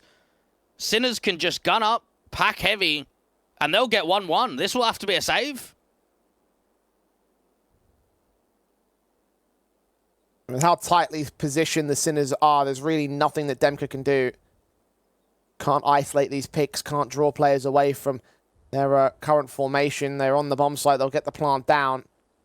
And with that, an extra layer of abstraction for the lone Monty player. No kit in play, so no chance for a retake, not enough time. And that's before we get to the positions of the post plant. So you're right about to say it's going to have to be the case. Grab some utility at least on the way out. And indeed, the Sinners will be able to equalize here very early in this one. And this could put pressure on depending on how the anti-force buy is going to look come round number 3. Demka. At least he's got an M4. That's a positive note. But what else realistically is going to be around it? MP9 and armor for Krasnal. 5-7 Deagles maybe for Bro, SDY and Warrow. Demka can at least drop one MP9. Won't be working with a lot.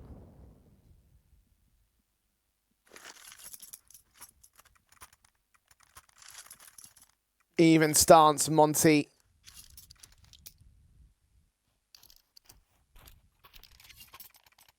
Have no choice but to invest. They'll go in with the guns, the SMGs on the 2.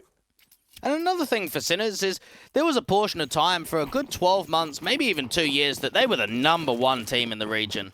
The whole Czechoslovakian region, they were the #1. Now there's been debate. Now there's been conversations with some of the other teams. But if you get to the grand final, if you even qualify to the showdown, if you upset Monty in the wake, then conversation pretty much goes back to being #1. It's a big point in their favor. But of course, very early doors in this map up, so we're undecided as to whether they do make it to the grand finals as of yet. Monty, for the time being, should be pushed on the back foot. Sinners, of course, the better weapon states. Phase in from mid, though, still neutralize the bait and switch. Pistol peaks, M4 strikes, kill found to start. Now, Demka's starting to hear at least a couple of footsteps out towards A main, so they can rotate SDY in. This could be 2 rifles on the retake. Oh, Demka can follow up as well. 2K now for him. Shock dealt with. B-Stick has backup right behind him, but that's the bomb carrier he's going to be wary of.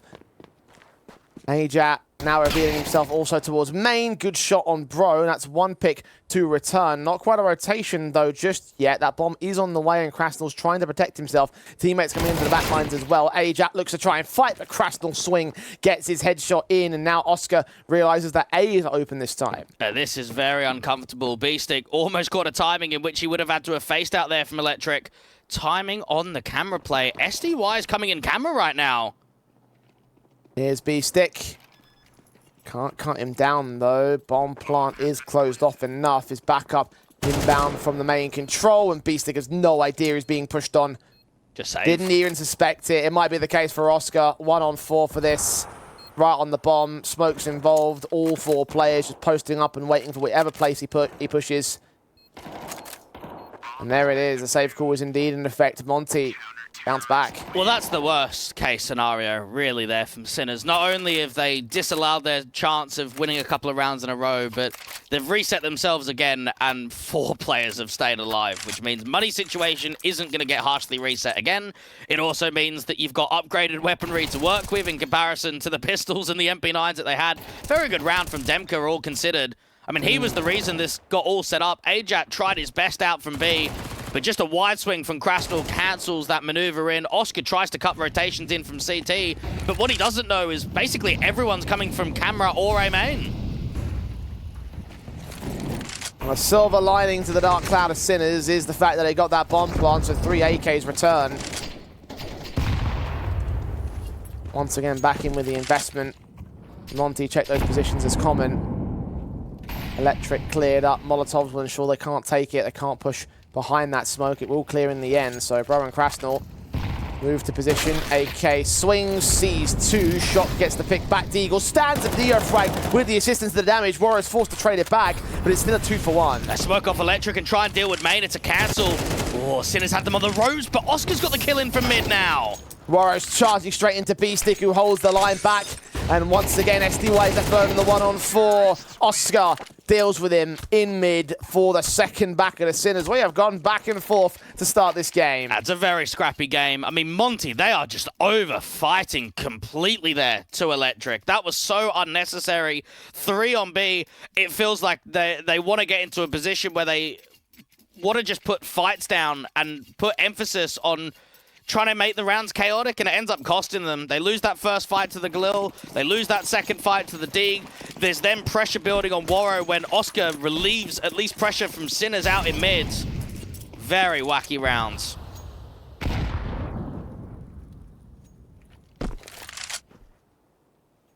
USPs versus the guns, versus the rifles.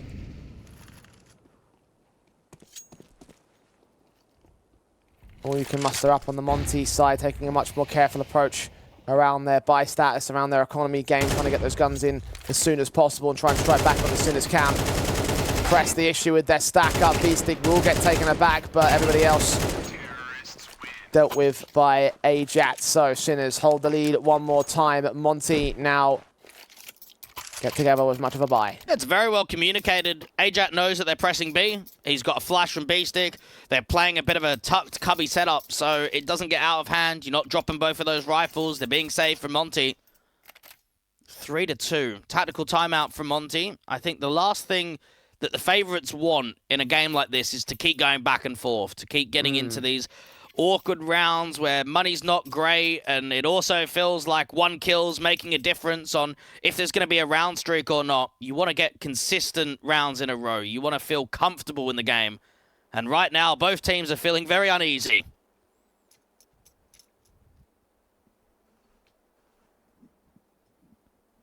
Yeah, consistency has been hard to come by so far in this series. And I want to say the pace of this, especially on T-side, feels a lot quicker than what we've seen previously over the course of the last couple of days. We've seen a lot of slow, passive T-sides on Anubis. This just feels like every 20, 30 seconds of the early portion of the round, there's at least a fight. There's at least an early death.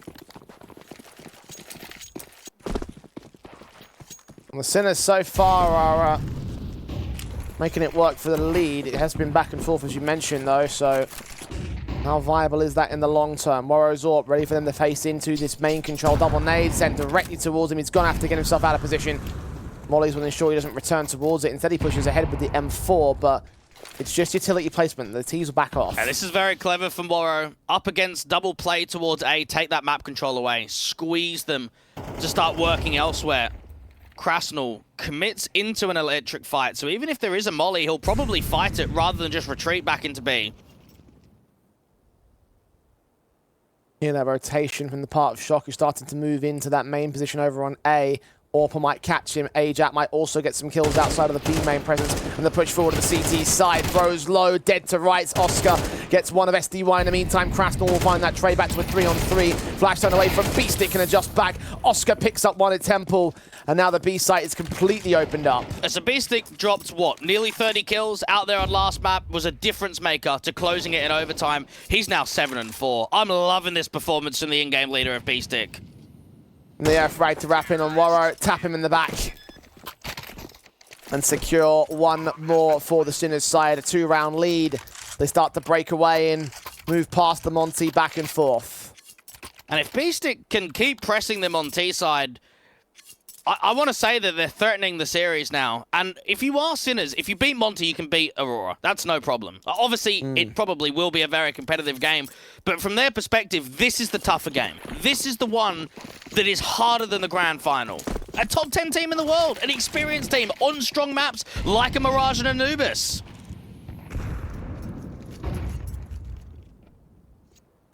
Sinners. A great case for themselves, and they look to extend their lead even further. Pistol plays a Monty. No one's really centralized to the A bomb site, so they'll prod their way in, and main and mid control still established by the CT forces. Beastic's going to challenge it. Molotov's to drive them away from the advanced angles. Of course, already pistols out from the CT side. Then Cassine sprays a little bit manic and actually yields a couple of kills for Monty. Or backed up for Oscar, cannot deny those weapons. And this is very uncomfortable. They have A, and they're also faking B. This is a really good fake from Ajat. He is pulling everything over. It's going to allow that bomb to get into A. The issue is, it's still going to take a while. It is still going to take a while for Oscar to get there. Ajat's going to receive the entire T-side force. See the lineup against 2-3 players will drop to him. And with that, he's recovered that man advantage. 2-on-2, so a damaging round for the T's. And a couple of rifles for SDY and Waro to play with. The question is, do they go in for a retake? I mean, they're still testing the T side and still challenging them here. Now, Ajat's recovered this round. He's actually put it in a really good position. Sinners have got good map control. They've got Shock up there at Bricks and towards Heaven, and SDY is hurt on the backstab. Moved in, Oscar's AWP. Ready to receive him, SDY. Shadow seen, shot baited, missed out by the big green. Nade sent, AK arranged, dealt with by SDY. Oscar suddenly alone. This round is so on for Monty. Both players now wrapped in from Waro's part. SDY has seen where Oscar is. Oh, almost got the collateral, but got Waro in the back instead. Tap once on SDY. He's got no kit. He's got very little time. He might just settle for the damage done to the T side. Pistol pulled out from Oscar. He knows what to do. Keep SDY away from that bomb, and that will win the round for the Sinners side. He'll get away with his life and all. Very well played from Ajat. To me, he was a round winner. And I still feel as if I haven't seen enough from Ajat to be able to make a concise appearance of him, to make a full expectation of what his future looks like and whether we'll see him long-term on Sinners. But from the team itself, if you step up in a game like this, I think you make a case. This is the toughest opponent that Sinners have played in the recent history. Only a handful of officials have been played since they've brought in a new fourth and new fifth. 5-2 up in a semi-final. They are in a good position.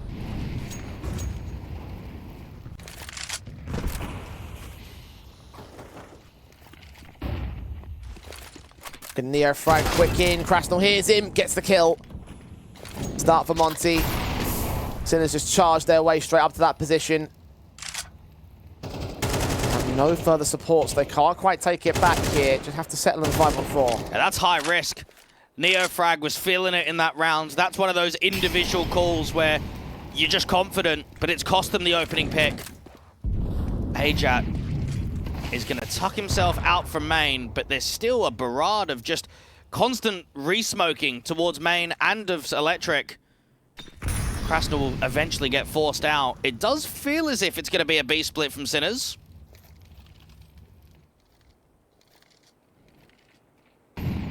Four individuals and 2 separate entryways and 3 players to receive them on the CT side. Difficult affair from the Sinners camp. SDY backed up, waiting for someone to extend out to the right-hand side of the pillar position. Flashes will be sent ahead of those Molotovs. Damage done against a couple players on the CT basis. SDY is still looking for that contact. Bro's going to catch Oscar instead. Shot can get one pick. Bro and Demka come up good as appropriate. And SDY at the forward face, able to deal with the next. So, 3 alive for Monty's third. And just a bit too slow there from Sinners. Monty they knew what was happening. It was quite telegraphed. They had a lot of players on B. Even Demka had rotated all the way from mid to drop down in from electric. That's how on the tell they were. And Sinners not even having a chance to break open that bomb site. One of the sweetest rounds we've seen from Monty in this game.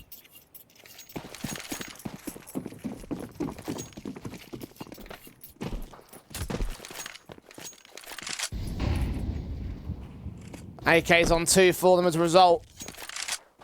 Sinners still having cash to buy in. Very quickly making their way up to the mid position. Might be challenging onto SDY very early. You've seen them on the cross. Only 1 player caught off though. B-Stick bursting straight to the head. And Neofrag trying to keep as much of a tell down here towards mid. Try and force another reposition. Demka quite happy to play it passive. Same for SDY. A lot of counter util, but no commit of that map presence. Sinners have got to brute force a duel, and Oscar is desperate with the AWP out from house to try and strike onto someone at camera. Minute on the clock.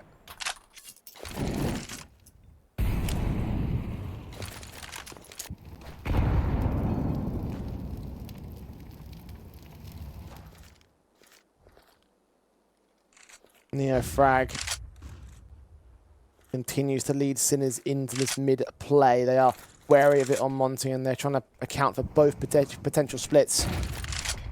Counter smokes in for Demka ahead of the flashbang. Neofrag's going to have to make his way in. The pre-fire works so well for the double. Even the AWP has been detected, damaged up, faced upon by SDY, who provides extra support just for good measure. All 5 alive, and Shock has to save. And just simply been outclassed in these last couple of rounds from Monty. I mean, anytime you feel as if a camera split is coming through and you re-smoke, you have to cancel. Now, unfortunately for Sinners, you don't really have a choice there. You've already committed.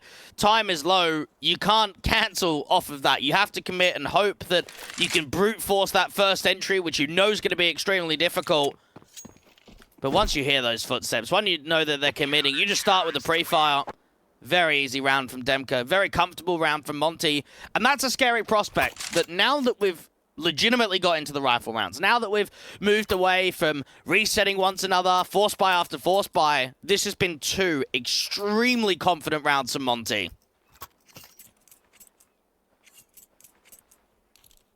A single round difference now thanks to that.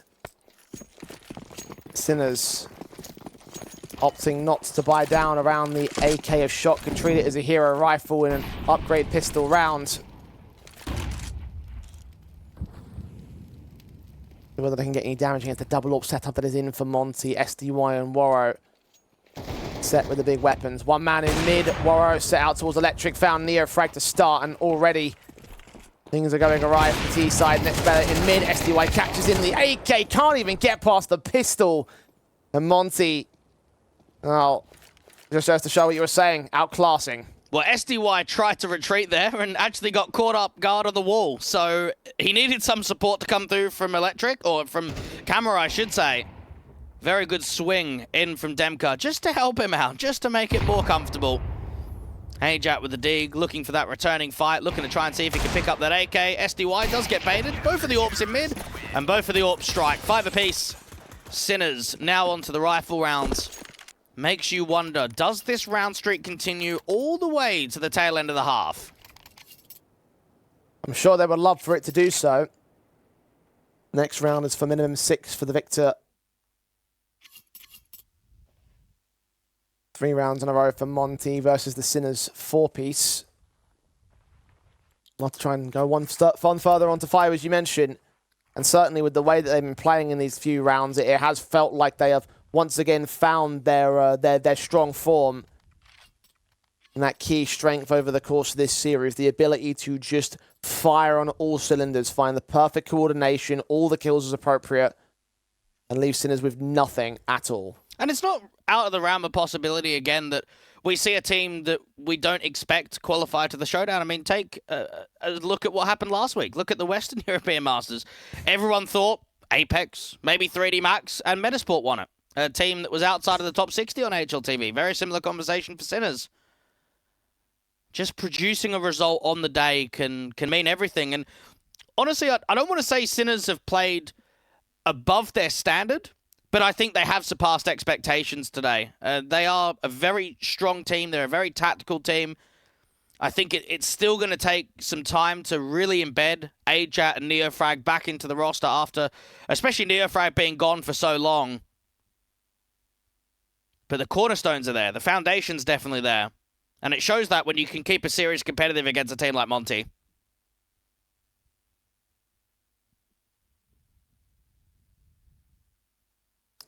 Well, Sinners, of course, have their weapons back in for the most part. Of course, Shock still reeling from the initial save that he had.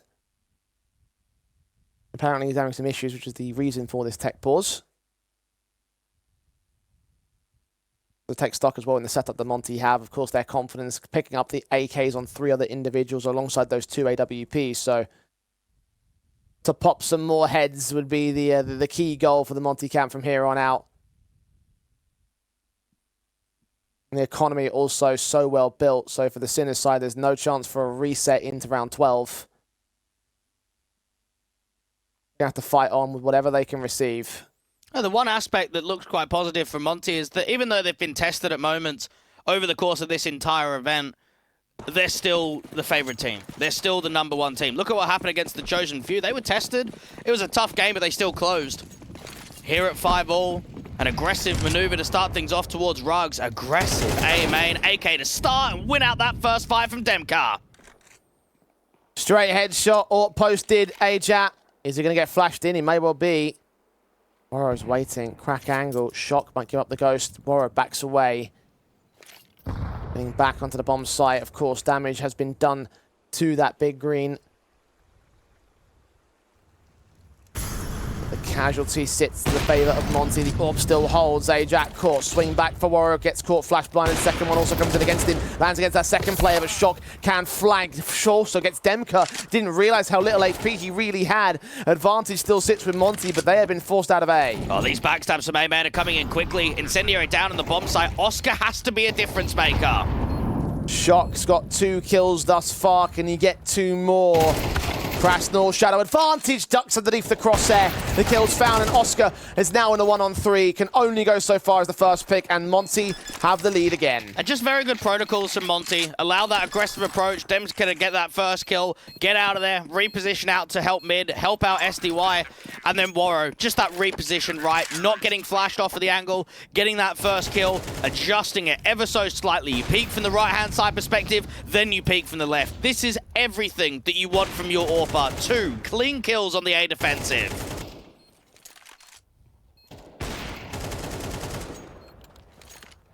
Nicely done.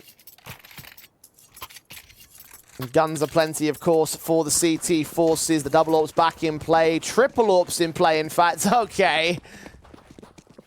I wonder what's going on here. Sinners, of course, still reeling. Still holding a Galil as part of their rifle investment. Of course, the bomb plant bonus definitely aiding them here. But need to find a round win for number 12. Yeah, bro, should be able to get first contact and then just try and delay as much time as possible.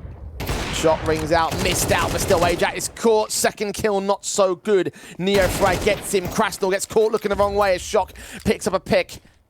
And now siphons off most of the defensive here. The retakes coming in as Demka does catch Neofrag, so it's a 3-on-3. Make it 2 as SDY straight for the smoke finds Oscar next. Now, there's no good positions on the post plant for Sinners. They haven't been able to regain Electric. They haven't been able to get anyone out to Temple. Deeper smokes happen, flashes are sent, Warro closes in with the backstab, sees where Shock is, gets him, B-stick, 1-on-3, doesn't even hold a candle to the AWP. And Monty will have it at 7-5 at the turn of the half. Well, Sinners can count themselves lucky that Monty didn't win out the Force by Wars, because if they did, this would have been a one more sided half, right? This could have been a lot more. As soon as the rifle rounds came in, Monty were all over them. And that's very concerning for the second half. As Sinners, they need to be competitive. You might be able, from a scoreline perspective, to show that you can be competitive if you win those gimmicky kind of rounds. If you win pistol, if you win opening rifle round. But if you want to win a map, if you legitimately want to win a series, you have to show consistency in rifle rounds. And unfortunately, we have not seen that from them on map number 3 in the first half. So it's got to come out in the second half instead. Sinners off to the CT side against Monty. You can imagine will be loving it if they could just press on and absolutely decimate the opposition.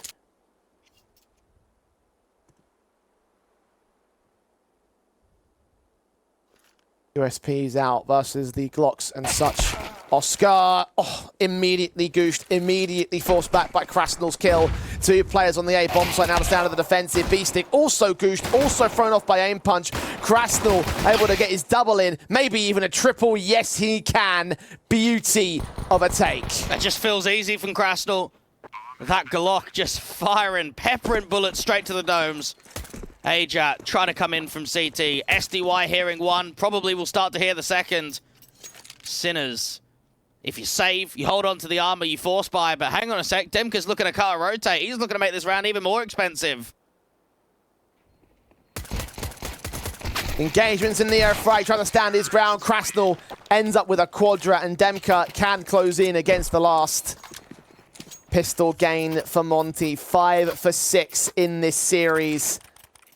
And the Sinners suffer for it at the tail end of this map up. How long is that tail end going to last? Yeah, it feels like it's on a very small wire right now. Doesn't feel as if there's a lot of length at all. Sinners are going to go in with the force buy, and this is high risk.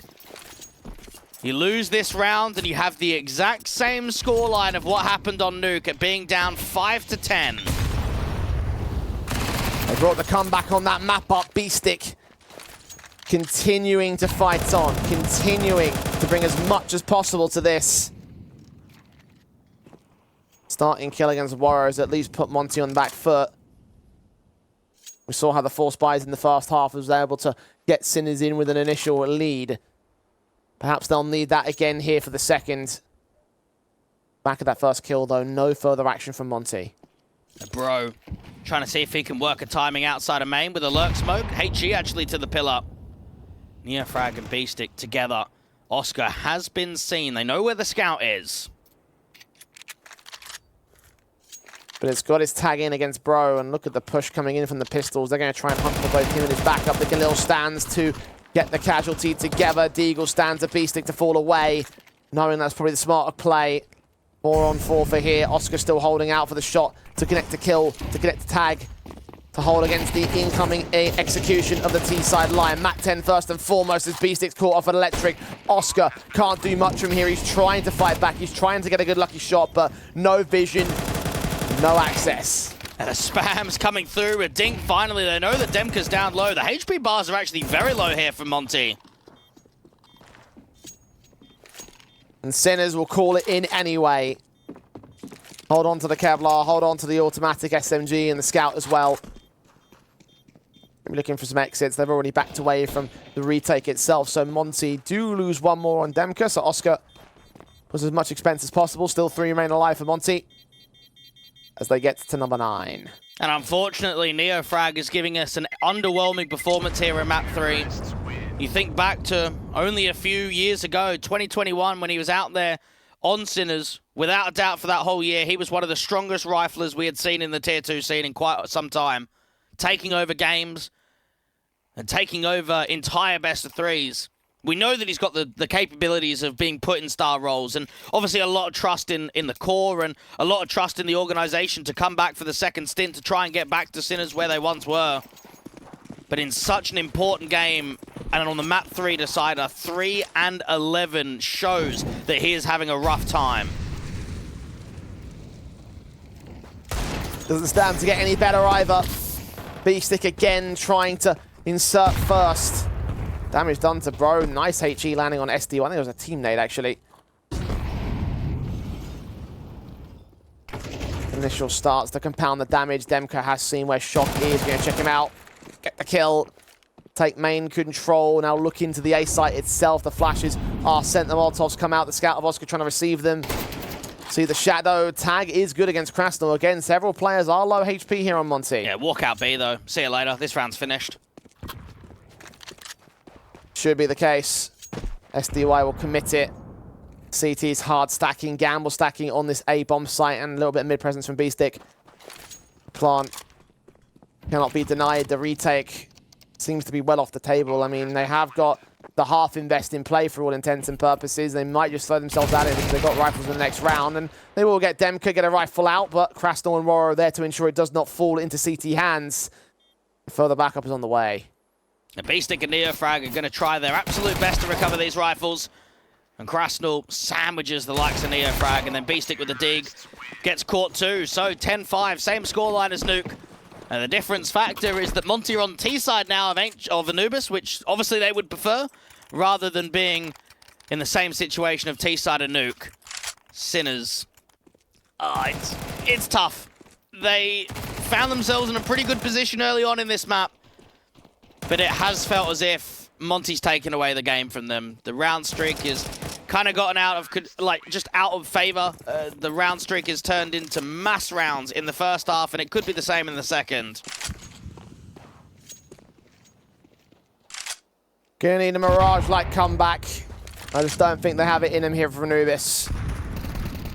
Shock does fight on Krasnal, does get that pick. Demka trying to look for the pick to return. And actually, Oscar does follow suit with the bait and switch. 5 on 3 gain. Monty yet to find a trade here. And nicely done. Good baiting. You can see how desperate they were to get that trade off. Straight into the hands of the AWP. Now it's down to the B players to hold off against the exec. Aja, I think, just got spotted there by Bro. He's bursting onto his position through the smoke. SDY in the midst of the smoke as Bro adjusts. SDY gets involved. Neofrag going to get flanked out by Woro. 2 versus 2. But the bomb is all the way back on the other side of the map. Yeah, that's all right. They got a minute on the clock. They've got a lot of time to work off of the back of this. And Woro is making a gimmick of a play. He is sitting in his own temple smoke right now. Shock suspects it though, and he thinks it might not end up being the B site. He's right to believe so. Gets back towards mid as Bro starts to commit heavy quick into the A bomb site. Now Warrow's going to start to make his move. Shock, however, with this kill, this one good fight could secure the round still for the Sinners. Bro has been heard. Backup's called in. The bomb's been seen. The bomb's been dropped. And now Warrow, 30 seconds to clutch. Yeah, try and get that first kill. Resmoke off towards camera. That's well timed. Shock's got the perfect read. Has he got the kill? No, he hasn't. Kill found. Second player seen towards heaven. Pops out for Oscar and doesn't miss that shot. An all-important win for the Sinners. But Monty have plenty of cash to buy. Well, when you consider that that is really just a bonus, they'll be happy with that for Monty. I think they played that very well. They lost a huge amount in A main in the opening sequence. I mean, to be down in a 3v5 and to recover it into what is a 1v1 situation, they can be very happy about that. Because if I'm Sinners, I'm thinking to myself, we need round 17. We lose this, we've just lost the game, because we're getting forced closer and closer to that reset where we'll just have no money whatsoever.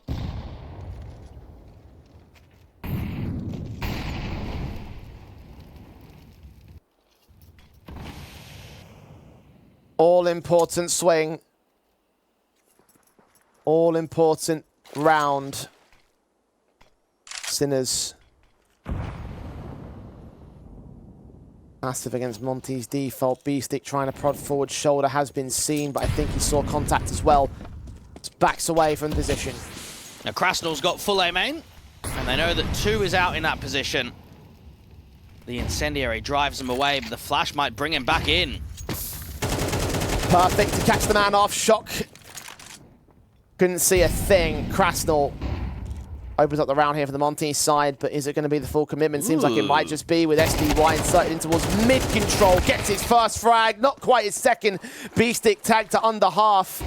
And the T's continue to converge upon him as Demka will finish off the job that SDY started. The lurk back from Bro might get caught, actually, and that drops the bomb in the open, with the AWP of Warrow still held here towards mid. Ajat thinks he's safe, and he's right to assume so as well. Warrow has missed his mark. Yeah, it's an unfortunate timing, but they've still got time on their side. Neofrag is so low. Ajat is probably going to have to be the difference maker.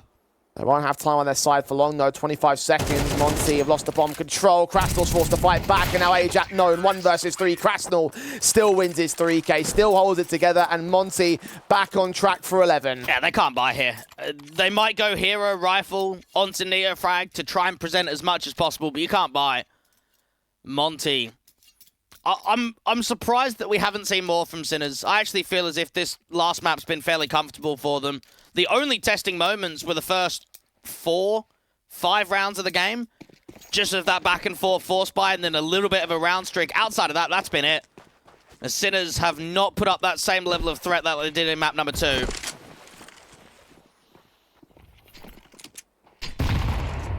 Monty. Look how quickly and confidently SDY walks right out onto that bomb site. Krasnal with a kill on Neofrag and doubles up towards B-stick. Oscar's pistol doesn't catch SDY off guard. Doesn't even get a shot off on SDY. Shock. Deagle. 1 pick is not even found. Even the tags to 5 points of health are not good enough. And here we are, map, match, and semi-final point for Monty. And a great sign for SDY, even going into the RMR, how consistent he is today. I mean, map number 1, 20 kills. Map number 2, 24 kills. Map number 3, 19 and 6. We have seen a real threatening and consistent performance from SDY across all 3 maps in the BO3. Krasnal deals with that mid-aggression. SDY gets an uncomfortable circumstance and still delivers the final blow. Could this be another 13-6? Could we get another one-sided scoreline in the playoffs? Shots ringing in from Warrow. B-stick mollied off position, backed up behind the smoke.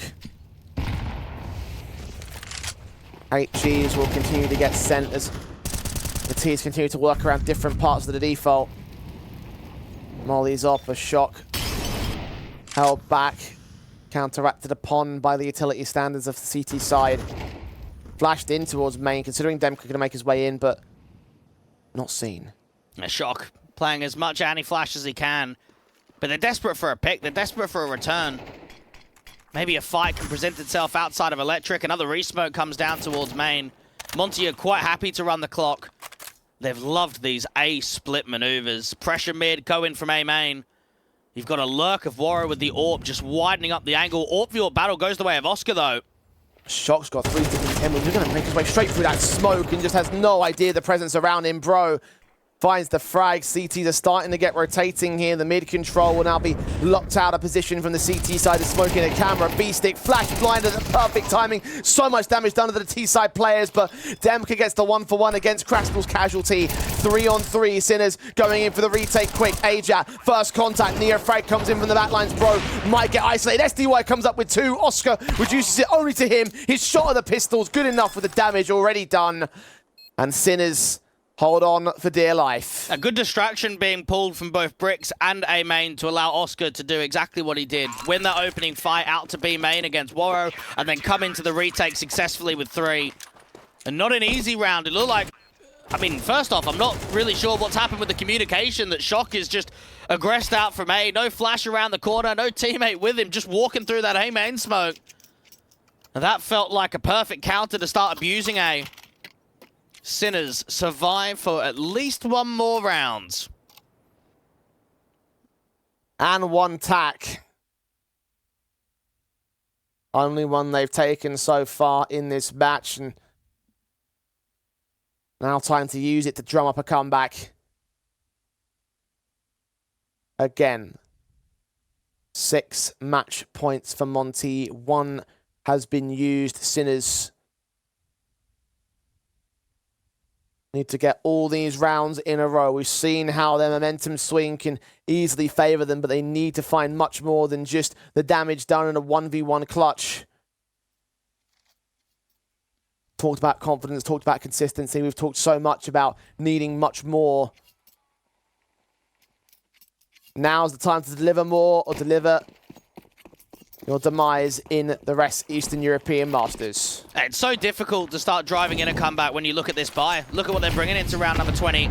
Lack of nades, lack of real weaponry. Oscar aggressively going to look down towards the bottom of the canal, and it actually allows his teammate there of Neofrag to press on aggressively with the MP9. Need to make plays like this if that's the case of the economy state. He's right up in that smoke. How much is he going to gain on the T side? He might have heard Warrior flashes sent in against. Due to line up, but knocked down by Demka. And out towards A main. Shock needs to find a response. And if Shock goes down, this is where Oscar might start to swing with the AWP. Missing his shot. Warrow looks to get right into position. Tags up. No kills found on Oscar's part of things, and vice versa also applies against him, but advantage still stays with Monty. Wraparounds. Backed up, passive in top mid. About to form up for the mid commitment again. A gamble stack towards B. Lack of info. Lack of real chance to close this game out. Shock. 1-for-1 is got to be the most important here. The factor is, though, they're just going to split A as soon as they kill him. Gotta hope they don't check this corner. He gets the kill on the first player. No more than that, bro. Frag found. Advantage still held by Monty and Sinners. With an AWP, an M4, and a FAMAS. They've got a 3 versus 4 to retake with. And they've got to cut that rotation of Warrow. They also need to deal with Demka. The only position that they can kind of come in from is Heaven. If they go in from mid, from Temple, they have to deal with Warrow. And that's where they'll all make their way in from eventually. You've already got B-Stick posted. Oscar, considering what his options are. Moving in closer, Krasnal watching. Back behind the box, half the time a tick by already. Smokes, mollies, send, flash over, spray goes all over the place for Krasnal. He's completely blinded, but bro comes up with a pick back to return to the man advantage, and him and Demka can close out on the last 2, a 13-7 by the tail end of the series. Monty may have struggled on Nuke, but Anubis is theirs, and so is the spot in the grand finals. Well, I don't think there's any surprise there whatsoever. Monty come in on map 1 and map 3, and they don't get threatened. There wasn't moments on Mirage or on map number 3 of Anubis where it looked as if they were threatening for a steal, looking to even threaten a comeback all the way. I think for Sinners, they'll be disappointed in themselves. I think when you put up that kind of performance on Nuke, when you drag it all the way to just closing out, you expect more in yourself. You expect to at least keep it competitive, and unfortunately, they weren't able to do that on the third map decider. Yeah, they get the credit of being the only team so far to have actually taken a map away from Monty in this tournament. And as we were saying before, it's an expectation that should be extremely confident throughout the majority of the competition that are on the field here. So Sinners posting up that much deserves a little bit of credit. We've talked about how these guys in the past have hung at this kind of a level and even higher in certain capacities. And in this case, I think that was on decent display. Unfortunately, though, it wasn't enough to top a top 10 team in the world, which, as you said, is to be expected. But Sinners gave it a good go. Yeah, they were just missing their key individuals. Neofrag was very slow to get off. Didn't even feel like he brought a lot of impact in that final map. Oscar had some moments, but he was way more consistent in map 2. And then Beastick as well. He dropped off individually after having a really good performance on Nuke. So I think for Sinners, they've definitely got the foundations over the course of this year to be one of the more consistent teams at the higher end of Tier 2. I think it's still very new to their team's life cycle that only 2 months ago have they replaced a 4th and 5th player to say that they can come in here and cause an upset to try and qualify to the showdown. It's a good ticket to see where they sit. I think they've got a long way to go and a lot more to prove.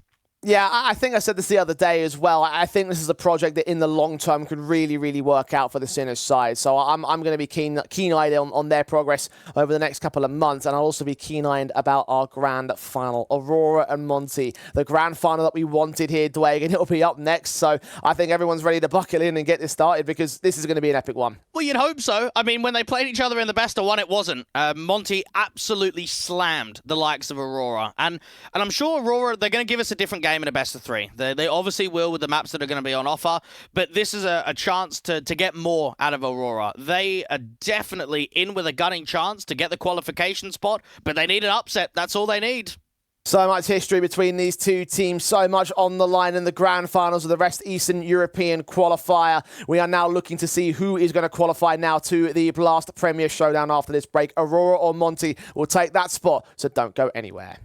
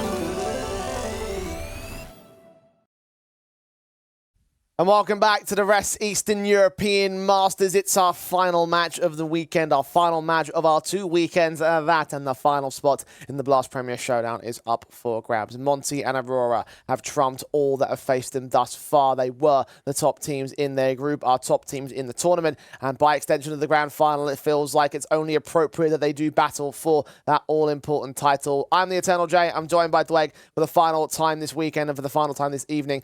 I'm hoping we get a barn burner. I know you were saying before the break that best of one was very one-sided from the Monty side, but I'm taking a look at the way that things have played out. Aurora looking really confident in their semi-finals. I have hope. I have a lot of hope. Well, it's definitely something that we haven't seen previously, right? I mean, coming into this entire competition, we looked at Aurora and Monty as being the number 2 teams, and it feels like every time, whether it be in the Eastern Masters or the Western Masters or even in previous iterations, we never quite get that fairy tale group stage. There's always an upset somewhere in the group or one of the favorites choking in the playoffs. Right here, it's down to 2 very strong teams, and for Monty, this is a great opportunity to say, hey, even if we dip back down to the tier 2 scene, we're still beasts. We're still number 1. And for Aurora, this is a chance for them to get some revenge. This is a chance for a lineup that's not completed to cause a very big upset early on this year for them. Yeah, this would be a hell of a victory for Aurora, I do have to say. I mean, obviously, both teams going through mitigating circumstances because of internal or external factors. You mentioned the standing situation for Aurora. I mean, I would say SDY and his illness, but at the moment, he's looking like he's lights out anyway, so I don't even think that's a factor at this stage. But even then, I have to sort of ask the question, taking a look at our first 2 semi-finals today, who is the stronger team coming into this matchup? Because in my eyes, Aurora had that 2-0, looked real good against Bay. Monty also looked good against Sinners in maps 1 and 3. But that map 2 struggle was a differentiating factor between the 2 semis. Yeah, I probably want to say the Monty game versus Sinners, and the reason for that is I rate Sinners higher than Bay. I don't think Bay would have offered a huge amount in the playoffs.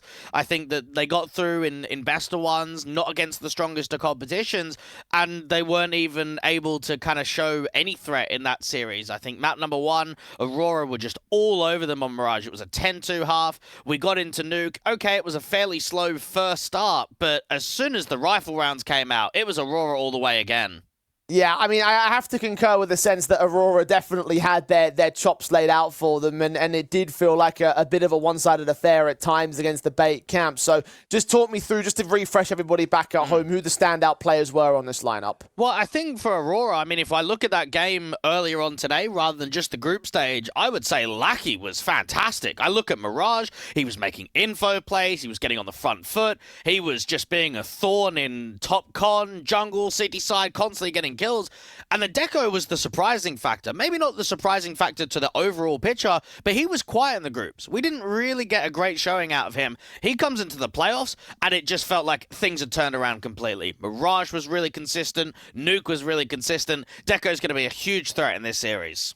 Yeah, 2 key elements to look out for on that side. In my eyes, the 2 key elements of Monty, you have to be SDY and Woro. Those were the 2 top players at the end of that series against the Sinner side. Again, I've talked about SDY and his circumstances. Woro, however, again, continuing to be one of those key stars in this lineup. Yeah, it's another great performance from him, and I'm sure he would have felt almost deflated that they didn't close on Nuke. Again, when you're 11-11 and you allow yourself to get a 5-on-3 advantage with 2 insane picks out from Squeak Door, you feel as if you're going to close that map. It didn't quite happen. They end up sending it to that finale, but overall, he was in good touch. 60 kills, 46 deaths out there in the entire series. SDY similar numbers, 65 kills, 39 deaths, over 100 ADR across all 3 maps. So those 2 Ukrainian players are going to offer quite a lot in this grand final now.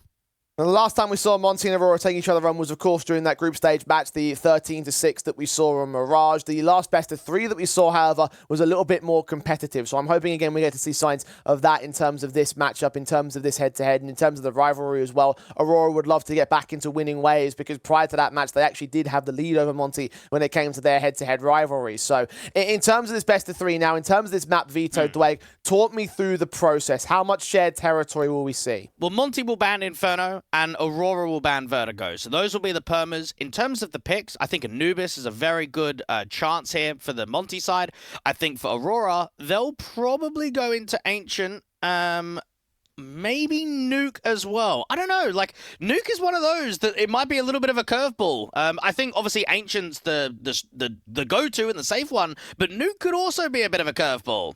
It's great you pick up all three of those maps because those were also played in the last best of three between the two teams as well. Monty have first port of call and they will go to Mirage. Not shocking to see that considering with the group stage. Nuke comes out from Aurora. We saw the struggles for Monty in the semi, so I can imagine that they're looking at that match thinking maybe we could punish them with our own pick of the litter, and Ancient will be the deciding map in this best of three. So a lot of very familiar ground being covered today. I actually think Aurora have won this, Vito. I actually thought they were going to pick Ancient, and the factor that they've got into Nuke means that they can get Ancient as a decider. I'm going to 100% say now that if Ancient got picked by the likes of Aurora, there was no way they were going to get Nuke. That was going to get banned in the second wave of the vetoes. They've actually curved it in a fairly good position. I think the difficult circumstance here is obviously proving that they can beat Ancient against Monty. It's been a long day for both of these squads. If we go all the way to a third map decider, we could have quite a battle on our hands. And honestly, I could see that being a real possibility for Aurora, for both teams, actually, a third map decider involved in this series, because we think about Mirage, we have history, very recent history between the two teams to establish that Monty should have that map under control. Nuke, obviously, it makes sense from the Aurora side. They've got the better win rate. Monty themselves obviously struggled on it earlier today to the Sinners camp, so Aurora might have been looking at that, understanding what they can do to beat them out there. So in terms of those first two maps, it makes a lot of sense. Having Ancient floated in there as well, like, this is, yeah, a very, very intriguing veto in my eyes. The one difference maker to me is going to be the grand final setting. Now, last year, Monty played in 9 grand finals and won 6 of them. Aurora played in 6 and won 3. So we've seen Monty play in more grand finals and have a higher success rate of winning grand finals. That's going to be a helping hand moving forward into a very important grand final today. Yeah, of course, high-pressure situation for both teams because you know that both would love to go to the Blast Premier Showdown. For Monty, just to continue to establish themselves in another one of the professional circuits. And for Aurora as well. Like, imagine if they got that crack again. Imagine if they got that. I think this would be their first opportunity since the RMR to crack into that Tier 1 environment, if memory serves me correctly, all the way back in last year. So for them, it's a massive deal here. Yeah, and both teams have never been in a showdown before. I know that Warro and SDY have previously played in the Blast Showdown circuit with other teams.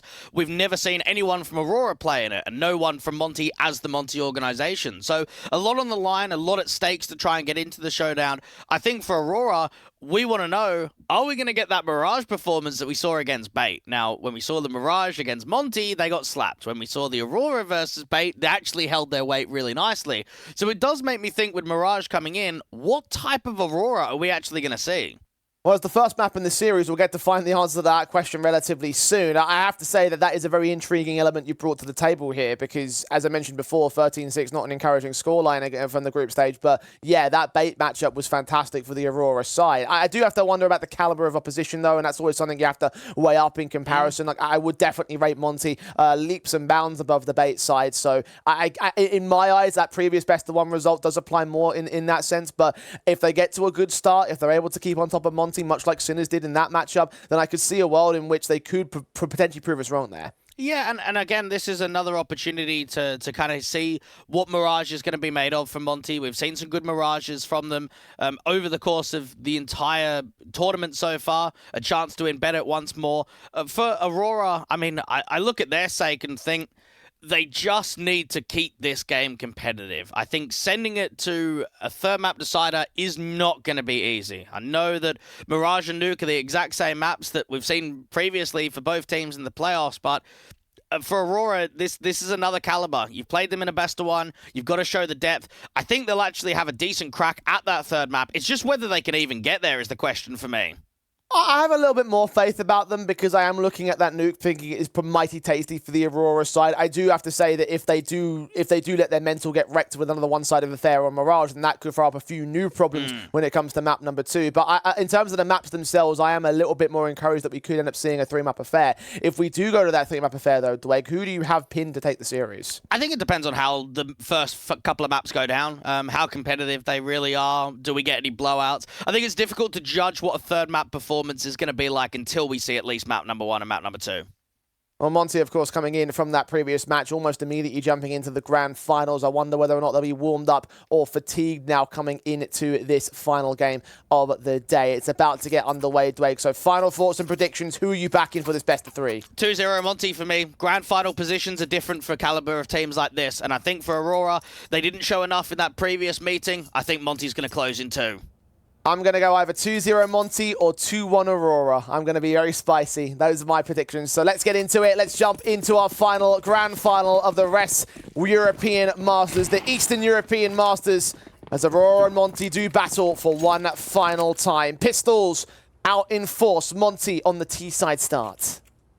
Demka leading the pack, and a very heavy stack out to B. On a contact play, Deco is maintaining the window to looking up to top mid. And if Monty do run into this trap, this could be a very good start from Aurora. Great tap there from Warren2K. That was sick. Good night, Deco. Belchanok, good night to you too, sir. 5-on-3, instantly gained by the Monty camp, and Warro is feeling it, lads. Krasnal gets his lick of the wounds as well. And Lackey, not much he can do. What an overwhelming pistol for Monty to start. They've taken, what, 30 damage of HP in the entire pistol round? Those were some disgusting taps with the P250. Whew, take a breather. Warro, lovely stuff, mate. Beauty. That's all I can say. All I can say. How sick. And again, what a confident start for Monty, right? We talked about the idea of Aurora trying to get on top of them early, and that's just not happened at all. Mirage do not want to see the repeat of history on Aurora's camp, especially. Nade set to damage. Initial chunk of the HP bars, but nothing major done early. SDY maintaining that short eye in with the MAC-10. Demka deals with Lackey. Now we know in that last performance against Bait, Lackey was making a lot of info plays towards A main, and that's something that they probably wouldn't have picked up on, but picked up on their game when they played them in the best of one. Keep an eye on Lackey making those info plays. Make sure consistently in the first half he can't allow that. And already this force buy looks quite weak from Aurora after that opening casualty.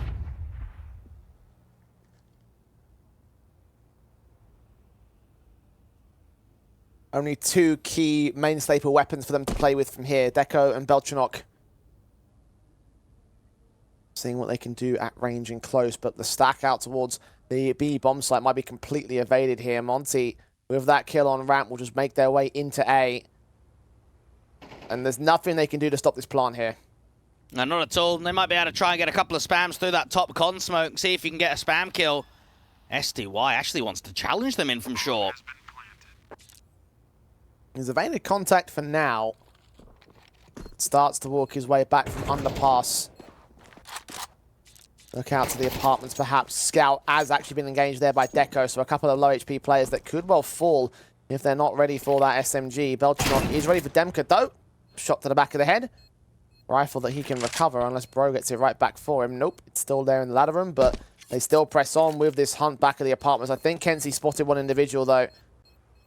They can get Belchanok out of play, see if they can get this AK back in T-side hands. They get the kill against the man. Nori picks it right back up. The second MAC-10 starts moving in as well. SDY from range gets the scout player. Nori continues to strike back, and actually a number of casualties taken there on the T-side line. So expensive one for Monty, but a 2-0 nonetheless. And realistically speaking, the quicker that Monty get this series wrapped up, the more sleep they're going to have for their official tomorrow, the more time they're going to have to prepare for that opening game against Ecstatic, which is 12 midday UK time, so 1 PM CET. And we're currently looking at, what, 7:30 UK time, 8:30-ish CET.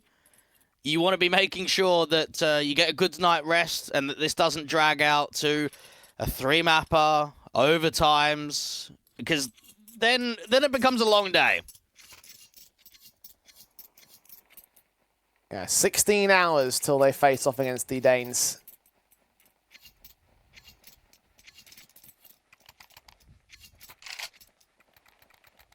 So needless to say, the clock is ticking. And they can get the confident start right here on this map, then it would be at least, again, an encouraging factor to the idea that they can close it down in 2-0 fashion. Aurora Just utilising what little they saved in from the previous round, alongside some upgrades. Generally, decent float to work into the next round. But Monty need to evade the damage from here on out, because Aurora, if they find that reset, that would be a fantastic shift of momentum. Damage has been done early to Aurora and Krasnal. The AK of Krasnal will engage. Mac 10's getting in his way, though. STY's got to be careful. The bomb's on his back. Aurora hold their nerve.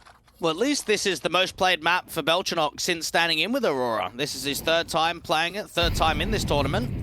We're seeing more from him as this tournament reigns in. I don't think stats-wise have been that pretty, but if you can force Aurora into a series competitiveness against Monty, if you could push a map, if you could push a series, then I think it would help his case to join the roster. He's got the MP9 moving into round number 3.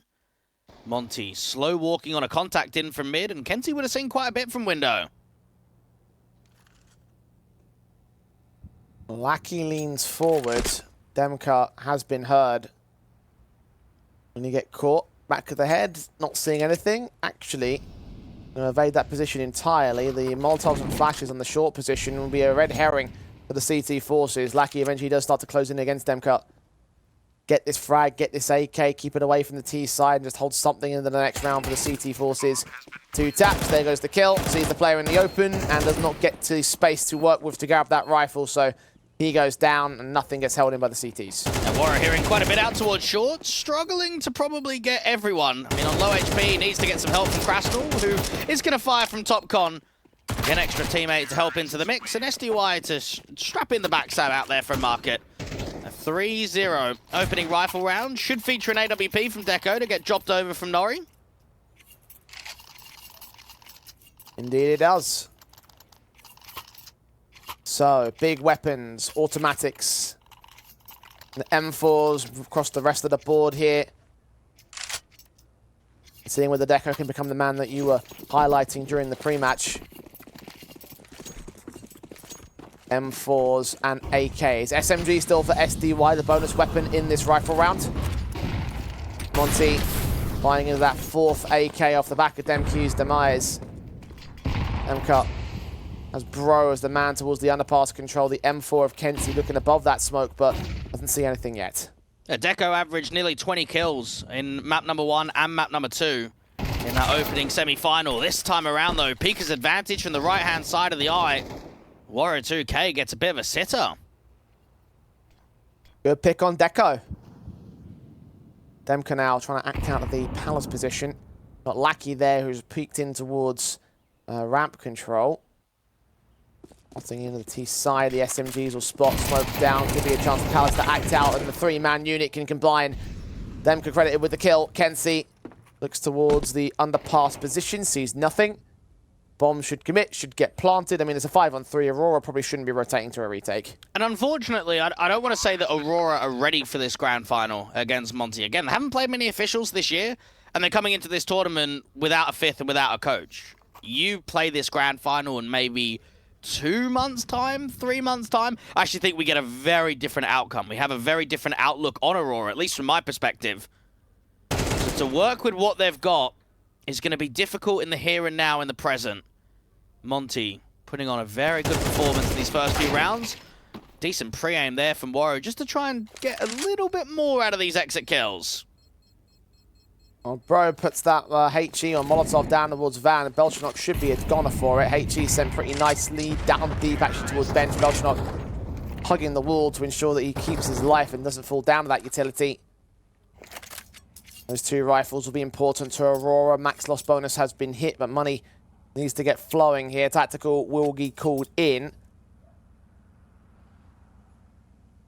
because they are down 0-4 on Aurora.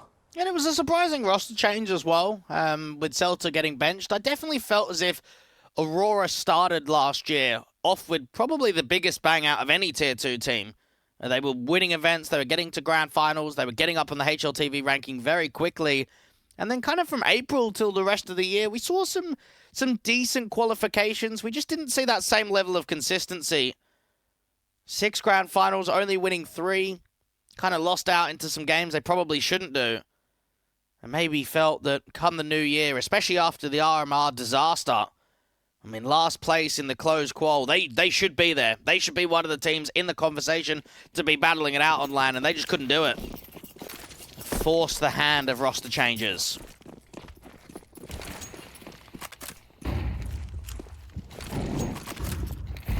Monty.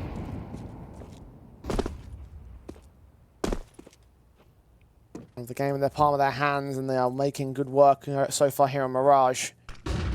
Aurora will try and play with pace, try and take some map control away from the T side. I mean, as I say that, there's no one there at ramp, so with a quick prod for info, seeing nothing, falling back to defensive. Meanwhile, the AK start moving in here towards Shore. Belchanok can cut down Warrior and double up onto SDY, so encouraging set of frags. Can Aurora maintain that man advantage though? Bro is on the bomb site. They've drawn a lot of attention away from the A play as well. Bro can get a pick. A second would be lovely. A triple would be fantastic, and damn near round winning. Bomb's going to commit, will get planted as Aurora start rotating back. And this is recoverable, but Belchanok's put up a very good defensive. He has made this round realistic on the retake. The issue is Krasnal and Demko are just going to run the clock. Demka hears them rotating, maybe aware of the mass numbers of players here on the CT face. On the bomb site, Krasnal hears them walking, gets Kenzie down to 3 players. Second man has been seen. Nori also should have been heard there with his own spray to combine Demka with a pick back, but Deco and Lucky get those frags in quick. The defuse kit is on Lucky. It's being held by Deco on the 10 seconds. He's got time for this one, so it will be held together. The first round for Aurora. And not quite a Kuster and CLG moment. Aurora get their first round, and Monty, it kind of came down to them getting a lot of space. They got up short. They're out to the apartments, but couldn't deal with Belchanok out to the back of the B bomb site. Very good hold from the young man. Individual moments will be required as part of a cohesive matchup from Aurora. That was one of them.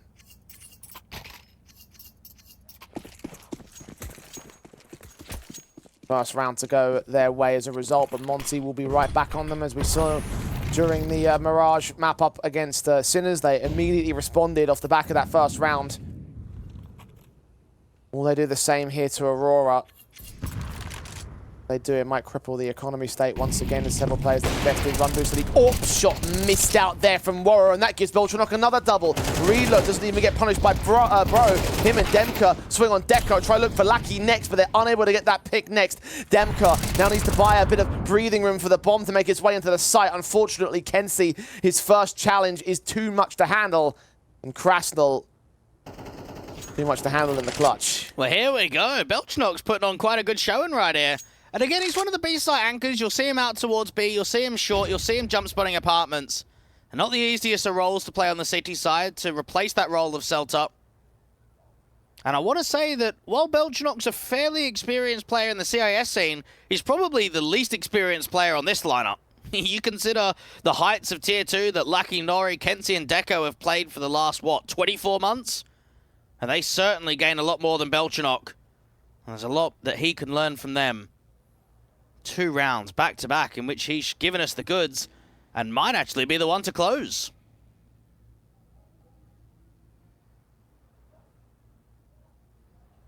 Key pillar of Aurora CT side thus far. Second on the board for them. Aurora, they'll have to make up a couple more rounds against Monty, but that should start to get a bit more manageable with the money starting to get a bit more worse for the T-side line. Krasnal's AK will stay in. Demka already has $3,000, but the 1,900 onto likes of Bro, for instance, might cause some issues. They grab that AWP, ball, he goes down after time, and that makes it even more questionable now. Now Belchanok, again, another good sequence from him. Plenty of AKs. AWP to be passed off from Lucky into the hands of Deco.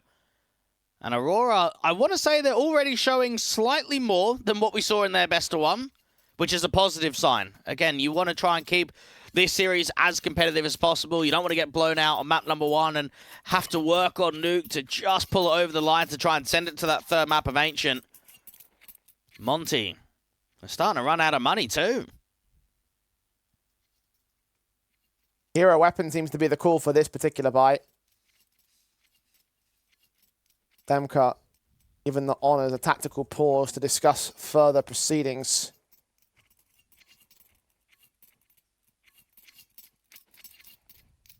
Because Aurora have shown themselves, shown that they are here to fight, like we've seen over the course of the day. Monty may have found the early starts, but we've seen how quickly these leads can get out of control the moment the money line starts to wither.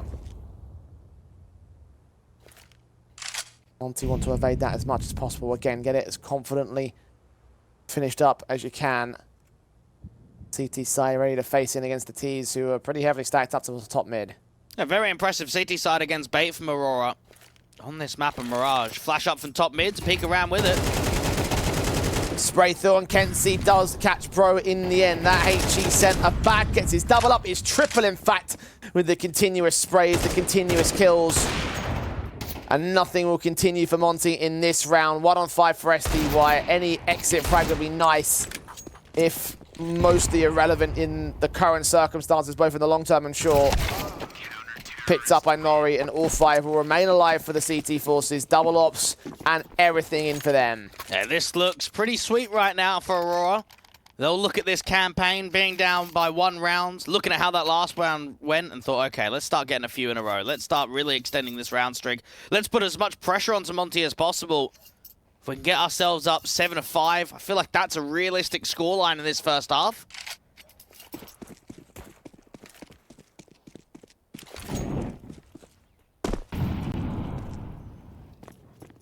Monty have this rifle buy to maintain their advantage.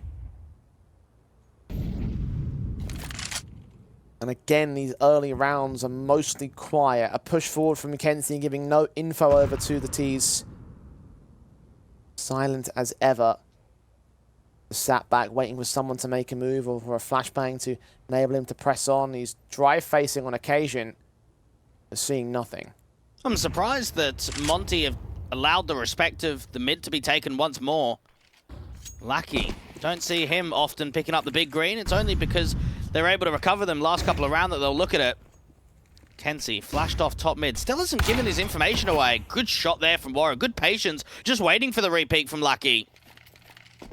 1 AWP down, 1 more to go. Flash in for Belchanot will get the man standing back to evens as they push up towards mid. And Nori here's what's going on at Dark. He deals with Demka. Look to swing it on Bros. Molotov will land back towards Dark. Belchanot comes in with extra support. Another 2K from him, a triple. A transfer to the Quadra and everything. This guy is on fire. He's playing well. He's putting on a very good shift right now. And back with his old teammate. You can start to feel as if Kenzie and Belchanot are getting that partnership back together. Back in the days of Ethereal, you look at that previous lineup, and Zorti was probably the most exciting player to come out of that organization. But Belchanok is putting on a showing right now. Oh, we talked yesterday about the ideas of if he's going to be a permanent fixture here on the Aurora side. If he keeps doing this against Monty, I mean, damn. 4 apiece. Flashbangs do catch Deco off guard, and they've seen where Lackey is on the balcony ahead of Palace. 2 kills found for him before he falls, so they do overwhelm that A bomb, so I look for a bomb plant in the half by. That's a very good hold there from Lackey, considering he was detected. Fast pace still sets up Monty in the post plant. Flashes in, the AWP shot missing from Demka. Nori picks him up, SDY and Krasnal, 2 very different positions. SDY desperate to get Belchanok, but down to 5 HP, he still gets his kill. Krasnal back at Dark, sees Kenzie, and Kenzie gets his own piece of the pie. Aurora now have the lead. And just to give an idea on some of these Mirage performances that we've been seeing from Belchanok, obviously in this tournament so far, he's averaged a 0.76 rating on the 2 times that Mirage have been played, but yet this time in the grand final, he's 12-4. He's putting up multi-frags. He would put up that round-defining play from the back of bench. Aurora. Now, they're putting in a good shift right now. This is more competitive than what I thought it was going to be, especially on Mirage.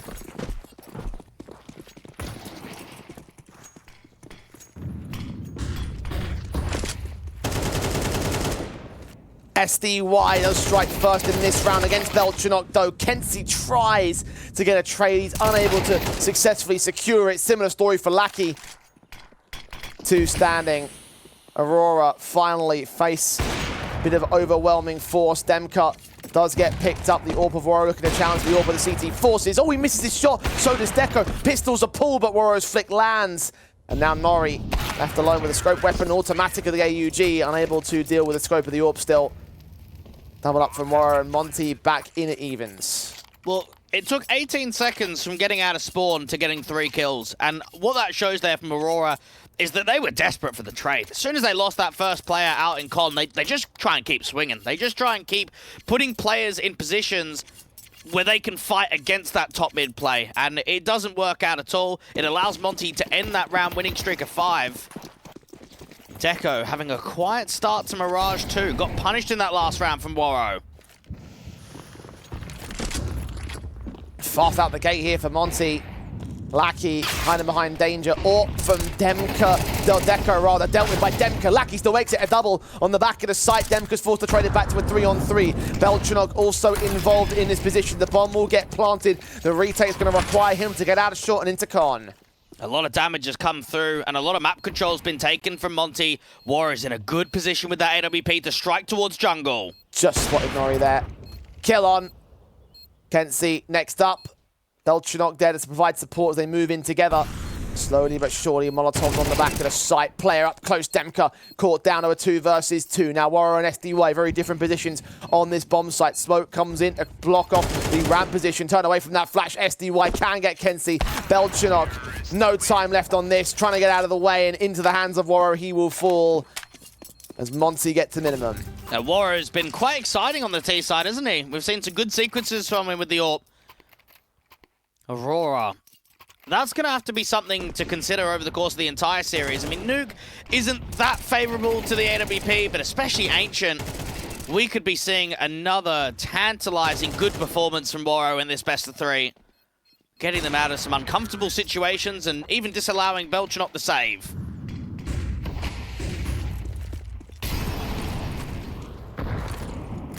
Aurora into the last round of the half with straight M4s and still hunting for the kills against Monty, still hunting for the even stance. Generated themselves a decent streak to take back control, but Monty was so quick to once again return fire. Gave a lot more emphasis to the CT side, but now one more attacking round. A little over a minute to play. Waro 2K looking out to the apartments. Nori with a deep HE. This should do some damage. Waro's responsive, not quite as effective in response.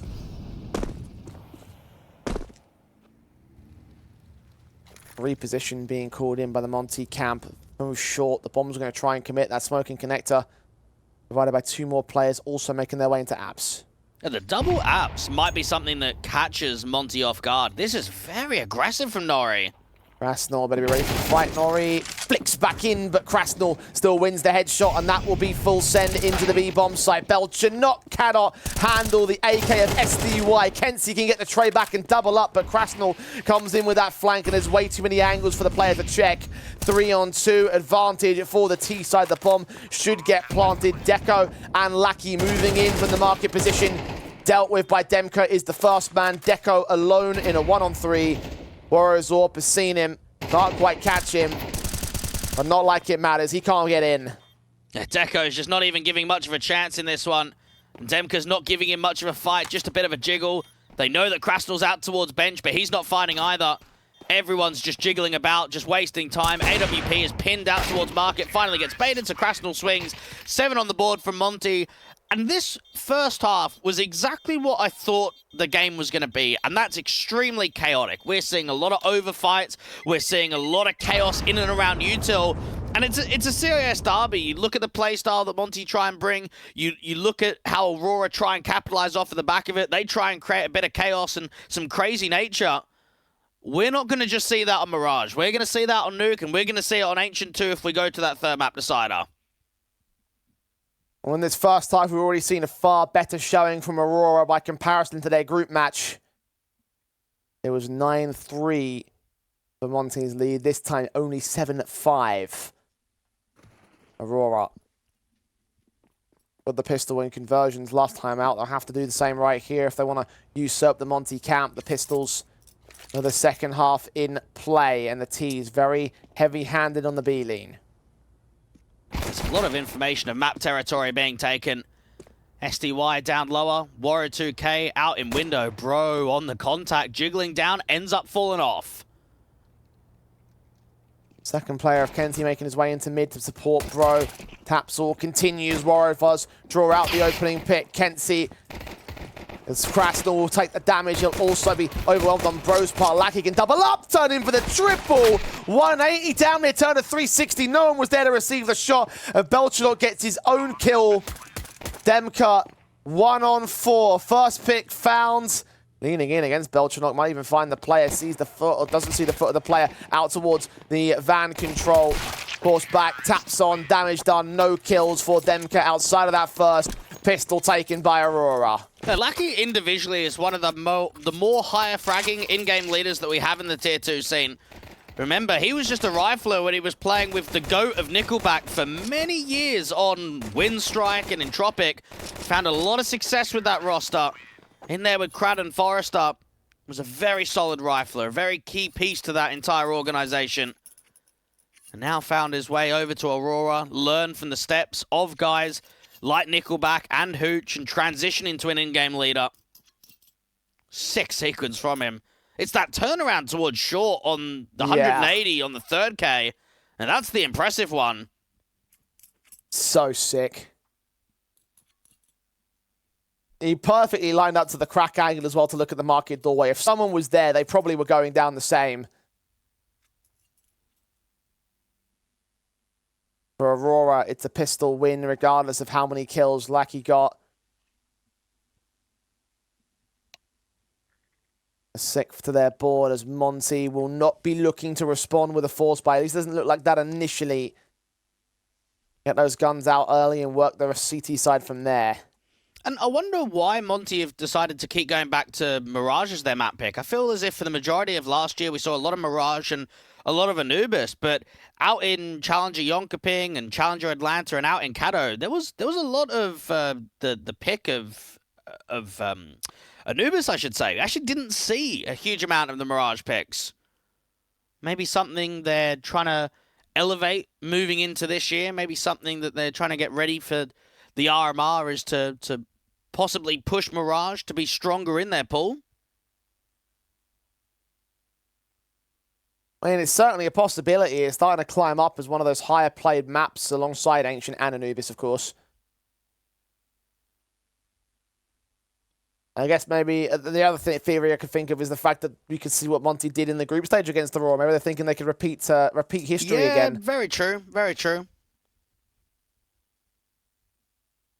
History hasn't repeated quite in the same fashion. Monty hold the lead, but only by a single round. Aurora, again, putting in a very good shift today.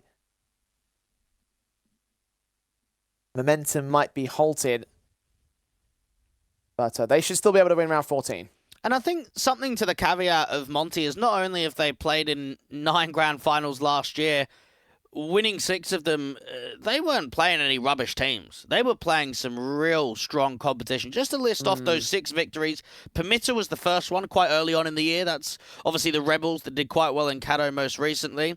Apex were the 2nd team, 9 were the 3rd team, Spirit Academy were the 4th team just before they made the transition over to the main roster, Apex were the 5th team, and then Eternal Fire with the 6th team. We are talking about the majority of those teams being at the higher end of Tier 2 and getting Tier 1 experience in Apex 9, Eternal Fire. So some tough matches in Grand Finals, and yet Monty was still able to make qualifications happen, still able to get those opportunities up at Tier 1 and beat those teams. Got to remember as well that one of those victories, the Eternal Fire one, was on LAN. Yep. Trophy lift and everything. Yeah, the 2-0 as well. I mean, yes, there was an overtime out in that second map of Anubis, but Vertigo and Anubis, 2-0.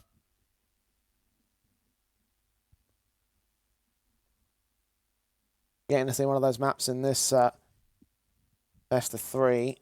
Yeah, a lot of teams have been trying to get Vertigo away. Huge winning streak from Monty on it right now, and I'm sure it could continue, but best of 1s, there's no way you're going to get Vertigo. And obviously, come BO3s, we know that Aurora's permaban is Vertigo, so never going to get it there either.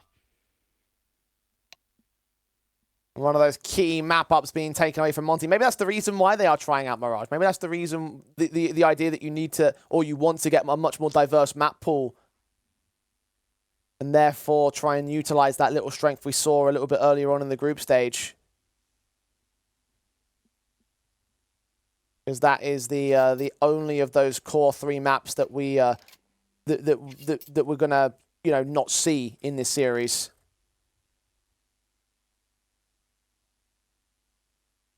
A resting moment. Monty will have to consider their position from here on out, obviously not being as effective and not being as one-sided, which is a fantastic thing for Aurora. It again proves that there was something in that momentum conversation about coming from that semi-final and looking as good as they did against Bait. It does make me wonder if their permaban may change, though, moving into 2024. We know that Monty have never liked Inferno. Didn't play it in Go, aren't playing it in CS2.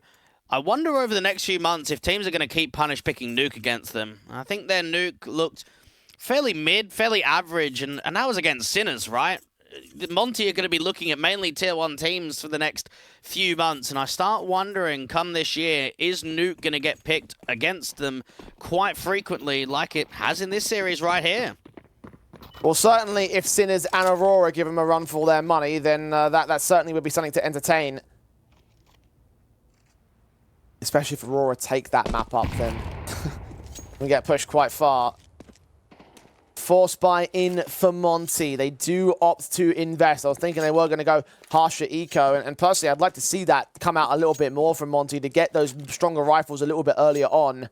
It's surprising to see Bro only on 4 kills. I think when we look at the Mirage performance that we saw in the previous head-to-head, when we look at the Mirage performance earlier on today, it is always Bro on this map leading by example. Perhaps a reason why Aurora are doing so good. Effective at shutting him down, or whether or not he's performing to where he wants to be. Regardless, it's a way in and a factor removed.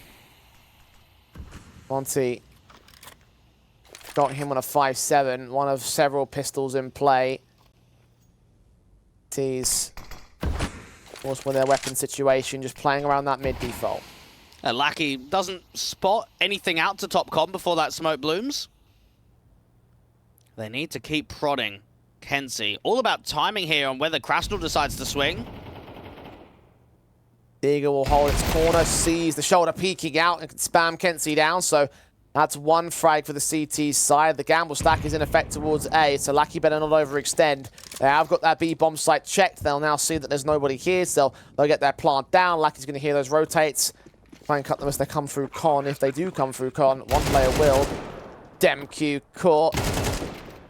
And so is Bro. And Lackey being quite frustrating right now because it's wasting a lot of time. It's dropping more players. Deco's got to be careful because now they might try and throw themselves at it. Luckily enough, he got away with one. I feel like if he doesn't get any kills there, they just explode into short off of the back of it. Didn't feel as if Monty really wanted to go for that retake. You could see straight away there was a bit of hesitation. Finally, they clear out Con and kind of second-guess themselves for a moment. They end up backing off. And Aurora tie up the scoreline. They'll be very happy at this. Even Steven. Not on the players on the board, though. Monty get away with a couple of rifles. They might force buy again, though. Yeah, that's a very significant possibility. And I mean, that's usually something reserved for the T side when they get all those bomb plants over and over again, and they've got the CT economy on the ropes. But you consider the money state that Aurora have got to be in.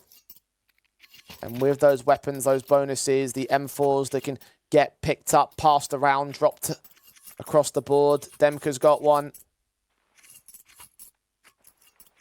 Krasnal and Bro get Kevlar out, seeing what they will be able to gain. I think this is a good decision. Monty are a team that like to put a lot of pressure back on your opposition. You know, we saved 2 weapons, we saved armor, we saved a little bit of util, and 4 players dropped. Now, there's no denying that this is a risk, and Bro's given himself a slight amount of cash in the reserve to help out investing into the big green come the next rifle round, but I like this. This is a taste of spice from Monty. Set up heavy-handed towards mid and B once again. 2-2-1 split with the A site defended by Demka. Smoke is at least going to stall for time at that Palace position because you can see Aurora set up for the set piece. That's a really good smoke there being lined up from Demka. It's a Pacific lineup out there from Ticket. It just makes it easier to smoke off Palace. He needs help, and he needs teammates to rotate up Con quickly. Evades that first flash. Molly's down at Dark. Of course, going to reveal that nobody's out there. Wins that first fight on Belchanov. Second player out of Palace will swing. Kenzie gets that kill because Demka was so focused on that back line. Big gap here towards connected jungle. SDY flashed off position, will be forced to fall back a little bit. A nade from Krasnal was pulled, but didn't end up throwing it in the end. 4 on 4 as Kenzie will strike. Bro gets one back of the Deagle. Lucky looks to make his move in, but the player at CT comes up with Bro's extra Deagle support. It's all on Deco now. In the clutch, down by a player advantage, and Bro picks up that AK, puts it straight to his head for the 3K, and Monty find that 4 steal. And look at what that's done to the money. Double eco status for Lucky, Belchanok, and Deco. Nori's pretty close, so you can count him in on that as well. They have to force buy. There's just no other option. Oh, I love it when the high-risk plays off. It's so bittersweet, isn't it? Because, again, it's a high-risk play. If it doesn't work out, you give Aurora the lead, you give them more chances to start getting a round streak going. But when that risk pays off, that's when Monty feel like they can run away with this map.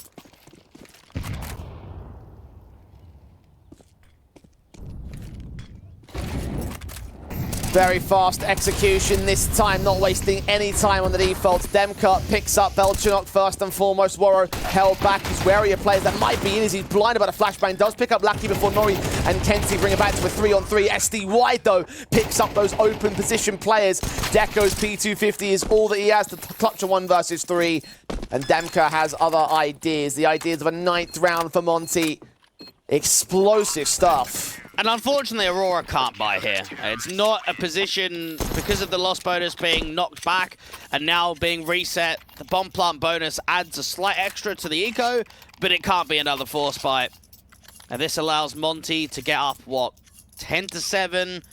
If you're keeping these AKs, the double AKs of Bro and SDY alive going into the next rifle round, that could really target the 12-7 scoreline.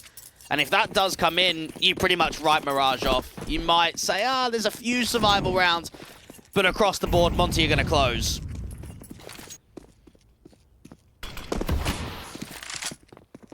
Aurora, Deagles, and upgrade pistols set in. You're right about the investment state. It's not going to be heavy-handed at all. Oh, grenade there. But Warrior still got Kenzie. Anyway, the T's picked apart here in the apartments. Similar story out towards top mid. SDY getting Deco. Lucky finding Demko. Is at least one pick back on the A site. SDY still combines with Krasnal and deals with that last, and it's all left to Belchanok. Bomb not even with him. That's going to be discovered by the CT forces. He might get another kill. I mean, at this point, he's looking for any sort of damage. Certainly won't be able to get the round, and Bro does drop. 1 bullet left in the mag, and AK also picked up in for this man, so overwhelm the AWP perhaps. Get one of the 4. Force the reinvestment. No. 3 alive. 10-7. And very concerning that Deco's only on 3 kills. We definitely know that AWPers have been nerfed to an extent in CS2. We're not getting the same impact from them like we did in Go. But look at what's happening on your counterpart. Look at what's happening on Monty. Warrior had a sick semi-final, and he's now come here and he's delivering again. 16 kills, 9 deaths. He's been very consistent. Now, again, this is only map number 1, and this is Monty's map pick, but Deco needs to be more consistent over the course of this best of 3. Otherwise, Warrior's going to lead out in that example and probably lead Monty to victory. I mean, even in the semi against Bait, he was one of the top 2 fraggers for Aurora. Damn cut. Against Kenzie, gets caught off guard. Start for Aurora here in this one. But look at Bro and Warro. Quick swings forward into the apartments, unable to find where Kenzie's at. Molotov keeps him at bay as the T start acting out towards the A site again so early in the round. SDY just about gets Belchanok, and through the smoke, Krasnal will spam as Warro comes up short. Lucky thinks he's completely safe. So does Nori. Both go down. 2 left standing for Aurora, and they have got a bit of a setup towards mid on that bomb site as well. Plant will need to be secured relatively decent time. Deco, however, sprayed down by SDY. The flash support kept him blinded. Kenzie now needs to win the clutch. I just feel for Kenzie. He's actually had a great round. He's got an opening pick underpass. He's put the molly back, and he knows 2s in apartments. Not only is that impact with the opening kill, but it's impact in info. you feel for him because he started that round off really nicely, and it's just collapsed on A. The dive out from Palace has been unsuccessful. I mean, Belchanok was, what, 12-4? He's now quiet down quite a bit. And that's not just for his sake, that's all for Aurora. This second half has been rough for them.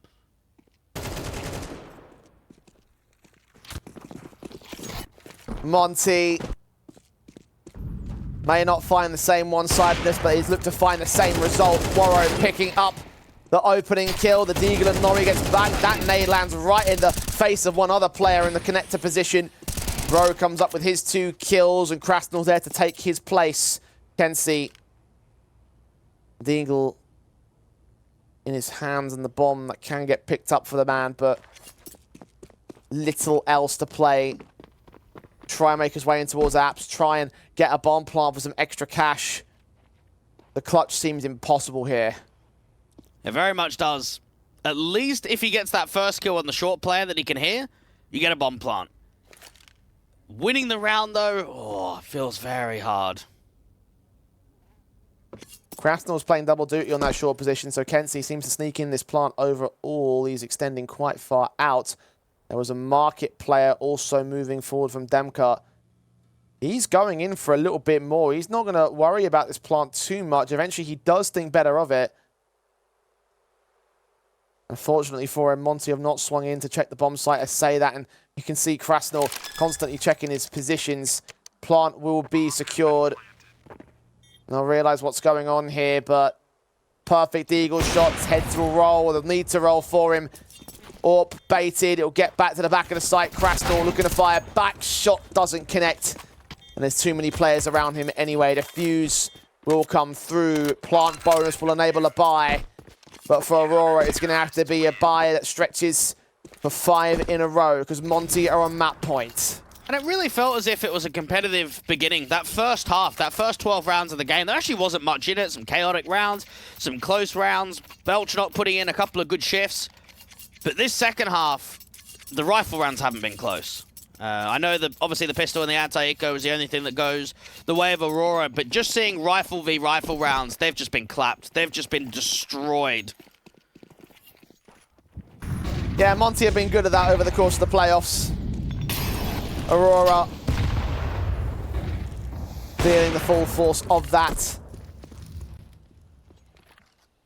But need to win a gun round. Belchanok been stellar as an individual at certain points. He needs to be stellar now. Walked straight out of that ramp position into the bomb site, out at Sandwich. Undetected as of yet for the CT forces. SDY is prodding out a connector. That Incendiary is drive them back or straight into the engagement. Lucky with the kill. The players at Dark ready to receive. M4, there's a double play in the Dark though. Are they going to be ready for this? And the issue is, how much can Krasnal realistically find? Deny that bomb for going down, maybe even just wait, maybe play out the late rounds. Might just do, but no one is watching this still. Orp drawing attention back. Krasnal has missed the mark, getting kills of the players in the open. The flashes will be sent forward as the smoke will finally clear. Deco has got Pro. Finally, the AK can strike for the 2 kills, but now he's all alone. Needs basically a 4K. It's not going to happen. Can't see. Keeps Aurora alive for 1 out of 5. Well, I think it just shows that SDY got nothing, and even the double Dark, you have to try and sell it, so Demka has to fight. But then from that point onwards, no one else is providing assistance. No one else is getting kills. Bro tries to wide swing out from jungle. Belchanok gets that trade pretty quickly onto Warrow, so it was always going to be difficult there. Krasnal eventually spotted out. So, Aurora, 4 to go to overtime. Shot on from Warrow's landed the collateral tag and everything. Deco at least responds. Trade back to a 4-on-4, but with a massive HP advantage. Initial prods will try to drive those short players back as well. Monty hold their nerve, as do Aurora here. And Krasnal with an off angle, looking out to the apartments, waiting to see if there's a walk contact. Bomb and Lucky is committing together out to shore. Bro gets back, Lucky gets both kills and cracks open the B site. That should be a 9th. Lucky's played well over the course of Mirage. He's been involved into some key opportunities. That's another round there where you're almost expecting the B players to go 1 for 1. Okay, don't get that first kill right. That's where Crastal's going to trade. No, just gets overwhelmed. Great sequence from the in-game leader. Deco will get SDY next to try and keep the economy as low as possible for Monty. M4 on Demka. Oh, doesn't even get past Lackey's low HP. 2 points of health for him. But he removes all 5. Aurora up to 9. Monty still hold map point. With an eco involved in this, however, Aurora, a round win could do much for them. It's actually fairly likely we're going to overtime here. I mean, we're only going to get a good rifle round for Monty on round 23. Round 24 is going to be working with not a massive amount, depending on how many players save. And this looks promising for Aurora on the round streak. Monty have got, at best, 2 opportunities to close it. Kenzie, most do the eco pistols. Does get caught off in the end for his transgression, so there's a rifle that SDY can pick up, and probably best that he tries and holds on to that for the next round here. Need that firepower. As Crastal gets overwhelmed on the A-bomb site, and from there, it should just be a plant and a round. Aurora maybe pressing more than I would like. I know that obviously that AK is going to get saved, or at least attempted. But do you want to give them a chance of holding on to 2? If Belchenok goes down in market, this is a great chance for Demka to go and get that other rifle. SDY is going to try and provide support with the taps. The pistol does not go for the peak. At least not yet. Molotov sent to the position, and the rest of the T's are also here to try and pick up that AK. Demka. Here's Belchenok. He can't quite catch him off. Finally, no! He's missed the marker. From range, can't get onto Lackey. Both players go down. No AK save today. Took too long in that exchange, waiting for the perfect moment, and even then an ideal position wasn't really presented. Tactical for Aurora, buy for Monty. Yeah, so Monty had the opportunity of going double AWPs in this round, and they've opted against it. Kenzie. What can he provide come that next rifle round? The pressure's definitely on. And I think the way for Aurora to beat Monty in this series is wear them down again. Make this series drag out for as long as possible. We know that they've got a big week ahead of them. We know they've got a big day tomorrow. Drag this out. Push it to overtime. Really try and draw as many rounds into this best of 3 as you can. And this round, though, could actually be decided with an opening pick. And we've seen in that last best of 3 that Monty played against Sinners that really just one opening kill from Waro can almost close maps down quite easily.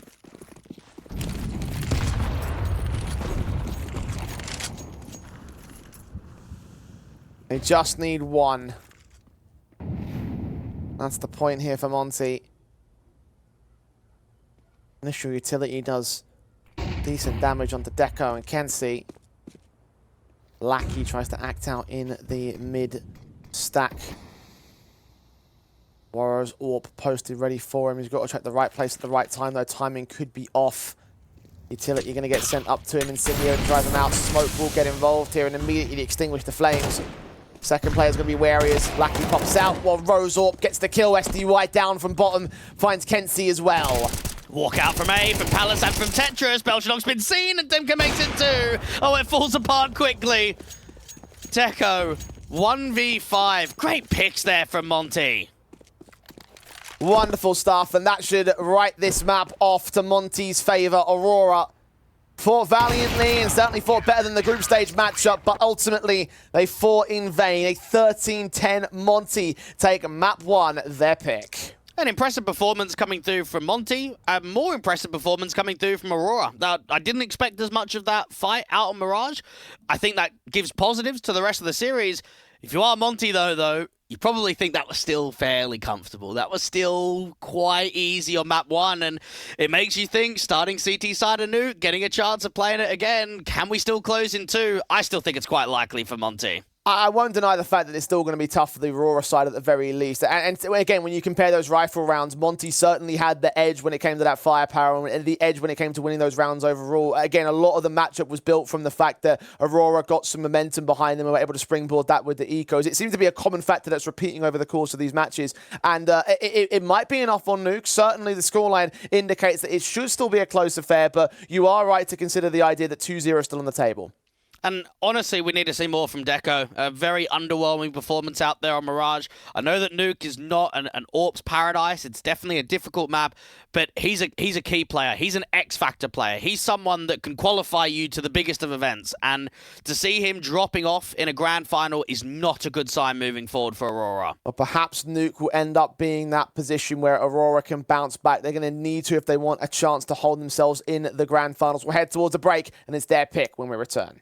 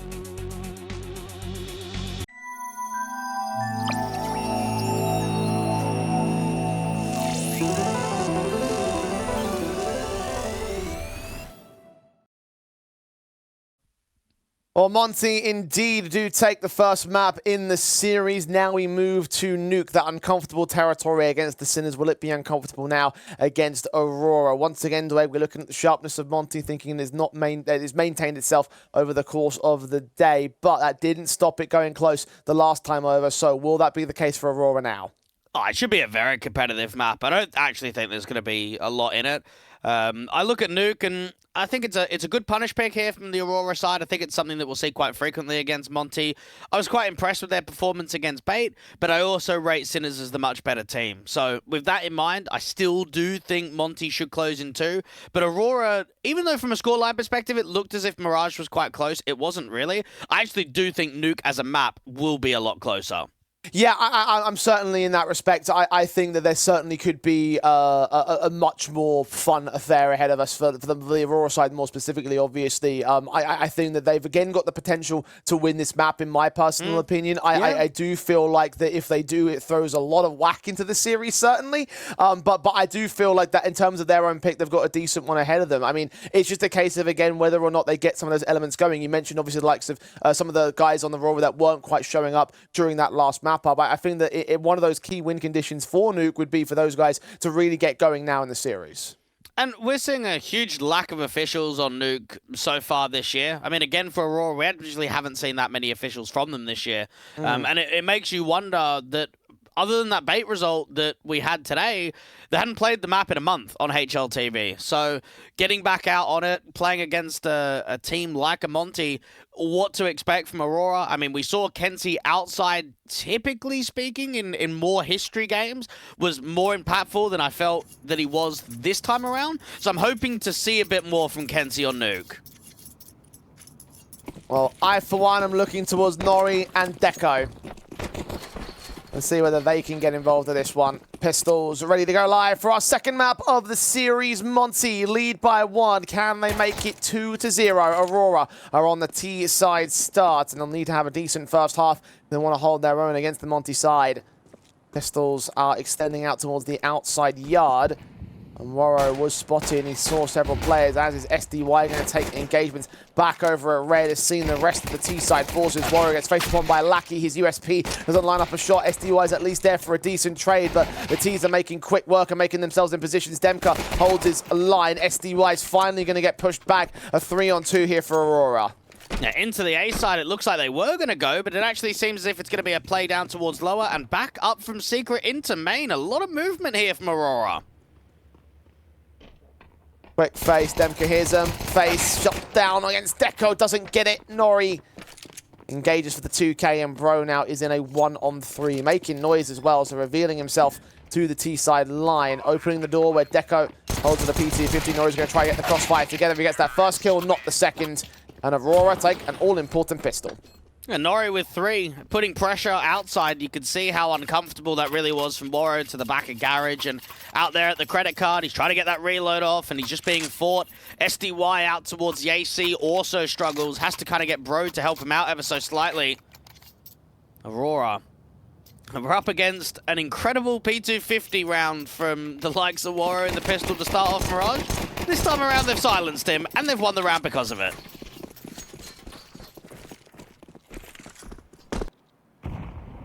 Well, of course, Monty will be back on the force, as has been pretty typical for their game so far. Scouts on 2, SMGs on 2. And Crossfire's held as the outer yard is taken once again by Aurora. Kenzie leads the charge. Walk in on a contact, not making any noise, crossing outside. SDY trying to see if he can spot anyone crossing from the back of T-Red, but if you hug the smoke, she won't be seen. Monty with the force buy. Almost an anti-lobby crunch setup. Belch knock on the T-roof, keeping eyes on the ladder, trying to see if anyone will get in lobby and get up to the T-roof. SDY doesn't hit the shot. Second phase does land a tag, at least on Deco. A little something gained here for the CT side. Generally even HP between the two individuals. They'll pass weapons back and forth. And actually SDY will take the SMG. Good call to make there, considering how close the T's really are. I can't say I've ever tried that one. That's quite a long range to be able to chuck weapons across from one another. Very clever to get the MP9 after a scout was seen in that position. Ooh, timing underneath him. Is actually looking out for the railing behind him. Belchnok finally catches the likes of Demka just off of patience. Now the T's put distance between them. That should be a save. Lower bomb site's been compromised. Barn secured. Nothing that Monty can really do about it. Maybe isolate Belchnok. Maybe take him down. Automatic weapon to work with in the next round, but you are right in terms of the concept, just holding onto these guns into the third, which will be a harsher eco for Demka, who especially fell, and anybody else who also goes down in this post-round position. Holding inside of the bomb site for the time being, but outside control is CT or an SDY. Would really like to get some better cover here. Bro, similar story, but he might get caught up in the bomb blast or the escaping T-side positions. Aurora will be very happy with how this second round have gone down. It does make me wonder what's on offer in that next round, like you mentioned, though. SDY gets out of trouble. Bro tries to do the same, but actually does get caught in the end. Aurora, 2-0 start, looking to go 3-0.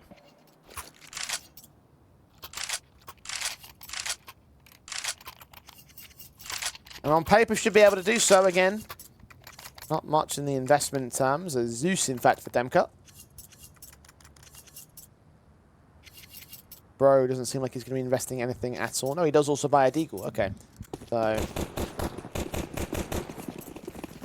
majority of the emphasis is still on those SMGs and that scout, seeing if they can take any picks away and try and keep the economy limited here. So when they find that reset, Monty will spring forward. It's very fast from Aurora here, though. Deagle, Bro takes his first shot, misses entirely. The rotations down to the lower bomb site aren't in quickly, but Krasnal does have an MP9 in a close range at double doors. Up towards the window, see Deco tagging down to half HP, the USP at Demka. He needs support of the Deagle now. Bro is in position. Footsteps heard. Deco does catch off one. So much damage has been done to those T-side players. Bro does get Deco in the end, but it's 3 for 1 on the kill counts. Maybe the Zeus might catch him aggressing. It's very unlikely. Scouts just desperate for a lucky shot here on Aurora. Nothing's going to come through. This will be the 3-0 start for Aurora. Monty, they do so much in the damage counts. It's definitely a shame that they're not getting more picks there. Now, that spam was very close to maybe 2, even 3 players going down, and if that was the case in the end, then they probably at least attempt a quick retake. Demka try and see if he can upgrade to a Galil. Pass them back and forth. Well, he's actually going in to try and keep them towards the bomb, but yeah, he's definitely going to go down here. Right idea is where they're holding, but unfortunately unable to hit a shot. If he caught a wallbang, that actually might have forced a player to go up with the bomb. Doesn't happen for him. Aurora, 3-0 start and 4 players staying alive means the economy's in a pretty good spot. So Monty just playing into the rifle round now, and they will get out all the big weapons. The AWP in particular in the hands of Warrow, yet to start on this map. Let's see whether round 4 will be his. Yeah, we saw Aurora not that long ago being a grand final up against TSM. And the Sky Esports closed qual where they had a round-robin group stage and then just a single game against TSM. Had a fairly comfortable series in that one, 2-1. Get the qualification, move on. Exactly what they're looking for here. Get that qualification in a grand final to the next stage. The showdown in the circuit. And for Aurora, for no players to ever play at a showdown before, I think that is very hunger-driven to be able to get the result here. I mean, for Warrior 2K, the last time that he was in a showdown was back in fall of 2021 with Mad Lions. And for SDY, it was the spring showdown of 2021 and the fall showdown of 2020 with Team Spirit. So a very long time for some of those guys to be involved in the showdown.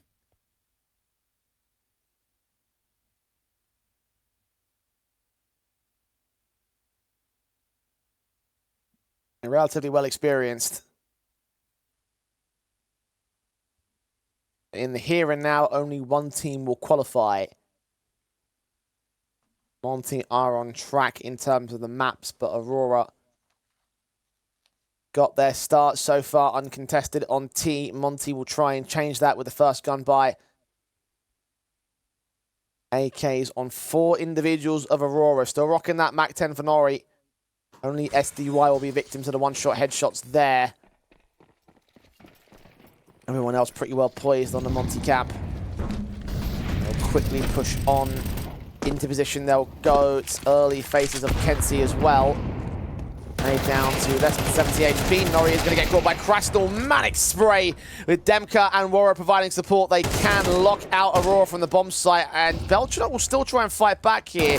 Known towards Squeak, caught by SDY. Kenzie in a 1-on-3. A really good distraction there from Krasnor, and I might have to say that on the replays. It almost looked like there was a double hut setup going on involved. That's quite rare. Krasnor brought a lot of attention on that drop down, a quick rotation from Waro being the heaven rotate. Kenzie, I mean, I'll be surprised if he even gets one pick. He's got time on his side, and he's got an AK with some util. But yeah, I don't know. I don't have a lot of faith in this.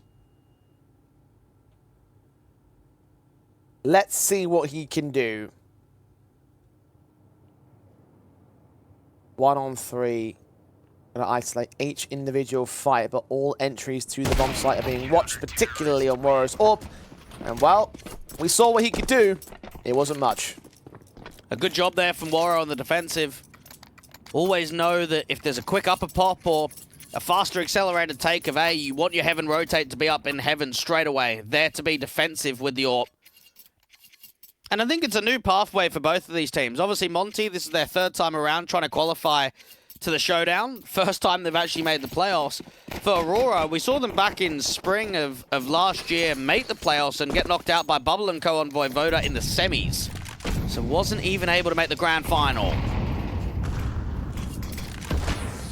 Waro thought he was going to get swung upon there by the Aurora side. The timing looked like it was so perfect for the T's, but they opt not to go towards Squeaky. Instead, Bro giving himself up at close range with that utility. Deco lining up 2 kills, getting them both reduced to 2 players on the Monty side, and all SDY and Krasnal already setting in for the save. And that's actually really unfortunate. I feel as if Monty have read that insanely well. So nothing out from Squeak. They get the rifle on the front side of it. That tells Bro, the ramp player, it should be a ramp take. We're not seeing outside smokes. We're not seeing anything in lobby. Care for ramp. He gets that incendiary down, and they just spam him through the smoke.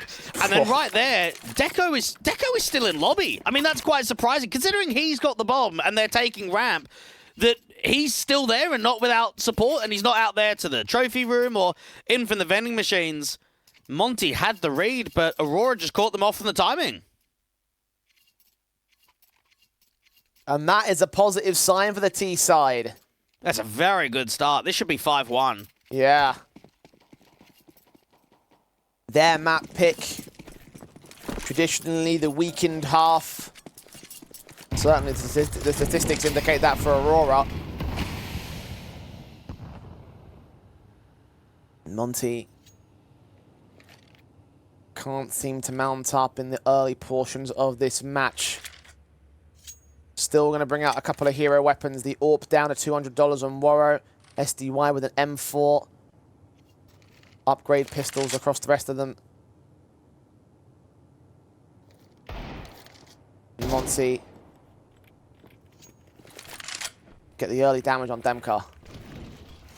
And Monty are looking to try and get as much out of this round as possible. Seemed like Krasnor wanted to dive down into the vent quickly. Try and reposition, put some pressure out from top hut into the door. Belchner hears that rotation, knows that Krasnal's dropped off.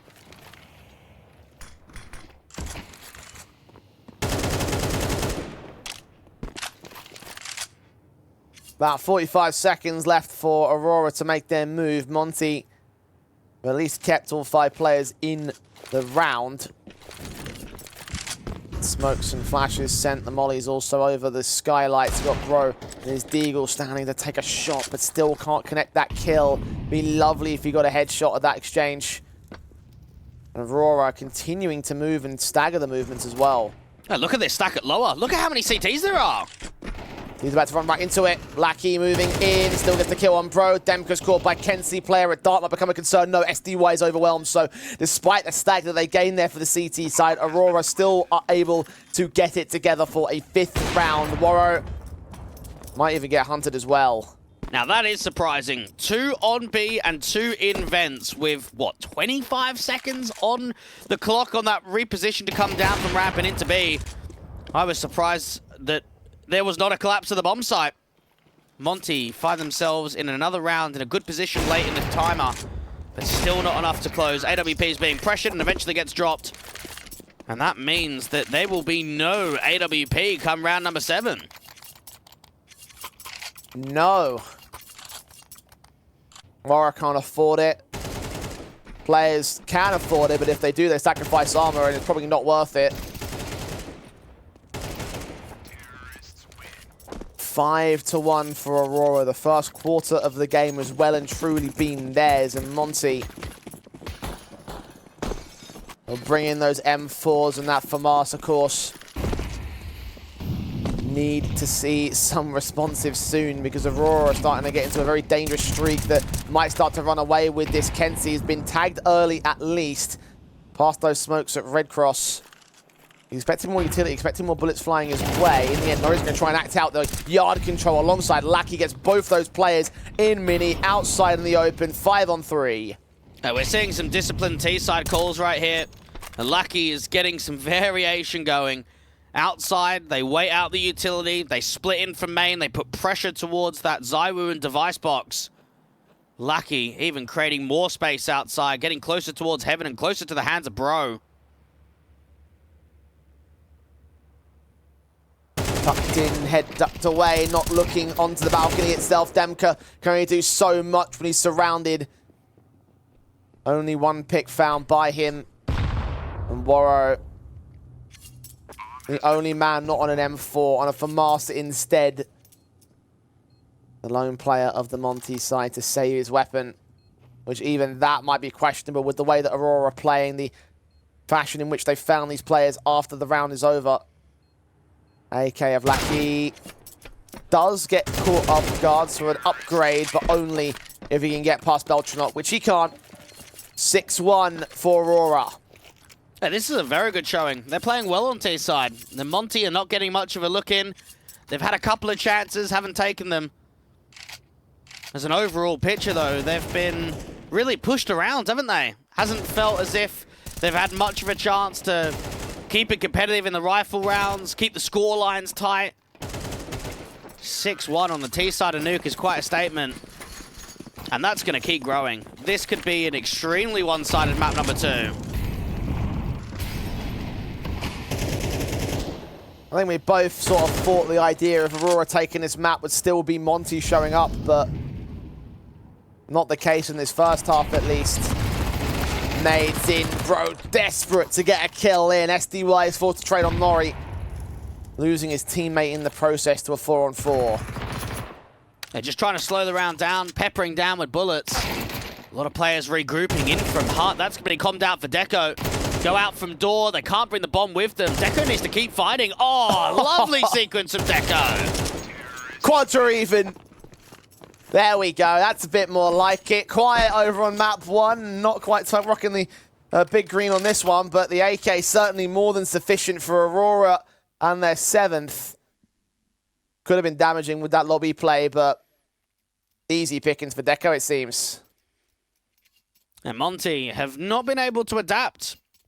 It's felt as if they've had some pretty good calls. Again, the positions they've found themselves in should be granting more, is the way that I kind of look at these first 8 rounds of the game.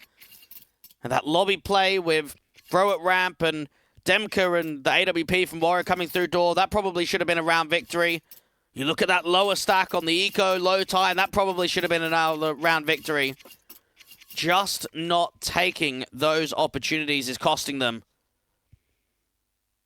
And for Aurora, I mean, even if they just stopped right here completely and went 7-5 at the half, that would still be looked at as a very good scoreline. And obviously they're going to press it for more. They probably should be able to get 8, maybe even 9 T rounds.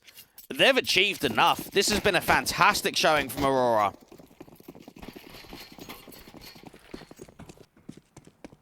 Monty. They're back into their guns right here. Those rifles that we've praised so much over the course of the day, over the semi-final and the first map of the grand final. In this case, Aurora have looked a lot more comfortable than any of their opposition, any of Monty's opposition so far.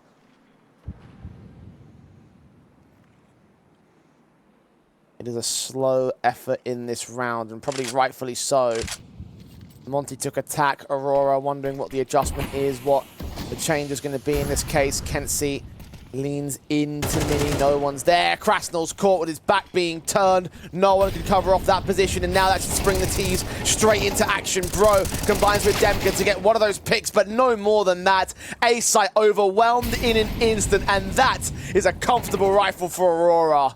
And that's always what's so dangerous with those diag smokes outside, is that it allows two things. First off, it allows easy access to Sacred, and secondly, it allows easy access into main, and maybe if you want to make a third point, you can fight outside off of the back of it. And I think Kenzie does exactly that. Gets into main, gets that first pick, waits outside. Wait to see, is there a Heaven rotation? Is there someone from Rap that's going to fight me? Very good protocol working around the diag. 8-1, Aurora looking extremely comfortable on T-side of Nuke.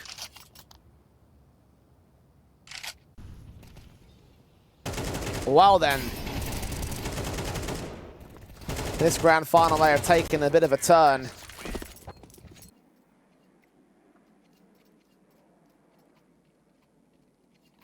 Rifles overwhelmed, back down to the half-buy basis, and now the worst of two worlds applying to Monty. Not only are these gun rounds going against them in quite confident fashion, they've also got to deal with the economy game that has haunted them over the course of the day. Aurora press on with confidence, and they have every right to be. SDY in a long-range fight with an MP9. One-for-one trade could be granted. Waro tries to get back into the lockers. Bro's not that far behind him. The Eagle to stand. Kenzie leans in to try and find Waro, ready for Bro as well. That shoulder has baited in the spray. Will dish out some damage, but not a massive amount. Back might be turned towards Waro, and indeed they do isolate that pick, but Lackey's made his way up towards Heaven, so they won't be able to do much with it. Waro still turns that AK onto a second player as Deco isolates SDY, but that springs the second SMG into action. Waro needs to try and find a good timing here onto Lackey. It's all about the timing, and it goes the way of Waro.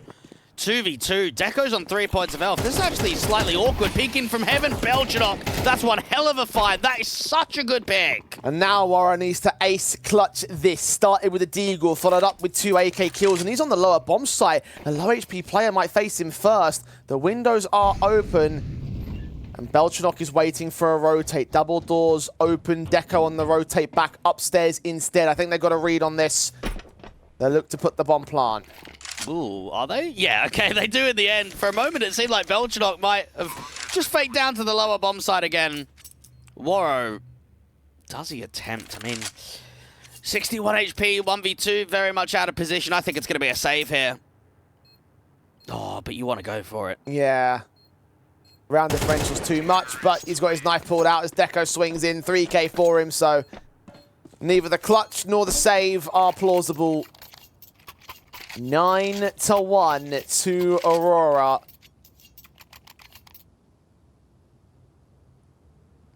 I'm kind of a bit lost for words, honestly, Dwayne. Like, I didn't expect that from either side, but here we are. Yeah, Aurora just playing pretty good foundation CS. They're just defaulting. We're not seeing a massive amount of execs. We're not seeing a massive amount of gimmicks. It's literally default Counter-Strike and very successful entries, very successful space being taken. And Lackey got a good spawn, so going to take that AWP. As soon as he fires, probably just pass that back to Deco. Swinging from Nori, the bomb on his back, and Bro saw that. Engagement to do some damage. 3 players being tagged relatively heavily on the Aurora side. Outside of those engagements, very little coming in for the CT forces. They vacate ramp, and they actually vacate all the Heaven and Hell control.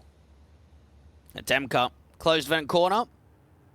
Lot of map though. And that just starts question marks to the opposition out in Africa. This is a good lurk.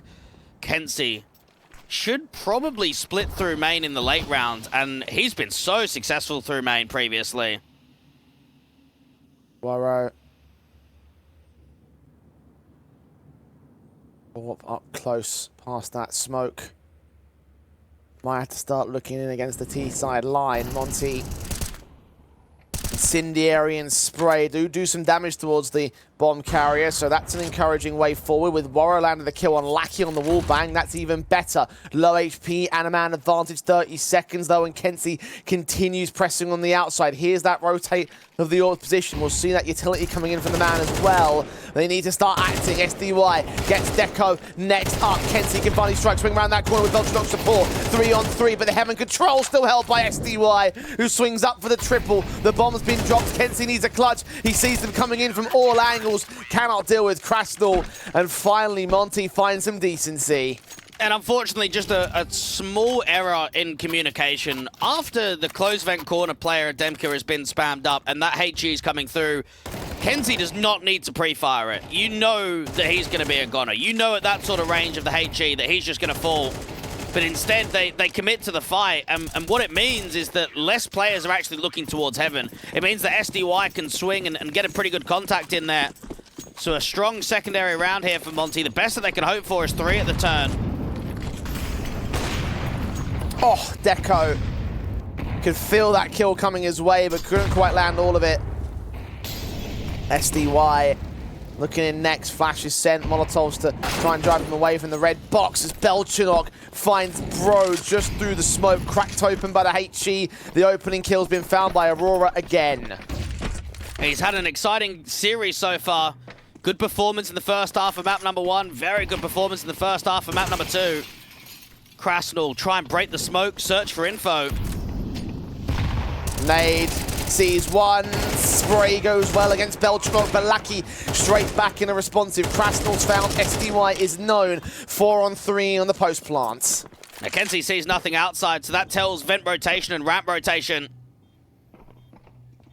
Here's those footsteps, Kenzie closing in the pincers. The AWP's watching for it though. Gets that kill as Deco struck back. Rora can only get the first, no more. SDY alone versus 3. Fighting as best he can, but ultimately overwhelmed. Aurora 10-2 over Monty. It's been a very strong T-side from them, and they haven't given Monty many opportunities at all. It's been a complete outclassing. You have a look at some of the numbers being posted from Monty.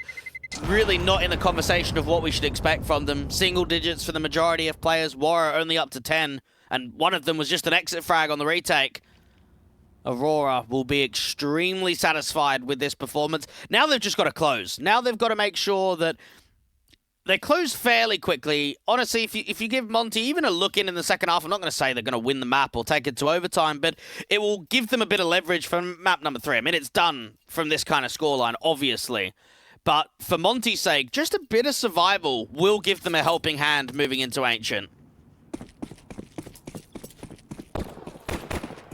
Second time Monty have played Nuke tonight, and the second time it's looked awkward. First time it's, of course, looked like this one-sided. Pistols very fast, making their way into the A bomb site, trying to beat them with pace, and the Pistols don't quite land the kills on the CT side just yet. Bro does overwhelm 2, so Monty get in, should get a bomb plant.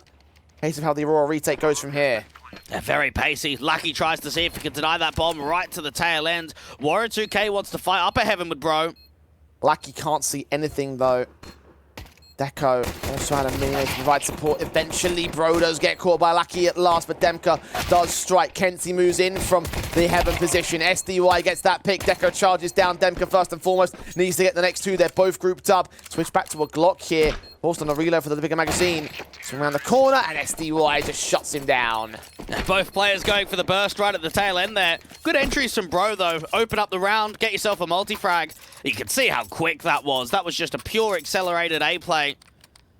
Aurora looking to force buy-in straight away. Not giving any respect of the full USP round to get into the opening rifles. You've got double MP9s for the likes of Deco and for Nori. And Kenzie down towards a dig. Lucky going for the Nova. Okay, don't see that all that often. I think we saw it once on the last map, but yeah, especially on Nuke, maybe in Hut. Plays himself down with the ramp play, actually. Backing up Kenzie, I guess he's going to set up some sort of crossfire out to the secret corridor, I'd assume. Yeah, that seems to be the call. SDY is going to beat him to the punch, though, so... First kill found. Lucky from range does actually find the kill, so... 4-on-4, rifle to gain. Deco hears the footsteps and calls it in that they're making their way downstairs. And they need to force the T's towards lower, and that's exactly what they're doing. Inward pace for Monty towards B. You say force them. I say they're going winningly. The AK doesn't get the kill, though. And Nori will also drop, so 2 standing for Aurora. Waro is ready for them. This should be number 4 for the Monty side. Good attempt and perfectly played in terms of their position from the Aurora side. The Deagle has struck onto another player to make sure it's a little bit more rough around the edges. The burst Deco, unfortunately, unable to get that 3rd kill that the CTs would have loved to have had. Instead, it's a 3K for Aurora. A 4th round for Monty. And right here for Monty, we need to see consistency from them more so on anti-ecos than rifle rounds for me. I feel as if they could hold their weight in the rifle rounds come the second half, but at this kind of scoreline, you let a half buy slip, you let a light eco slip, and that's just the game done. You've got to show that consistency in the weaker buy rounds rather than just the rifle v rifles. If you lose it in a rifle v rifle round, so what? Whatever. Send it to map 3. Aurora working with pretty much scraps. Maybe a Zeus kill. Haven't seen one today. Go on, Deco. Demka's right around the corner. And he's being smart about this. He's not going to overextend and get greedy. He might get offered up a Galil as a result. Oh, shoulder seed. No, it's missed. Oh, that's a shame. SDY and Demka get those picks in anyway. Bomb site overwhelmed. Plant will be secured. 2 left standing for Aurora. Only upgrade pistols anyway. They look towards the guns in the next where they can really start to apply the hurt to Monty and try and get this closing sequence. And Monty got to be looking at obviously prioritizing the rounds rather than farming up their own economy state. I want to say that for the majority of the next 3 rifle rounds, if you've got hunting opportunities, you want to take them. Because you want to focus on crippling your opposition's economy rather than focusing on yours, because you just don't have the rounds to work with. Very good start into the second half. But here comes the test. And honestly, when the rifle rounds come, that's where I feel as if Aurora should close. Well, Monty might have to reverse the situation that we've seen from them in the past, and that relying on the economy state of Aurora and continuously getting those resets and those low buy rounds to try and bring back this deficit. Obviously, the rifle round's still got to get one as in the end. This is just one of the starting factors required. Of course, the AWP's back in, M4s are out. Monty, decent amount of cash also in reserve, so buys will continue for them regardless of the outcome of round 16. Bro, looking in, Lackey, head tucked away, and Demka's ready for it. Lovely. Great burst there with the Galil, and just straight to that lower bomb site. Krasnal even gets another kill. I think he spammed through the squeak door. Yeah, through that smoker door. Oh, and he's made it 2. That is not an easy shot. Adjustment to Nori, who must have assumed that he was going to be easy pickings. Kenzie and Deco to hold on to their guns. Monty will win the first gun round of the half. Aurora well, at least get an exit to make sure that one of these M4 stay in, or one of these rifles stay in play, rather. It's an M4 and an AWP. Deco specifically needs to be a very careful boy. Kenzie is still fighting back and dishing out some damage to the T side. Krasnal caught, but Kenzie gets caught back in turn. They might go hunting now that they've lost 3 individuals to take this weapon out of Aurora's hands and take a key threat away from them, but they're feeding him these individual fights. He's seen where Waro is, and he's going to get himself the 3. All 5 will drop for Monty. Aurora will not win the round, though. And it'll have to be another eco. Now, obviously, this is obviously a very similar circumstance to what happened on Mirage between Monty and Sinners. I think the difference here is the comeback is on the favored team. And that's where the aspect of looking at the notion is different. There's more of a threat here, obviously, because it's a round streak, you're crippling the CT economy, and you're Monty. For Aurora's sake, the nerves are probably starting to kick in fairly soon. Again, there's still a lot of game to catch up for here in the second half, but this is starting to turn into a bit of a scare. Well, Monty, of course, Heavy investing with all 5 players going down. Still have a large amount of cash reserves to, of course, buy in. Orb of Deco does find that pick on SDY, so continuing to hurt the state of the T side. First frag gain, no trades available, none offered up by Aurora. They're happy to back away. Now, this is a good cancel. Warriors down to 40. They've lost the first player. They've got a lot of outside space. They know that they're up against a weakened buy. Kenzie with the dig would love just one fight out here from Lockers. Krasnal, I think, just spotted him. Molly in Lockers will clear out that position. Lacky's on a move with an over. The tag up allows the secondary pick of 5 versus 3. This round might start falling to pieces with Kenzie tagging Krasnal down to 3 points of health. Deco's all trying to play around it, saw the shadow. He knows he's in heaven, and Kenzie is trying to find his man, but he's got caught looking the wrong ways below the balcony. Bro gets one back. The Orb still also struck upon by Krasnal. 3-on-3 situation here. Belchnock can try and deny that bomb from going down, get that molly out from default. Demka has to be the one to get the important fights. He's the one on 100 HP and in a position where he can fight. Bro seen towards the rafters. Lackey. AK in hand. His teammates moving in. Demka and Krasnal have it on lock. Belchnock did catch Bro elsewhere. And Lackey engages Demka one-on-one. Krasnal's on 3 points of HP. He's got to hold his nerve and tuck himself into this corner.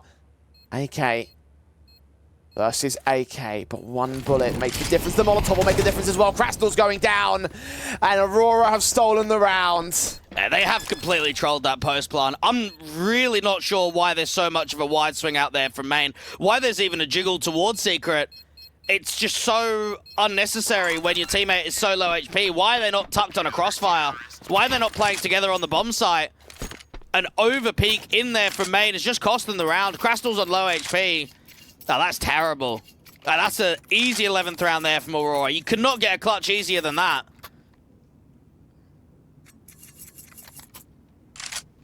The first to end the map.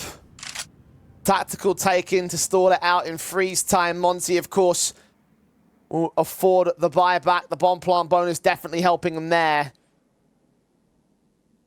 But loss bonus is at the second stage. Another round lost should seal the deal. And Aurora would take us to Ancient.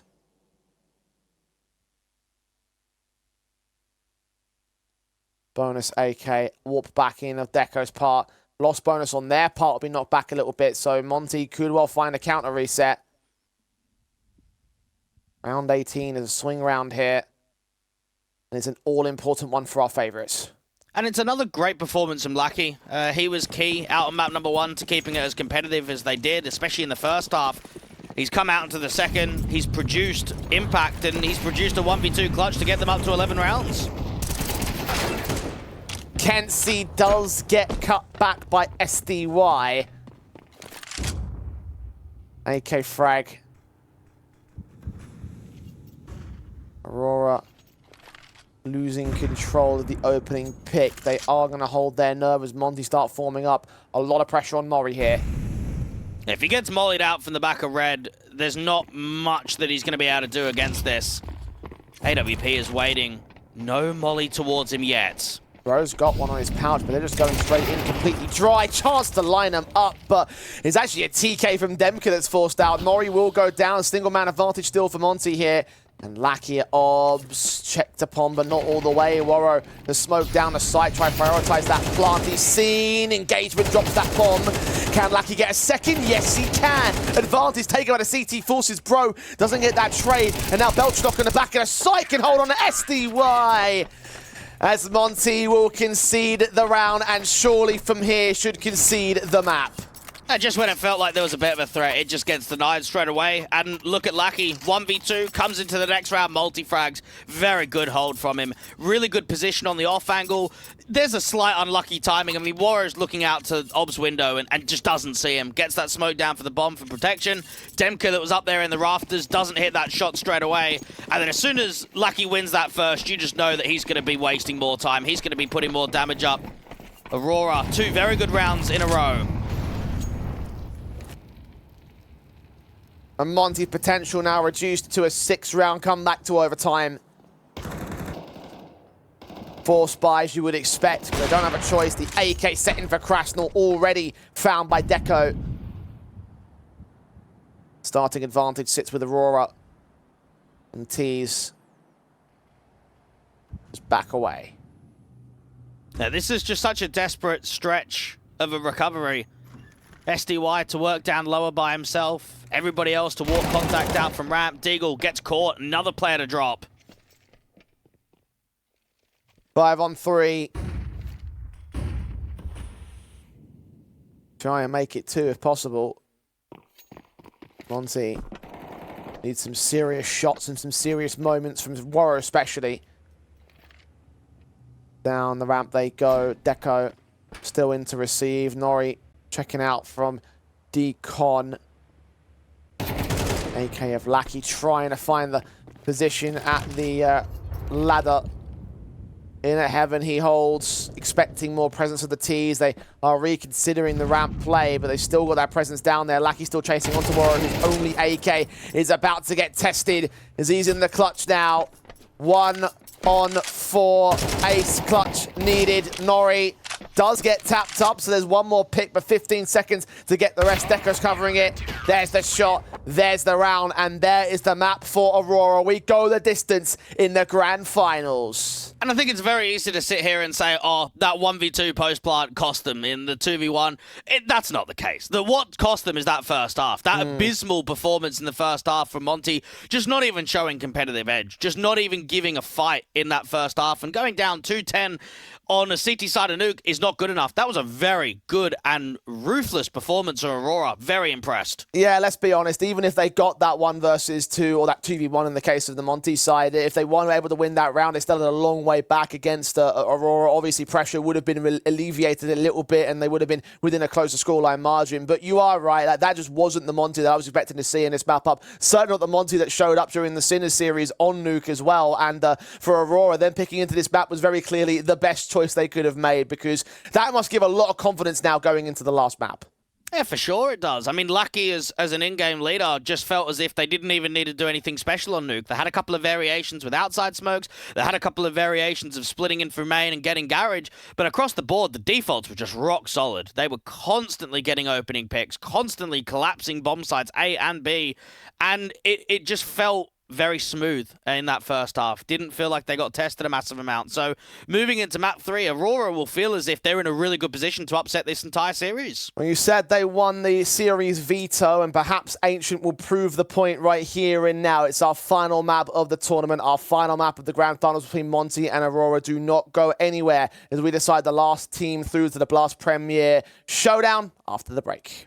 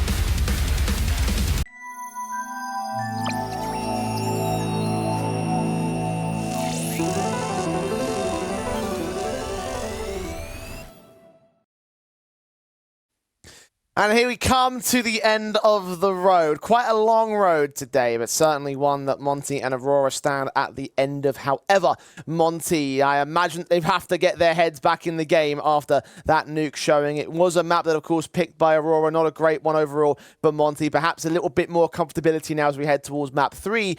But look, Aurora, if they're riding that high, if they're feeling like they're feeling it right now, I feel like this is going to be again one of those cases where we could be seeing a few more surprises ahead of us. It's very true. I don't think Monty needs to mentally reset or anything after map 2. Nuke's a punish pick for Aurora, and going into Ancient, it's a much more comfortable map. This is a map that they even pick in BO3s. It's a map that they mainly play against Tier 1 competition. I think for Aurora, their track record does actually look quite positive, and that's why I said from a veto perspective, it looks quite good for them. It's still going to be tough to perform on a third map decider against Monty, though. Yeah, I mean, look, Monty is still playing this map against some of the best teams in the world. Victories over Virtus Pro, for example, still going toe-to-toe with teams at Katowice, like Gamer Legion and Apex as well during Challenger. So you've got those great teams that the Monty side are playing on Ancient in the past. And so you look at that and you understand that, once again, this is a situation where they are playing that higher caliber. They've got that better experience behind them. But just the fact that we've got those also similar situations for the likes of Aurora, right? You mentioned in the past that obviously they've taken on big on this map, and they've gone deep against them. They beat G2 in the past during the online finals. So many positions in which actually, yes, this veto still looks positive for, or at least this final map rather, looks positive for both teams. Well, one thing that I really want to keep an eye on is Kenzie and Cave on CT side and on T side.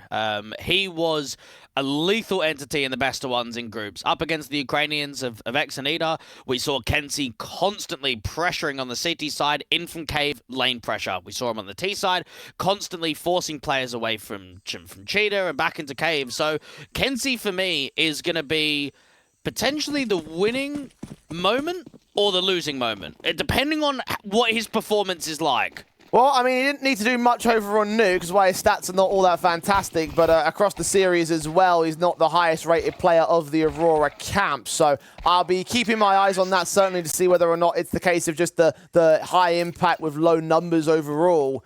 Aurora do concede the knife round, so Monty get choice of side, and they will swap over to CT as you would expect. So, any final thoughts in this position, Dwayne? Anything that you think is going to happen right here in this final map?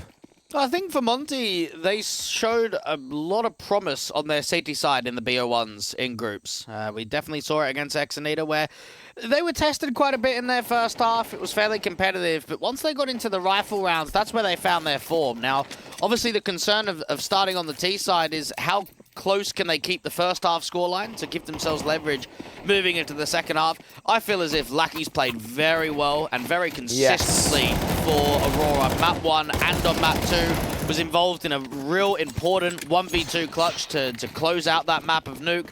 I also look at the other side saying that Warriors played very well. We maybe haven't seen the consistency out of the Riflers in comparison to the semi-final game and the group stage. So between SDY and sort of Krasnal, Demka, and Bro, I just want to see maybe even one or two of the Riflers stepping up more so than what we've seen already in the series. Well, we know who our stars are. We know who we have to watch out for. All we have to do is play out the final map of the West Eastern European Masters. Aurora and Monty biting for the final spot in the final map. It's the pistol round already going live. SDY and Warro cut down by Deco, dishing out some of that P250 damage we saw from the first map. Belchanok with his Glock can follow suit onto Demka, remove him from the donut entrance. Bro and Krasnal, two individuals left versus 5 of the Monty camp. Aurora trying his best to hold his nerve, push on against them. Face against Deco, kill found Bro with one, only one. Pistol gained by the T side. Flashbacks to what we saw from Nork on Apex just last weekend. Great round from Deco. P250 and armor just ripping. We saw an ace to come through from Warrior 2K previously. We're now seeing a 4K from Deco in a similar pos. Fantastic start. That's exactly what Aurora are after. And for Monty, it gives them the opportunity of trying to force by the second round, try and keep that pressure back on, but with so many players staying alive and almost none of the armor going down, it means that getting the head Kevlar is going to be very cheap for the lot of them. Well, as per usual, losing these pistols, Monty will buy back. Forced into the second, the SMGs, the Deagles. Scout in for Warrow. Aurora with their automatic ready to make their way into that B-bomb site very early here. Smokes the cave. And deep down over at the CT entrance. 3 players still hold central at the bomb site, and Warrow is one of them. Headshot on the scout. Kenzie caught off guard. Lackey facing in against Krasnal. Belchanok might be smoked away, but he does find that man through the smoke anyway. Engagement against Bro, not quite as fantastic. His Deagle gets the man advantage. Lackey trades back to a 3-on-3, and both these CTs forced back in the back line. Still, they're faced upon. Still, Nori gets that pick. And the HP bars are so damn low. Now, at least smoking off Cave basically isolates only Demka as the only player in here. And look at how they're trying to fight rather than prioritize that plant. Try and peek together. Demka actually almost smokes himself off for a moment. Smokes deep instead. Now SDY backed up. Plant is on the other side of the totem. Gets away as he does make noise. Deco now aware of what's going on. The SMG trying to find a way into the bomb site, trying to find a way in with a decent kill, but as Demka drops, SDY is all that remains. So much damage done to Aurora, but still not enough to get any of these exit kills, not enough to get any sort of clutch together from SDY. Run for it, hold the Kevlar, possibly get hunted down here by the T's because they are moving in. Deco does not want to drop this AK and just allow SDY to recover that for the next round. A 2-0 beginning, should be 3-0. Monty will not be bringing much to the table come this next round.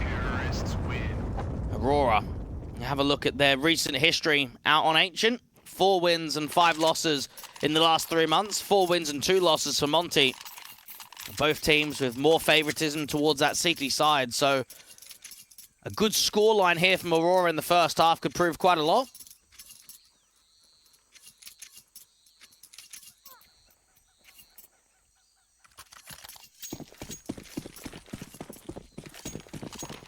A 2-0 start for them for now.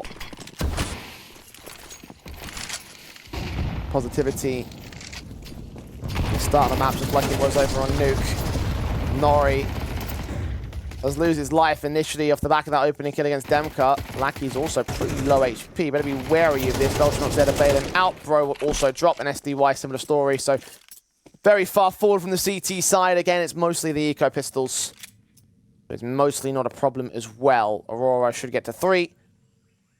And then Monty can break out the big guns for the first time on this map. And I think it's quite easy to say that out of any game that we've seen from Aurora across this event, whether we look at the group stage best of ones or even their semi-final game against Bait, this matchup has been the best performance from Belchanok, which is a great sign from Aurora, considering that this is a grand final and that they need as much out of their 5th as possible. He's looked very key, and I'm going to be keeping an eye on him for Ancient because he could be a defining factor. And if he gets the qualification spot, if they get this year started off with a good tick to get that Blast Showdown, then that probably helps his campaign of trying to slot in here. Yeah, we've questioned the long-term solution for the Aurora side. Again, Belchanok is still under contract with a different org. So a temporary stand-in for now. Permanence may be considered if this goes as well as it has done. So if it could do here for Aurora, taking Monty's spot away from the showdown, and if they go deep in the showdown as well, that would certainly be another positive to his favour. Tactical taken by Aurora though. First one in this matchup. They look to set to face against the rifles of Monty, including the AWP of Warrow. One of the top 2 players in the series so far. You've got a rifle with him towards that mid-extension. The T's established themselves in the default. Kenzie getting out to the banger position. Tucking himself through. Krasnal wants to get very aggressive in with the spam. Comes through close to those lane individuals, but nothing to a connection as of yet.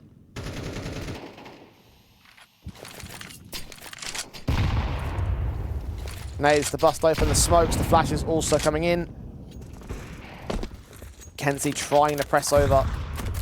The nades just start to chip away at the HP of the CT side. Not massive amount of damage being done. Look at the red walk from Lackey. No one watching it. SDY caught off guard. And Warrior 2K trapped behind the smoke. This is an avenue out from CT Spawn. Demka, it's taking his attention away from A. Look at the donut players. They're coming out on the bomb site freely. Yeah, Lackey distraction brought 3 players in total over the disposition. Even the B site's looking pretty empty. Now it will look completely empty. They start the rotations back. That bomb's still yet to commit towards the A site fully. It's coming out of main now. Flash is sent, turn away from the counter flash. Beltranot gets tagged and Nori goes down. Deco reconsidering whether or not he wants to go with this as Beltranot tries to swing. Demka does get caught. There's such low HP across the CT side. A 3-on-3 is found. That backstab also closes in from mid. Plant will be secured. Deco wins a fight on Crashnall. Deco's looking strong, but gets caught off guard. Now they know that Donut's compromised. Smoke set, Beltranot, awkward spray ahead of the smoke, and now Kenzie is cut off, but the bomb is known to him. It's open in this position. Another re-smoke comes down, a second smoke in from Bro on the defuse. He'll try, low HP, 1 bullet's all Kenzie needs. Bro on it again, and Kenzie just knows. Presence of mind, felt the danger, 4-0 for Aurora. Well, I want to say that round was won pretty much down to Lucky and Lucky only. That 1 kill in from Red, the reposition that it took, Demka just in CT spawn, cannot afford to go on A, has to try and deal with that Red individual, and it just brings easy access to the bomb site. In from Donut, out from the A main too, and then Kenzie in the 1v2. Very nice sequence, 4-0. The idea that Warrior gets that kill mostly completely blind as well. I mean, the idea that Lackey could have gotten even more impact there in Red.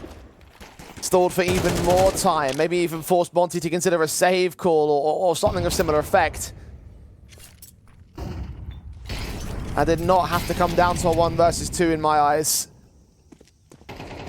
Regardless, Monty conceded it. Back to the pistols. Aurora will take damage on their own economy state, but they can try to build back into it with a confident round here. Moving in position, Nori leading the charge, seeing 1 engagement, not quite found of the kill. Demka gets body blocking, Crashnall does get caught off guard. They do walk right past the CZ, and he gets his 2 frags in, allowing the SMG to swing forward at his demise, but Nori and Deco hold the back line. Pure Manic. This actually looked like a round that was very doable for Monty when you consider the HP bars. And they'll feel as if it's been stripped away from them, that it's actually only 2 deaths. 1 HP for Lackey, 32 for Nori, and a timing for Bro where they're all actually grouped up towards backplat. Oh my goodness. That round had absolutely everything in there for Monty to win it. Yeah, you're right about that. Position play and the main control, so much potential. Even that spray through the smoke back at the CT entrance, it got the 1 man down to 1 HP.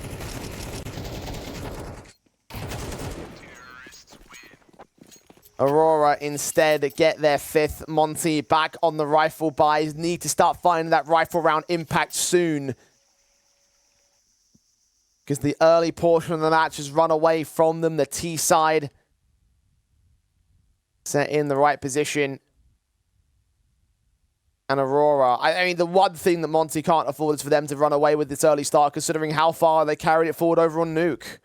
And this is one thing that I said very early on in this series, that if you want to win it, if you're Aurora, you need to drag it out. I think they've done absolutely everything in their power to do that.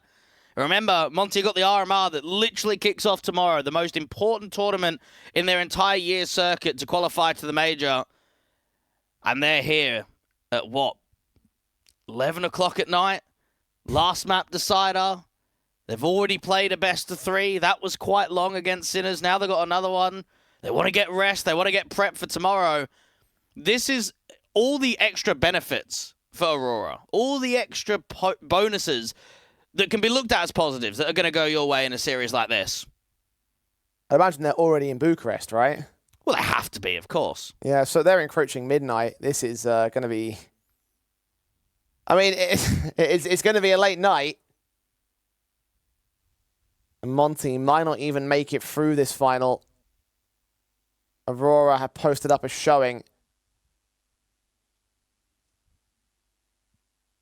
Well, I think we're going to get a B-pop as soon as we get out of this. I mean, straight away, you got a P90 from Nori, which pretty much says that it's going to be pacey. You don't frequently see the P90, but if you do, it's normally B-pops. So that's what I'm expecting round 6. Well, Aurora have had so much success so far with their strategies in this matchup, so who are we to question exactly what they're doing? Well, they're just trying to probably change the pace. Again, they've been fairly slow. They've been very mid-centric. Actually haven't seen a huge amount out to be. Look at the majority of rounds, ace splits. They've been liking Donut. They've been pressuring Red quite a lot. It's only been that one round where they were fighting long with the bomb and kind of smoking off CT, which the only round out of the 5 that's happened in which that we've seen in B-Lane.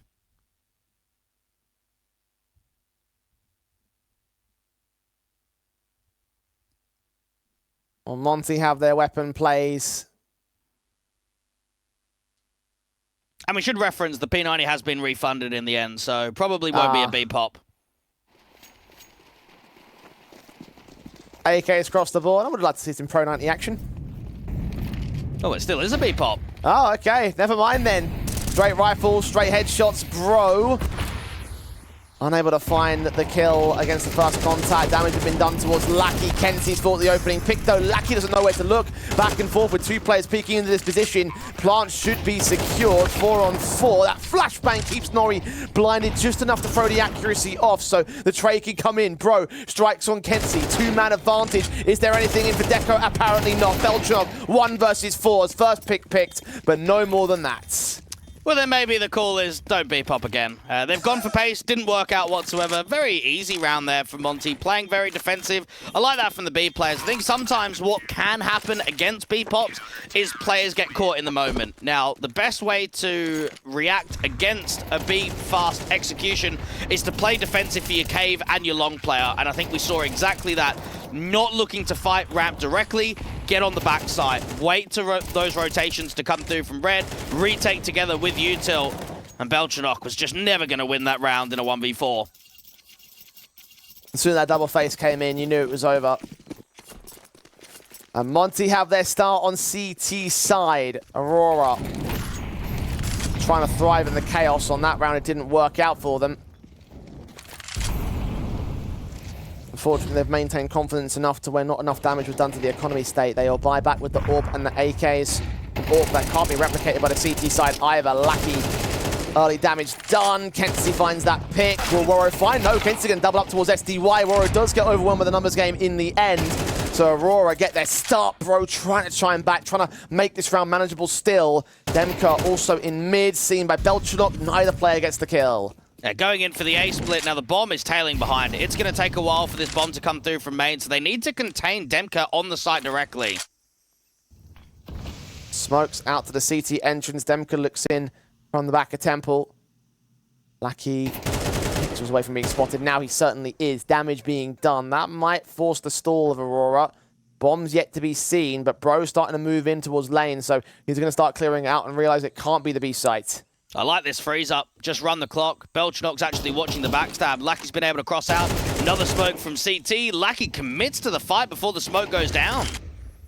Demka's without the kill for it. 6 points of health, but Belchanok takes Bro out of the fold, so this AK now needs to save, because there's no way he's winning the 1-on-2.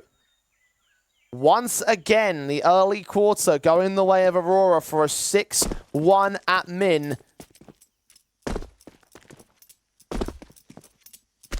I hate to bring the comparisons to Lake, but that sounds a lot like how Nuke started. And I said it before this map that a winning condition or even a losing condition is going to be Kenzie. Now, that round right there, it's a winning condition. He gets a double entry in from Cheetah and down from mid. Yeah, okay, gets traded pretty quickly after that point, but look at the space that that creates in mid. It allows Belchanok to get all the way up, almost into Donut. Yes, okay, he has to take a bit of a contact towards Red, but he can still slip in. He still doesn't have to take that fight all the way, and then it just presents the A split. Kenzie is such an annoying player to deal with. He catches some really good timings.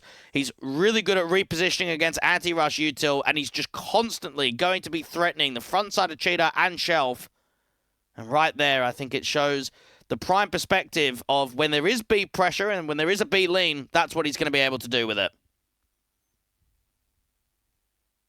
And with the scoreline being where it is, Monty now cannot win the CT half. The best they can do is tie it up. And Aurora must be relishing in that position. be celebrating the efforts that they put in so far in this matchup. And at this point in the game as well, it does feel like Monty might have run out of steam. Yeah, it feels like that for sure. Yeah, no denying that whatsoever. Aurora have played very well back-to-back on maps on T-side. They've looked composed. They've had some very good freezes, and that comes down to, obviously, the structure and the faith in the in-game leader of Lackey to just hold up, wait for overpeaks, wait for mistakes.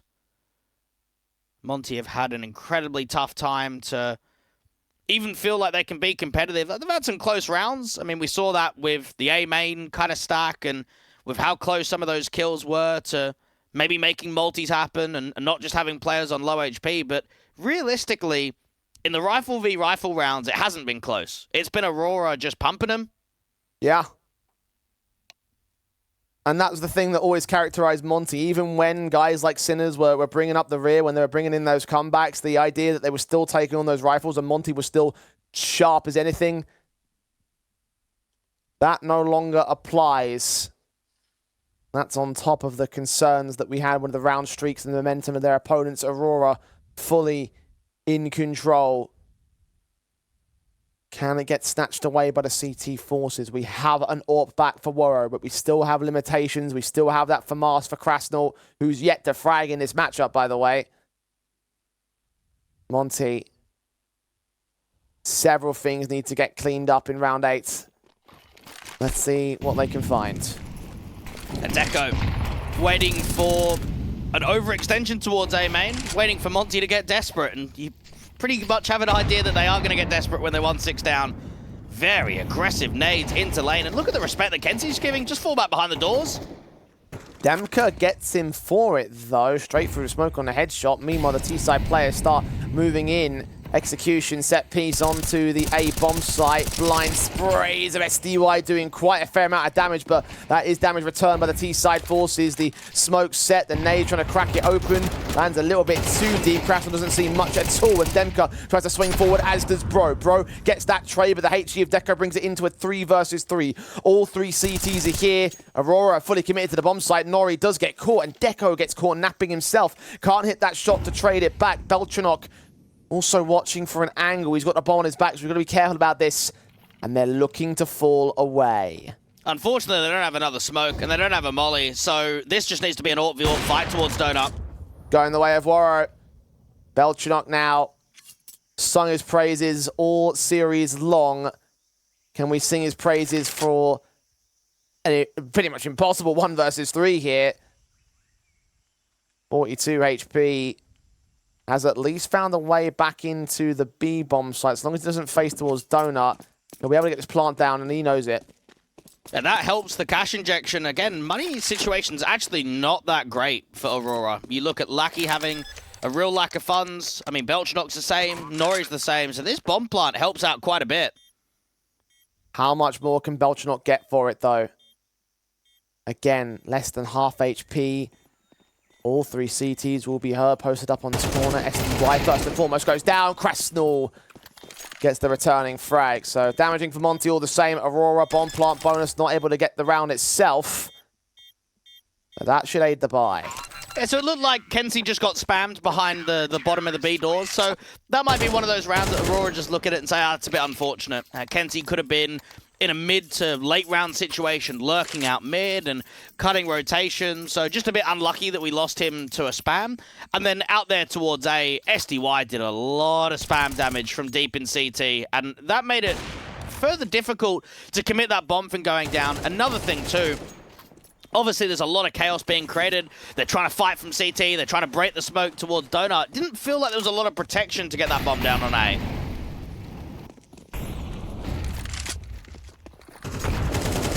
Aurora, and the pace they're picking up, and Krasnal hears their footsteps, catches Nori off guard, starts things off very early for the CT side. Belchanok can at least upgrade his Galil into an AK. Lackey can't. Aurora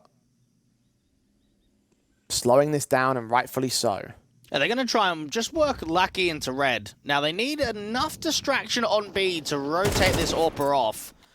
If they can just get him to move, if they can just get Lucky to hear those footsteps, that might be enough for him to get into Red Room.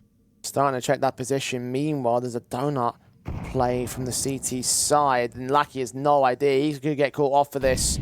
SDY checking up most of the way, sees his man, gets his pick alongside Demka, who gets Deco at top mid. 2 left standing for the T side. Lion Warrior can finally get involved and strike back. Belchanok caught Kenzie in a 1-on-5. If that last round was unfortunate, this one was class. And this is an opportunity now for Aurora to maybe pressure the B site more. And try and see if they can get him with an exec, maybe take Cheetah into cave. The last couple of rounds we've seen the A-lean and out from mid, and it hasn't been successful. Very good timing there from Warrior 2K, and obviously very good work of information that was a possibility that Lucky can get into that pos.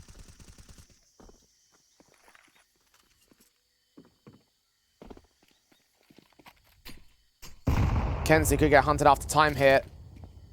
Covered off all angles of the map. Demka has seen him, engages that first, make their move in from spawn, and that leaves him with only $300 for the follow-up round, which fortunately is going to be an eco for the most of Aurora anyway, but for the follow-up after that, yeah, not going to be looking great. No, and this is a very good lifeline for Monty to get back in with at least some success towards the tail end of the first half.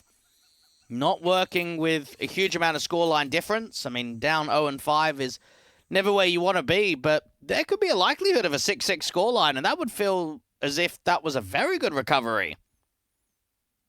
I mean, considering the state in which Monty were playing and considering how much Aurora were giving him no mercy, essentially.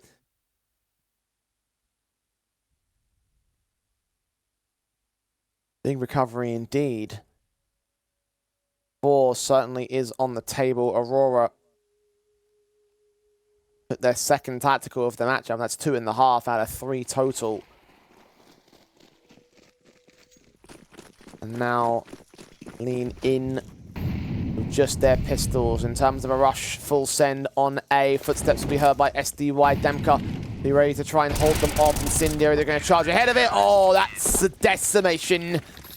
Perfect nade from SDY to get to with the AWP pick, and all Demka burns the rest. And that's number 4 for the CT side. Yeah, it was all right. As soon as you hear those footsteps coming through from A-main, you know that it's a full charge, so get that incendiary and HE in. Aurora. It's going to be tough to break open round number 11. It puts more emphasis on guys like Lackey, Belchanok, and Nori to kind of work an opening pick. If they can play Kenzie more defensively towards lane, and they obviously get a pick, that's a chance for him to upgrade that Deagle to a rifle.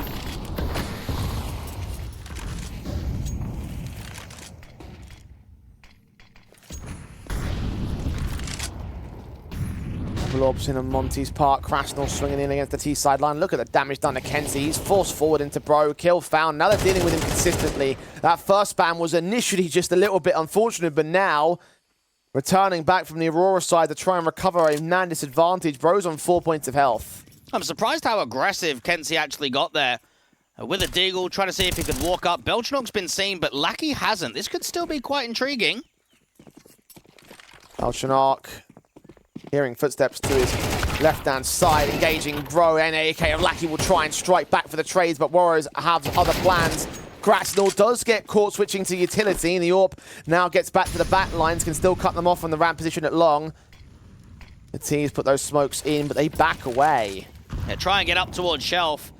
I mean, the AWP from SDY is actually in a really good position right now to play passive A. Hold that CT line. They'll come in from A main. 40-odd seconds on the clock. I'll be surprised if there's anything that can come from this. SDY is just going to pretty much maintain the rounds. Eyes set, shot to miss. Second face does catch the bomb carrier. And Deco's Galil in versus 3. No time to play with. We'll at least hear the rotations of one man, aware of the second player, that AWP. Challenge it though. That's another story entirely. He gets that kill. Is he ready for Demka? Yes, he is. He doesn't get the kill anyway. Monty to 5. And this, unfortunately for Aurora, has felt like their entire round streak, their entire opportunity of gaining more is just kind of slowed down to almost nothing now. 5-0, 6-1 up. They're not getting bomb plants, so the economy's been in an awful state. You look at that last round not working with the nuts. You have a look at round number 12, and what are you working with? Galils, Tech9, Lucky Util, a single molly. Yeah, this is a rough buy. The confident position at 6-1. Now left to no decency on the T side. Kenzie fades the smoke. CT forces hold themselves back. Flash forward, Lucky with that one pick. Bro and Moro trying back with two more. Bro still on the center of the bomb site. Deco dives in for the headshot of his own accord. Molotov's come back from the CT forces, keeping the T's at bay from that bomb plant for now. Plenty of time to play with. The damage is pouring in on their HP bars. Deco especially. Yeah, Kenzie's going to be important, and they've already seen the reposition out towards ramp, but the orb's been baited. SDY, not sure who to aim for, saw two targets. Now looking for Deco on the pillar, switching out to that Galil, because he is still low HP. Sees the foot, shoots him in the Achilles heel. Advantage back for the CT forces. Kenzie trying to see if he can blind fire against them. Bombs still at the back. AWP's on site. They're holding in the midst of the smoke.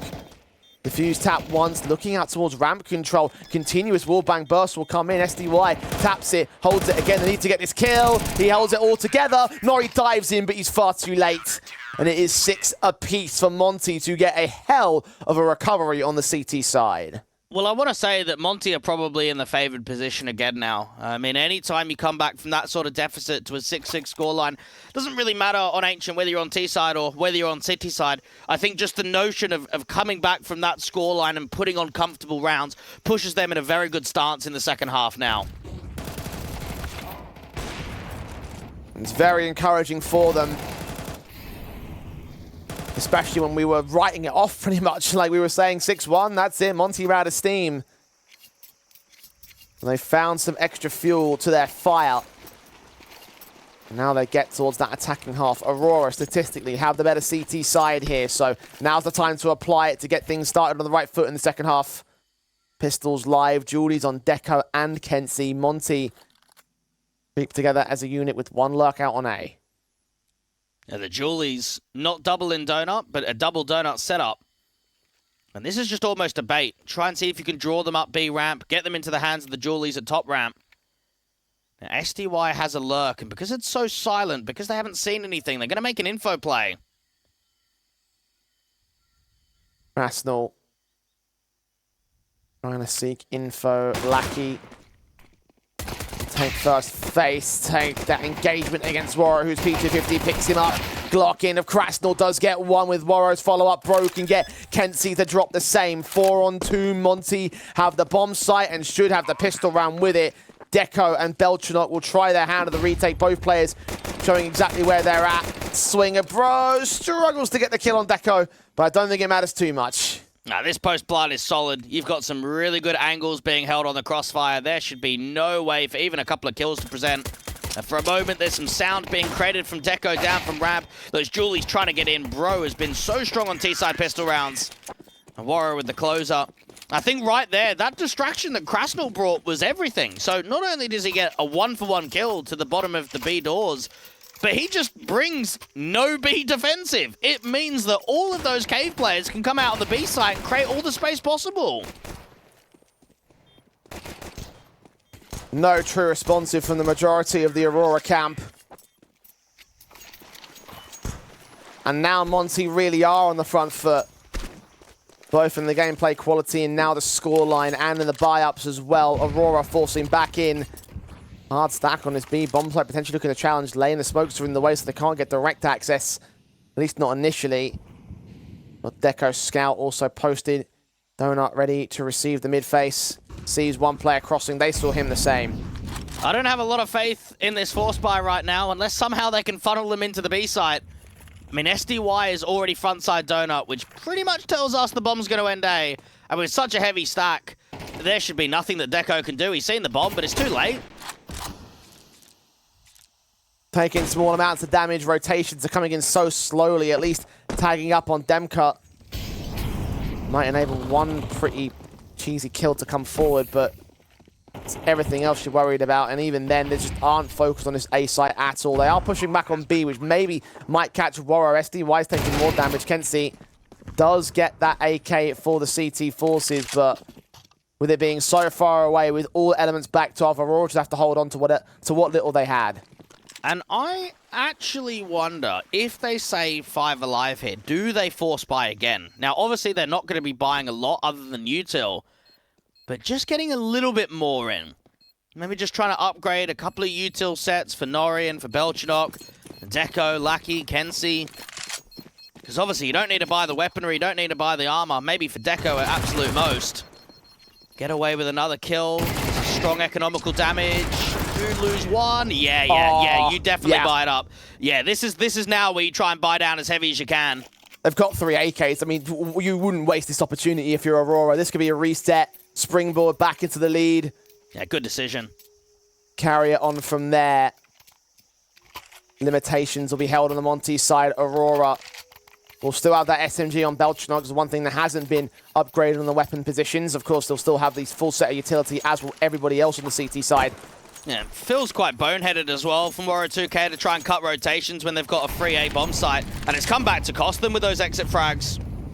So much damage done on Monty. Economy problems rearing their ugly heads again.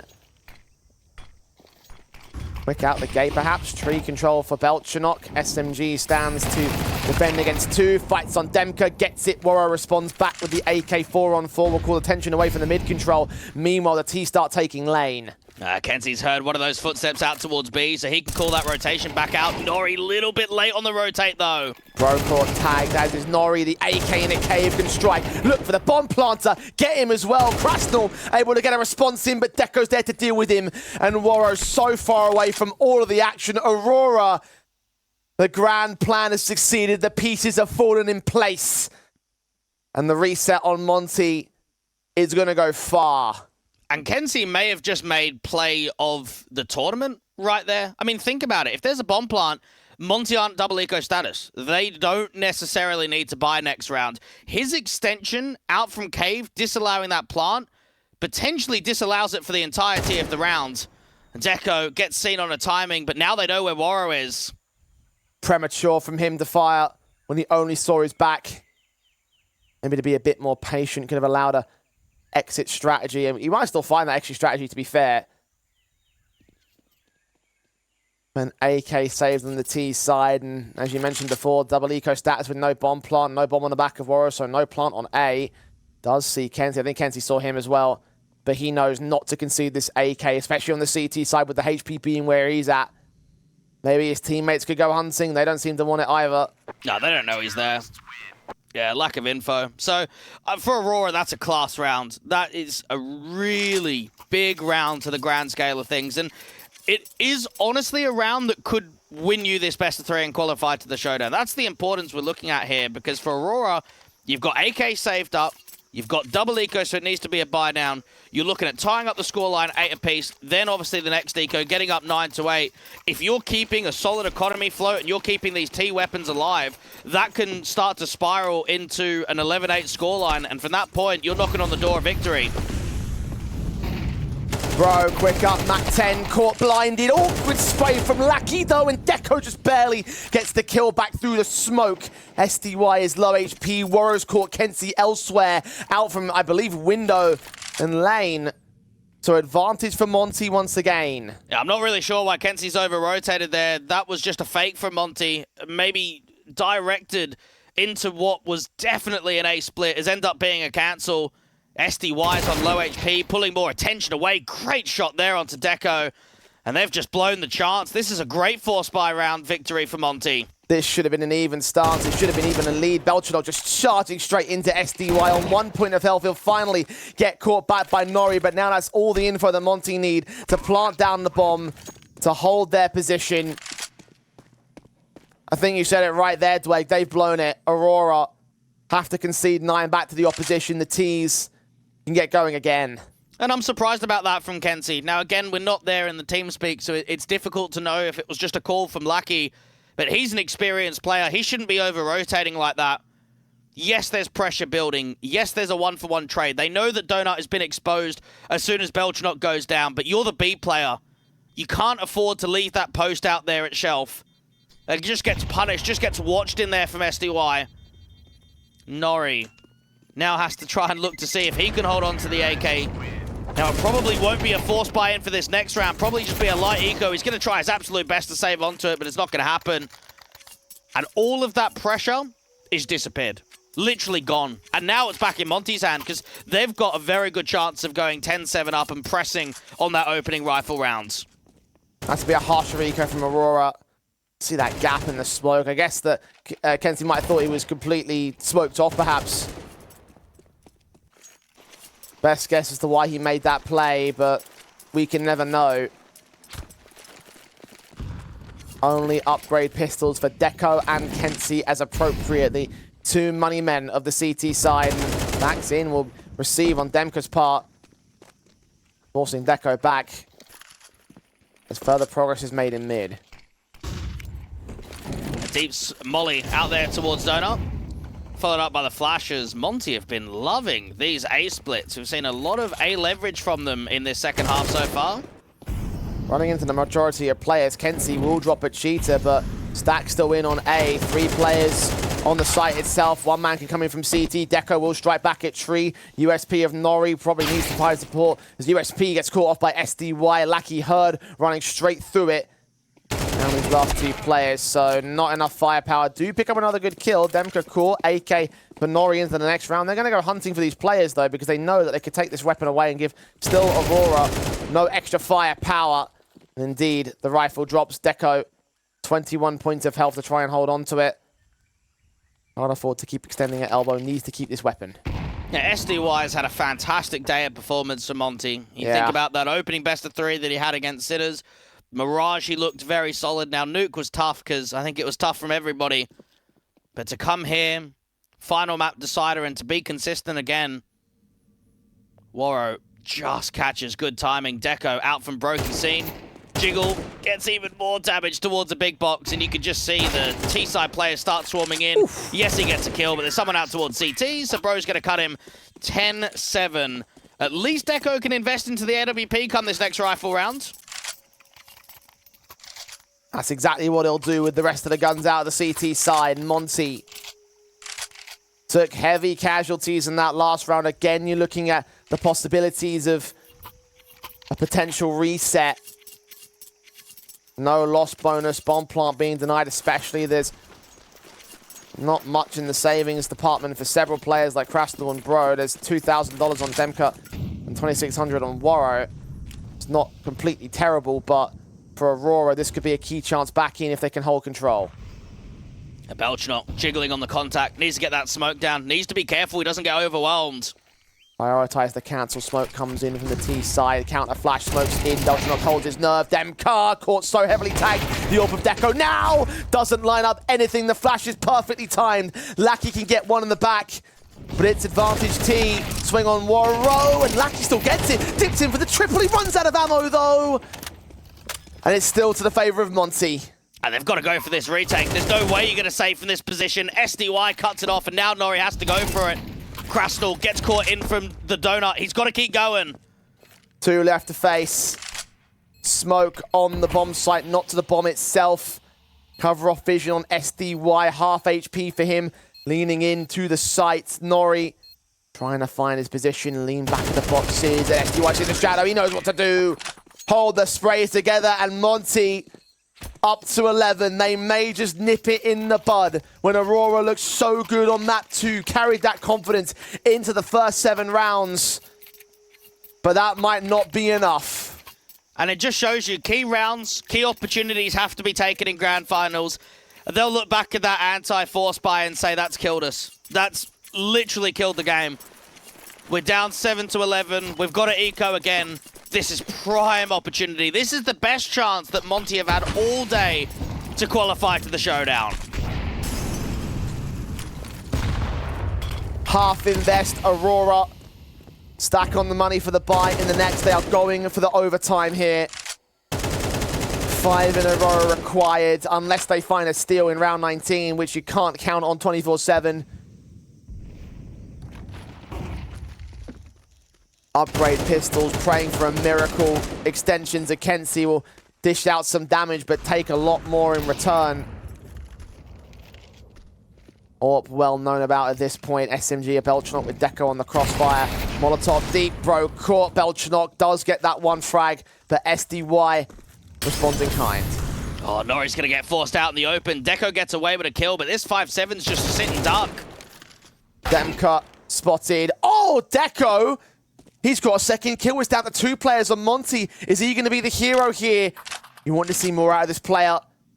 Giving you something with a hand cannon, one man known. Bomb been dropped in the open. SDY finds Nori, checks Deco. He lands a triple with the hand cannon. Demka now needs a 1 versus 2, a 3K clutch in this. Bomb behind the smoke, flash sent in. Deco just turns away from it. There's an AK in his hands, as the case for Lackey here. Jump face sees him above the smoke, but Deco has a massive round for Aurora. An 8th that fends off the match points. And that's the Deco we know and love. That's the Deco that can take over games and take over series. That's a round where it doesn't feel like there's much in it. Individual fights, individual domes, in with the dig. A fantastic round from Deco. A 4K, recover that AWP, get the AK in the hands of Lucky.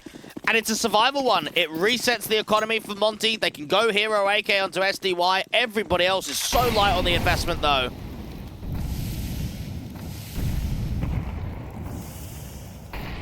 And no four-sport pistols, no heavy-handed buy on Monty's part. They just have that one upgrade rifle, which is taken out so early. The risk of blowing this position from Aurora is much more reduced than previously. Advantage gained. Rifle could get picked up if they're allowed the mid control, which they are. Belchanok backing away, no one in red. Swing of Warrow does grab that weapon. Kenzie. One of 3 players on the B defense, and Belchanok's been spotted out over at A. Something you'll notice there is that Warrow bought armor even on a Glock, and he was very close to the likes of SDY. So the idea there for Monty is to look to try and force an opening fight, and if he goes down, that's when the AK can get recovered from Warrow. Then it can at least go in hands where damage can be done. The issue is retaking lane without any util. It has to be dry. It has to be contact heavy. Nori starts leaning. Footsteps might also get heard out by Lackey here. Backs a turn. When does Nori start swinging? Perhaps when Lackey does see Krasnal. Engagement for the 2K. 2 more around that corner. M4 does finally get overwhelmed. That's 1 pick against the rest of them. The CT side still overwhelming as Kenzie mows through 2 more. Can grab an extra AK for good measure. Aurora up to 9. 2 behind Monty, who take their first tactical timeout. Well, Monty won't be too happy with that round. They've actually invested quite heavily into that. You had AK armor for SDY, you had armor from Warrior 2K, and you're not getting bomb plant and you're not taking weapons out of the hands of the CT side. You got 1 kill from Bro with the Glock. Across the board, that's a disappointing half bite. Aurora need to get a strong round streak going. As soon as you allow Monty up to 12, that's when the pressure's just going to buckle you. Deco's playing very well. 22 kills. AWP in his hands. He's allowed themselves to at least not be up against series point just yet. I think for Monty, though, they've just been too consistent in this second half. I mean, realistically, what have they lost to? A Deagle round from Deco and one before that. In the rifle v rifle rounds, it's looked very solid from them.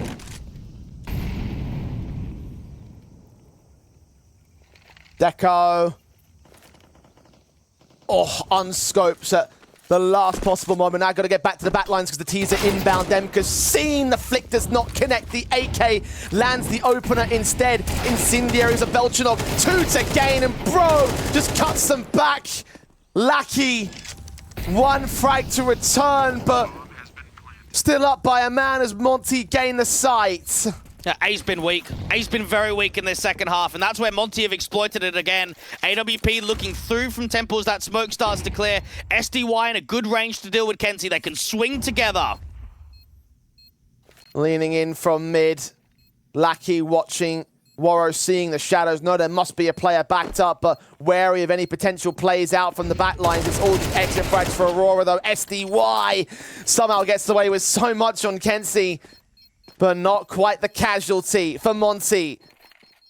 The A site conquering, now gaining themselves a 12th, a map point, a match point, tournament point.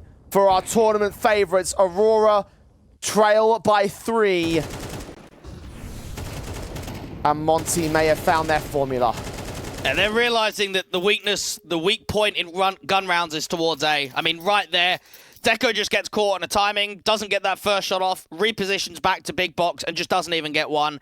Another round in which the rifler of Belchenok, while he's had a pretty good series and had a very strong first half, in the second half, it hasn't felt like he's been performing, but it actually feels like he's getting rolled over. And that's what Monty know. 3 more opportunities to close. 1 more to close. And for Monty, this is what they've come for. This is why they've participated in this event. We know they're the best team here. We know that they were the best team weeks before when we saw the teams. They had to prove it in the results. 2-1 against Sinners. It was a long and extended series. And they closed out 13-7 out on that final map of Anubis. Can they close out 13-9? Can they disallow the double digits? Aurora have fought so valiantly, and they've got one final chance to make it successful. Far forward face with the Molotovs to the CT side. Damage done to the HGs. M4 swing. The AWP gets nothing. Kenzie starts Bro. Gets the responsive in. The T's. Chaos brought back to their backyard. But no such advantage gain yet. And when that smoke clears, Lucky's going to fight. As soon as this smoke clears, he's going to fight from shelf. Low HP as well on Bro and SDY. All 4 players are tagged, in fact, for Monty. Bro doesn't extend towards Lucky's position. Monty setting up for the split play. He's heard a footstep. This is a very good read. They are trapped completely. No man on A on either squad. Defensive well held for Aurora. The Molotovs sent in. Further footsteps heard on Deco's part. The smoke is not going to extend all the way, but it will mostly cover up the position. Now Lackey closes in the back lines, but Bro has caught him off guard. The extension cost the man advantage, but will it cost them the round here? They're on the bomb site. The bomb can get planted. Deco's going to try and deny it, but Bro's got the smoke marked. 2 left standing. Belchenok and Nori. Still so many players that could get caught, but none are falling to the M4s here. With a 1-on-4, Nori needs to become the hero or be nullified by Monty, who swing together and finally close it, taking the championship that they rightfully deserve. The spot in the Blast Premier Showdown goes the way of Monty. And Bro has stepped up on the map 3 decider. The most important map of this entire best of 3. He got a combined 15 kills, Jay, on map 1 and map 2. He drops nearly 20 out there on HN. Key rounds, key opportunities for Monty. Aurora, it's not to say they didn't have their chances. Again, that anti-force buy in the very early rounds in that second half is going to haunt them. It is going to haunt them for the next few weeks, because if that goes differently, Aurora probably take this game. Yeah, that was their chance to really take back control of the lead at the very least and springboard it from a better streak from there. So I think you are right. I think at one point you did say during that map up as well, if they do lose it, that's the point you look at and say that was the moment right there. And I certainly have to concede that that probably is the point. Aurora did so damn well, though. The initial start felt like it was so confident. That showing up on Nuke against the likes of Monty, I didn't expect that coming through at all. I thought it was going to be a bloodbath from both sides, but Monty in the end do pull through a rightfully earned victory for their part. 2-1 in the series, champions here at the Rest Eastern European Masters. And a great opportunity for Monty to obviously be ready for the groups. I think they'll be one of the favorites to try and go from the showdown into the groups, right? I mean, they're coming in off the back of playing a lot of Tier 1 competition. They'll look at the majority of teams in the showdown and say, yeah, we're having your number. They'll get ready for the RMR tomorrow. If they qualify to the major, I think that's even more positive to their campaign of trying to make a group's run.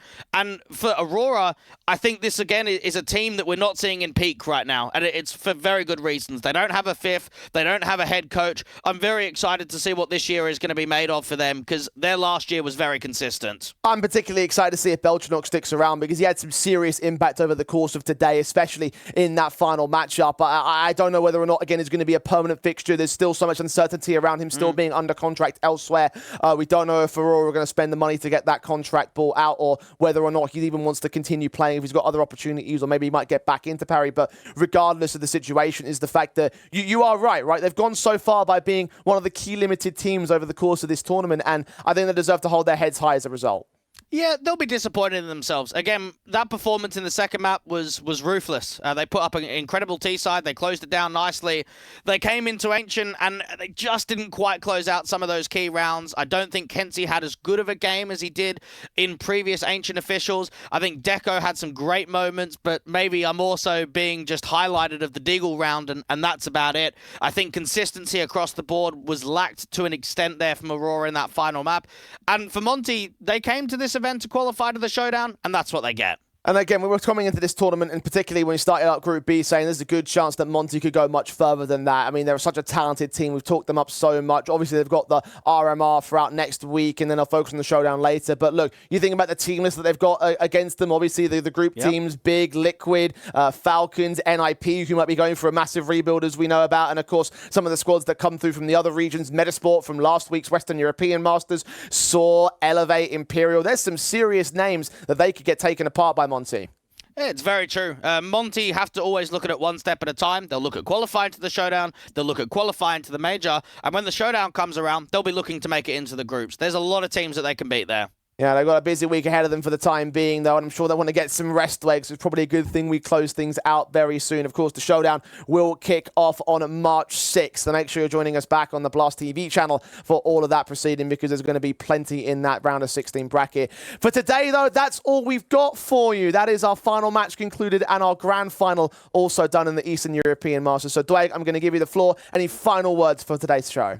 Yeah, I think I just want to keep an eye on some of the teams that obviously got grouped, right? I think Exanita got some youngsters involved. I want to see who's going to be the #1 Ukrainian team. Obviously, we know the Ukrainian core of Monty have got on to do incredible things like they've done in this grand final. But a full Ukrainian team, I'm going to be keeping an eye out on those guys. And I think for Aurora too, the next few months, and certainly for Sinners as well, could be a great opportunity to see where they really rely on the higher end of Tier 2. Well, we'll find out all that and more in the coming weeks and months. But for tonight, that is all we have for you. On behalf of myself, the Eternal J, my co-commentator Dwayne, and all the production staff and admins behind the scenes here at Rest, we want to thank you so much for watching and for listening. We'll see you back here for the showdown on the 6th. But until that point, good night and goodbye.